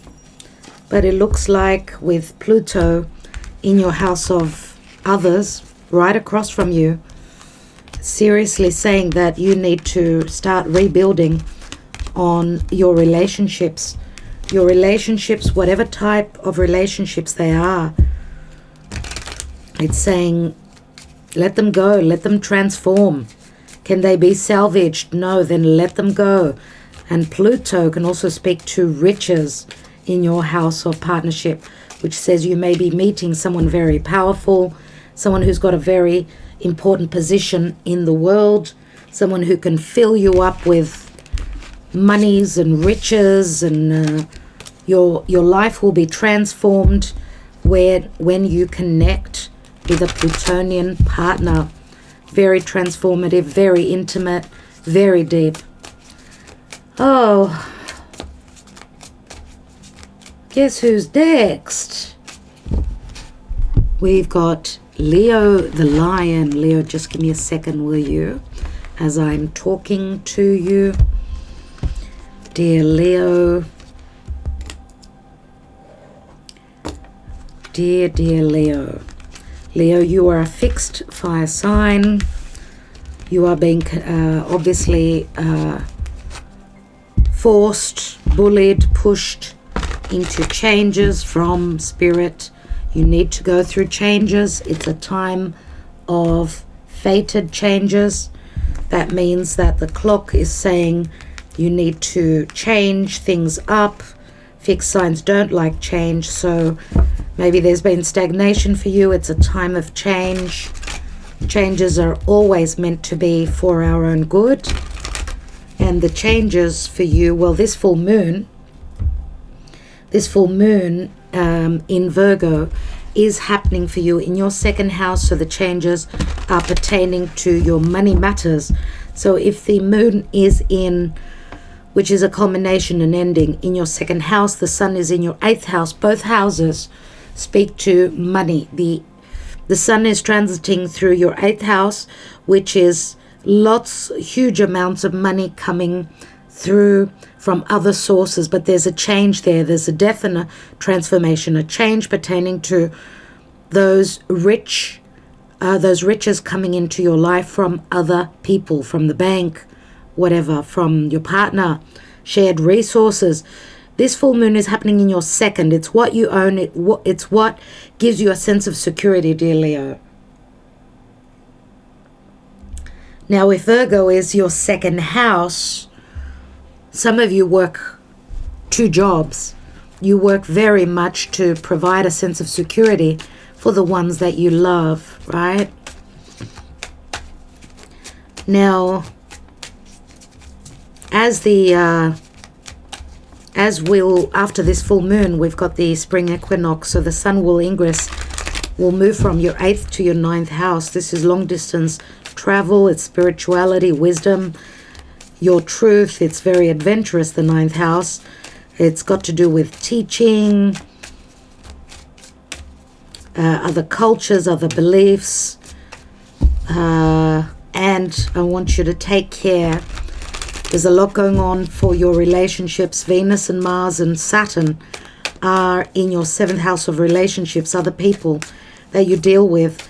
Your 7th house is being squared by your 10th. So it's got to do with your goals, aspirations, your career, your life out there in the world. Who are you? And your relationships. There's a tug of war, right? Uranus in your 10th house is bringing things upside down. So it's changing your trajectory. It's giving you bright ideas. You're needing to use something from the past and the future, blend them well together. But yeah, there's a sense of blockage now in your relationship house. It's cold. There's been no romance. There's been no love. Saturn is blocking Mars and Venus. But this too shall pass. Okay, so Leo, dear spirit, lucky last, my beautiful Leo, heartfelt, loving lions. I love you, Leo. 8 of Cups. Did I say 8? It's the 7. I love you, Leo, and I've got my moon in Leo. So I love Leo because I've got a sister who is Leo, and I've got people that are so beautiful around me that are Leos. 6 of Swords. Leaving confusion, leaving deception, moving forward towards tranquility, trying to figure things out. There's been a lot of lack of clarity, mind games, too much thought, too much trying to figure things out. This is what you need to leave and just go, just flow, dear Leo. And we've got the Knight of Pentacles. You're strategizing for the future, what it is you're hoping to manifest. This is the Virgo energy. So you're being very careful, maybe pertaining to your monies, what you own, your property. Queen of Pentacles, you could be dealing with a Virgo or a Capricorn or a Taurus. Queen of Pentacles is the mother. Some of you could be mothers. So you are very careful with moving forward. Some of you have been dreaming of a change, leaving conflict, leaving trouble, leaving arguments. You're planning, you're strategizing for your future, for a more safe environment, for your beloved pets, your beloved people, your children, whoever they are. Ooh, you've got the Star card. You're hoping for communication. You're hoping for a wish fulfillment, maybe also pertaining to relationships. I mean, Leo, Aquarius is right across from you. So it's other people.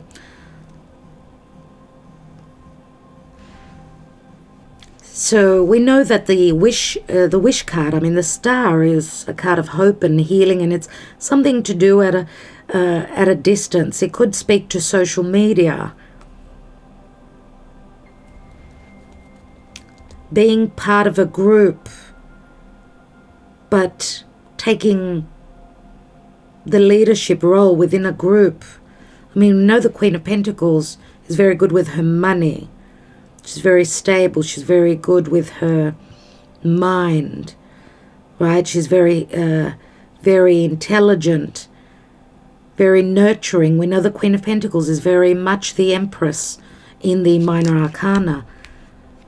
And we've got the Six of Cups. So as I said, some of you are planning and strategizing a move towards a wish fulfillment, a move towards a distance so that you could heal. You're coming out of challenges and conflicts and deception. We go from the Seven of Cups to the Six of Cups. So you're very nostalgic about a relationship, maybe, of the past, when times were much simpler. Six of Cups is balance, it's love, it's sharing, it's balance. I want to take one more card. We've got the Eight of Cups. So those of you that have not found that, those of you that have not found your soulmate, you are moving towards them. You are checking out where there's been deception, where there's been challenges, where there's been conflict. Some of you are moving towards a soulmate as well. And you could be preparing a move during the night hours. Page of Swords, communication, a messenger, a message of truth. Someone having made a decision between two different situations, two people. Seven of Swords. Two cards. I said cars. I don't know why. Page of Swords. Two cars so that you can move. Using two cars so that you can move. You're doing it again. You're sneaking away. You're sneaking away. You're strategizing and you're planning this. You're moving towards your heart's content. Knight of Swords, you may have been dealing with someone that was very deceptive. Someone not telling you the truth. Be careful because they could be spying on you. They're not to be trusted. Now I'm saying, could be an Aquarius. You've got your back turned. There's that Five of Swords. How many swords are here, dear Leo? Leo. The sun is moving through your 8th house. This is going to show you something pertaining to your partner's money. I feel that there's been deception pertaining to if you are married to your partner's money.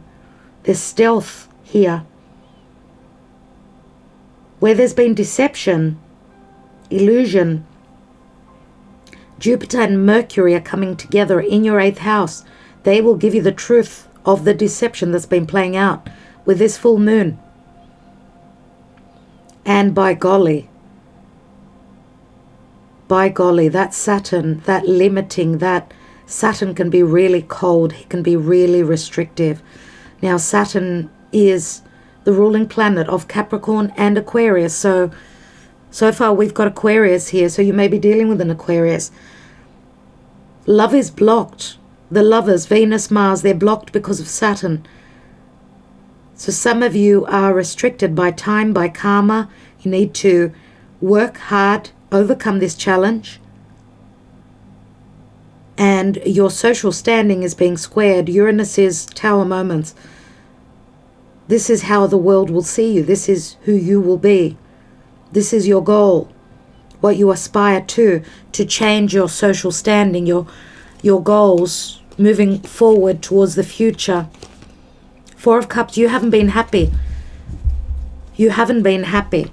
Wherever you've been, whether it's a business, whether it's a marriage. And I'm going to say that the Queen of Pentacles, someone very dependable. So many depend on you, dear Leo. I feel now there's a lot about doing what you desire, what you love. You've gotten grounded, right? Some of you are also on the cusp with Virgo. You've gotten grounded. Obviously here, this full moon is happening in your second house, so something is completing there. Where there hasn't been self-worth, you are closing up. And you don't really care about the money, I'm thinking. We've got Penelope and Odysseus. Oh my God, she waited for Odysseus so long. She waited 10 whole years for her king, her husband, to come back. Those of you that are on Patreon, I've put a link under the full moon in Virgo, astrology analysis. I've got the link beneath the video which speaks to the challenges that Odysseus went through to return home. So dear Leo, this is all about you returning home to Ithaca, a place that feels like home for you. This is where you're wanting to go. Justice will prevail. Number 11, the portal opens. Penelope was very, both Penelope and Odysseus, they were very loyal to each other. This was a grand connection. For those of you that are not in a connection such as this is where you are heading to. Oh my God, love. This is true love. Another sign got this. Was it Gemini or Taurus? I cannot remember. Love, this is the Lovers, of course. And look at the embrace here. I think it was Gemini. And we've got the Ace of Swords, so you are cutting away. This is a card of victory. This is a card of making it home, making the home for you. For many of you is the embrace of this very important person that you are thinking about as you look at that pentacle.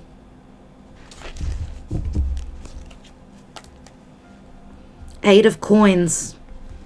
Someone is willing to do the work. Virgo energy is here. The Three of Wands. We see a meeting. You are dealing, many of you, with someone that is at a distance. Right? This is a meeting. Could be around a work situation. Three of Wands, waiting forever for those ships to come in. It's not so much about waiting now. And we've got the King of Cups, dear friends. King of Cups, very nurturing, very loving. King of Cups, Scorpio, Cancer, Pisces.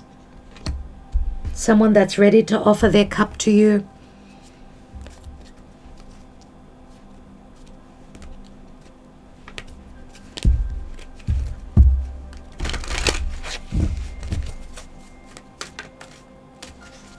Someone that you need to take a journey towards. Can be a physical journey. Remember, we've got travel here, traveling over water. We've got usually the Knight of Pentacles on a horse. The Eight of Cups. Many of you have grown spiritually. It's been quite a challenge here. Some of you in the past may have felt magic. Maybe the magic is returning.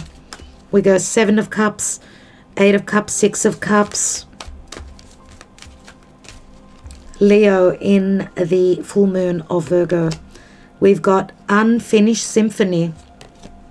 Looks like in the reverse it's going to finish. It's a 10. Let me quickly look at that in the reverse. Something has not completed, or it's completing now, because it came out in the reverse. A 10 is an ending though, is it not? When unfinished business casts a shadow over your life, it is a reminder that procrastination is a form of self-sabotage. It is not in your best interest to stall. Even stumbling forward is better than holding back. Don't overthink things or let yourself get distracted. Just tie up and any loose ends and deliver the results. Don't quit before the finish line. Spirit wants you to win. Hello, dear Leo.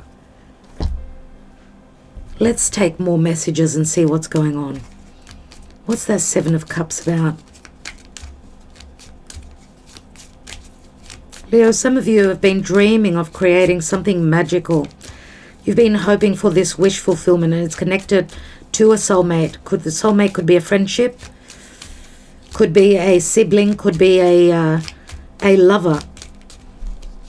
Seven of Cups. Yes, loyalty, the dog. A man's best friend. Friendship. Something long-lasting, a long-lasting, loyal friendship. Someone who was devoted to you, or you were devoted to them. Or maybe someone being very obedient. Could be someone that was not able to support you because they were obedient elsewhere. Let's see. No, this is loyalty to a very divine, very spiritual, deep connection. But there's also been deception for others of you. There's been deception and disloyalty because simply you've been dealing with someone that was not loyal, right? That's why you are moving away. I mean, the Six of Swords is here. The tree and the path. Something that you've invested in many, many years. This could be a long-standing connection. This could also speak to the tree I see. The tree I see as a past connection. I don't know if it's a karmic connection that the door is opening. You've got other choices and opportunities to leave behind. Now, if this is also a spiritual connection, one that you've invested in, or one that feels very spiritual and from a past lifetime, a soulmate, for instance, the doors open with a path. The path is also separation. So those of you that have been dealing with someone very deceptive, not loyal to you, not nurturing and providing and loving you as you did them, then it's a time of doors opening, a time to travel, a time to move, a time to make a decision to separate. There's opportunities coming through. And it says, do not hesitate. Just like the card said, it's not about hesitation. It's about moving forward. Even if you don't have all the information, you will see the clouds will clear at some point. This new moon, this full moon will give you the understanding that wherever you're moving towards, it's connected with your wish fulfillment. So don't stop. Be smart. We've got the fox here. The fox is strategy. Double strategy here. And some of you that have got strong Virgo in your chart, Virgo can be very strategic. Let's look at the Queen of Pentacles. There's something new coming in for her, and she is a mother. Or she's got the ability to start something new that will give her a lot of happiness. What's the Page of Swords? There is a spy. There's gossip here. There's such unhealthy energies here. Oh my God, dear Leo. Let it go and leave it. People are jealous of you. They are mind beep you, right? It's like they're digging a hole so that you can fall in it. Oh my God, cut them out of your life. Get rid of them. There's opportunities for abundance. There's opportunities coming in for you. Take action. What's the star? What's the star? Remember, I said some of you could be leaving an Aquarius because you've got your back turned to them. But let's see. Yes, you are. You see, there's the scythe. Some of you may have been committed or married or just tied through a situation to an Aquarius. Could also be a Scorpio. Someone who holds strong Scorpio, or you're just cutting them out of your life. Someone that was very up in the air, maybe more about their own friends and not about the relationship. Someone not giving you a sense of stability. Let's look at that Six of Cups. We've got a book, the book of knowledge. The book is closed. There's information missing. The book, Neptune in Pisces. The book of information, something that you are learning, something secretive. Wow, we've got the cross here as well, which is someone's duties or convictions or suffering. Could be a soulmate of yours is suffering if they're in a difficult situation, they're moving on.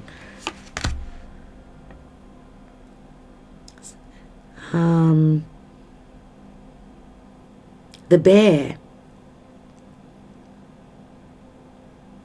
Someone is needing to come out of that soft-hearted. Remember, we had the King of Cups there as well. Get out of their way. They have to get out of their way. They have to take strength. They have to stand strong. If your person is not doing this, if they haven't come into the picture yet, dear Leo, then this says that you need to stand strong. And someone needs to also stand up to someone that was just very domineering, someone very short-tempered, someone very Saturnian, I get here. But there is a new beginning here. There's a rider. Someone's taking action towards a new beginning. There's good news coming in. Someone's taking action, traveling. They're on their path. They're coming towards you. For some of you, this could be someone that's matured, that's grown, that's now in a position of power in their own life. And their driving force is heart. It's all about love. It's all about pure, divine, motherly, magical love. There is the sun. Leo.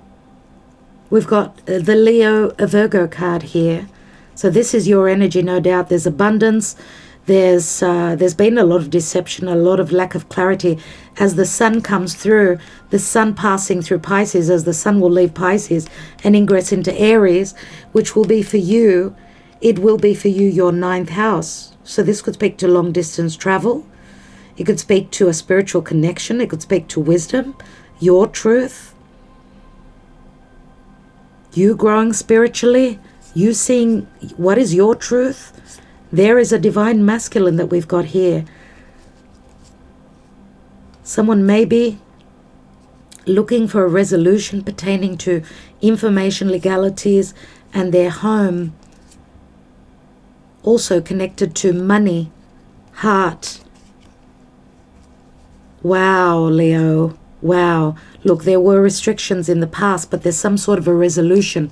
They're finding a way to resolve, or maybe also to liberate themselves from anything pertaining to a home. I don't know, if you're a divine masculine, then this is you. If you're a divine feminine, then this is your divine masculine. We've got absolutely beautiful cards, Leo, absolutely. Let's take some messages of love. Before I do, I just want to take one card on this book and the cross. What's that about? Wow, we've got the coffin. There is something ending here. This is Pluto energies.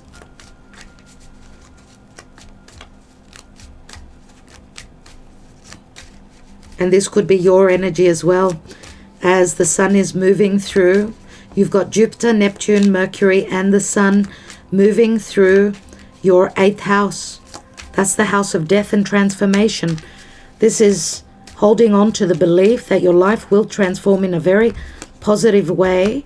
Even though you haven't known a lot of things, there's action being taken. There's strength here. The strength of the mother. She will kill for her cubs. She will do anything for her cubs. And I see you protecting your cubs. I do apologize, but I'm married. I know I lied, but now you know. This card is a non-stop, repetitive message that's been coming through these readings. I want you with me. I want you to be mine. I can't live without you. Wealth is not important to me. Wealth for me is connecting to my other half on a spiritual and emotional level. Nothing else matters.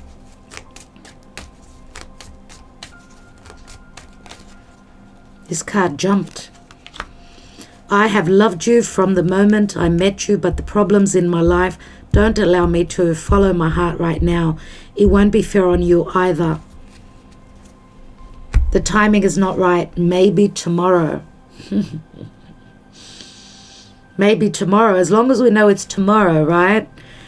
Interesting, dear Leo. We've got a 9 and an 8. That's 17 again. The star card, Aquarius. Remember, Saturn is there, posing a lot of restrictions pertaining to our wish fulfillment. But I wouldn't be surprised if this is not a new beginning, as the sun will ingress into Aries, which it'll be very powerful in your 9th house. There could be messages of hope coming through from a distance. And just take it easy pertaining to your relationships, your limitations, and your restrictions concerning your relationships and your goals, because some of your relationships may be in challenge to your career. So someone from your relationships doubting your goals and your aspirations and your career moving forward. Eros, geez, you are such a quiet gentleman. He's very camera shy. Agape comes here and she knocks the whole table and she makes a huge mess all over the table. And Eros just walks past. You can't even hear him. Unless you see him, you don't know he's even passed behind you. He reminds me of that an English gentleman, just like Prince Harry. He's got ginger hair, ginger fur, I should say. Very much of a gentleman. What can I say? You are dealing with Plutonian energies here. This is Scorpio. But you are ending anything to do with deception. You've learned your lessons. You've carried your burden. And this could also relate to the person you are dealing with, that they've carried all this. Dear Leo, what can I say? I'm wishing you well. I really am. I'm wishing you luck. And thank you so much for being patient for your reading. Thank you so much for liking, sharing, subscribing, commenting always. Make sure that you are subscribed and notified by that notification bell. I hope you've heard the first part of the reading, the collective and the announcements. As the candle just finished now. As I'm thinking of putting my personal readings on hold for a few months. So if any of you are hoping for a private reading, do get in quickly, because I do feel I will move ahead with that, so I can have more time for my channel and for a bit of a life, right? Because I've been the hermit for way too long. All right, my darlings, my sweethearts, my beloved Leos. Thank you so much. Love and light. Wishing you well. Ta-da.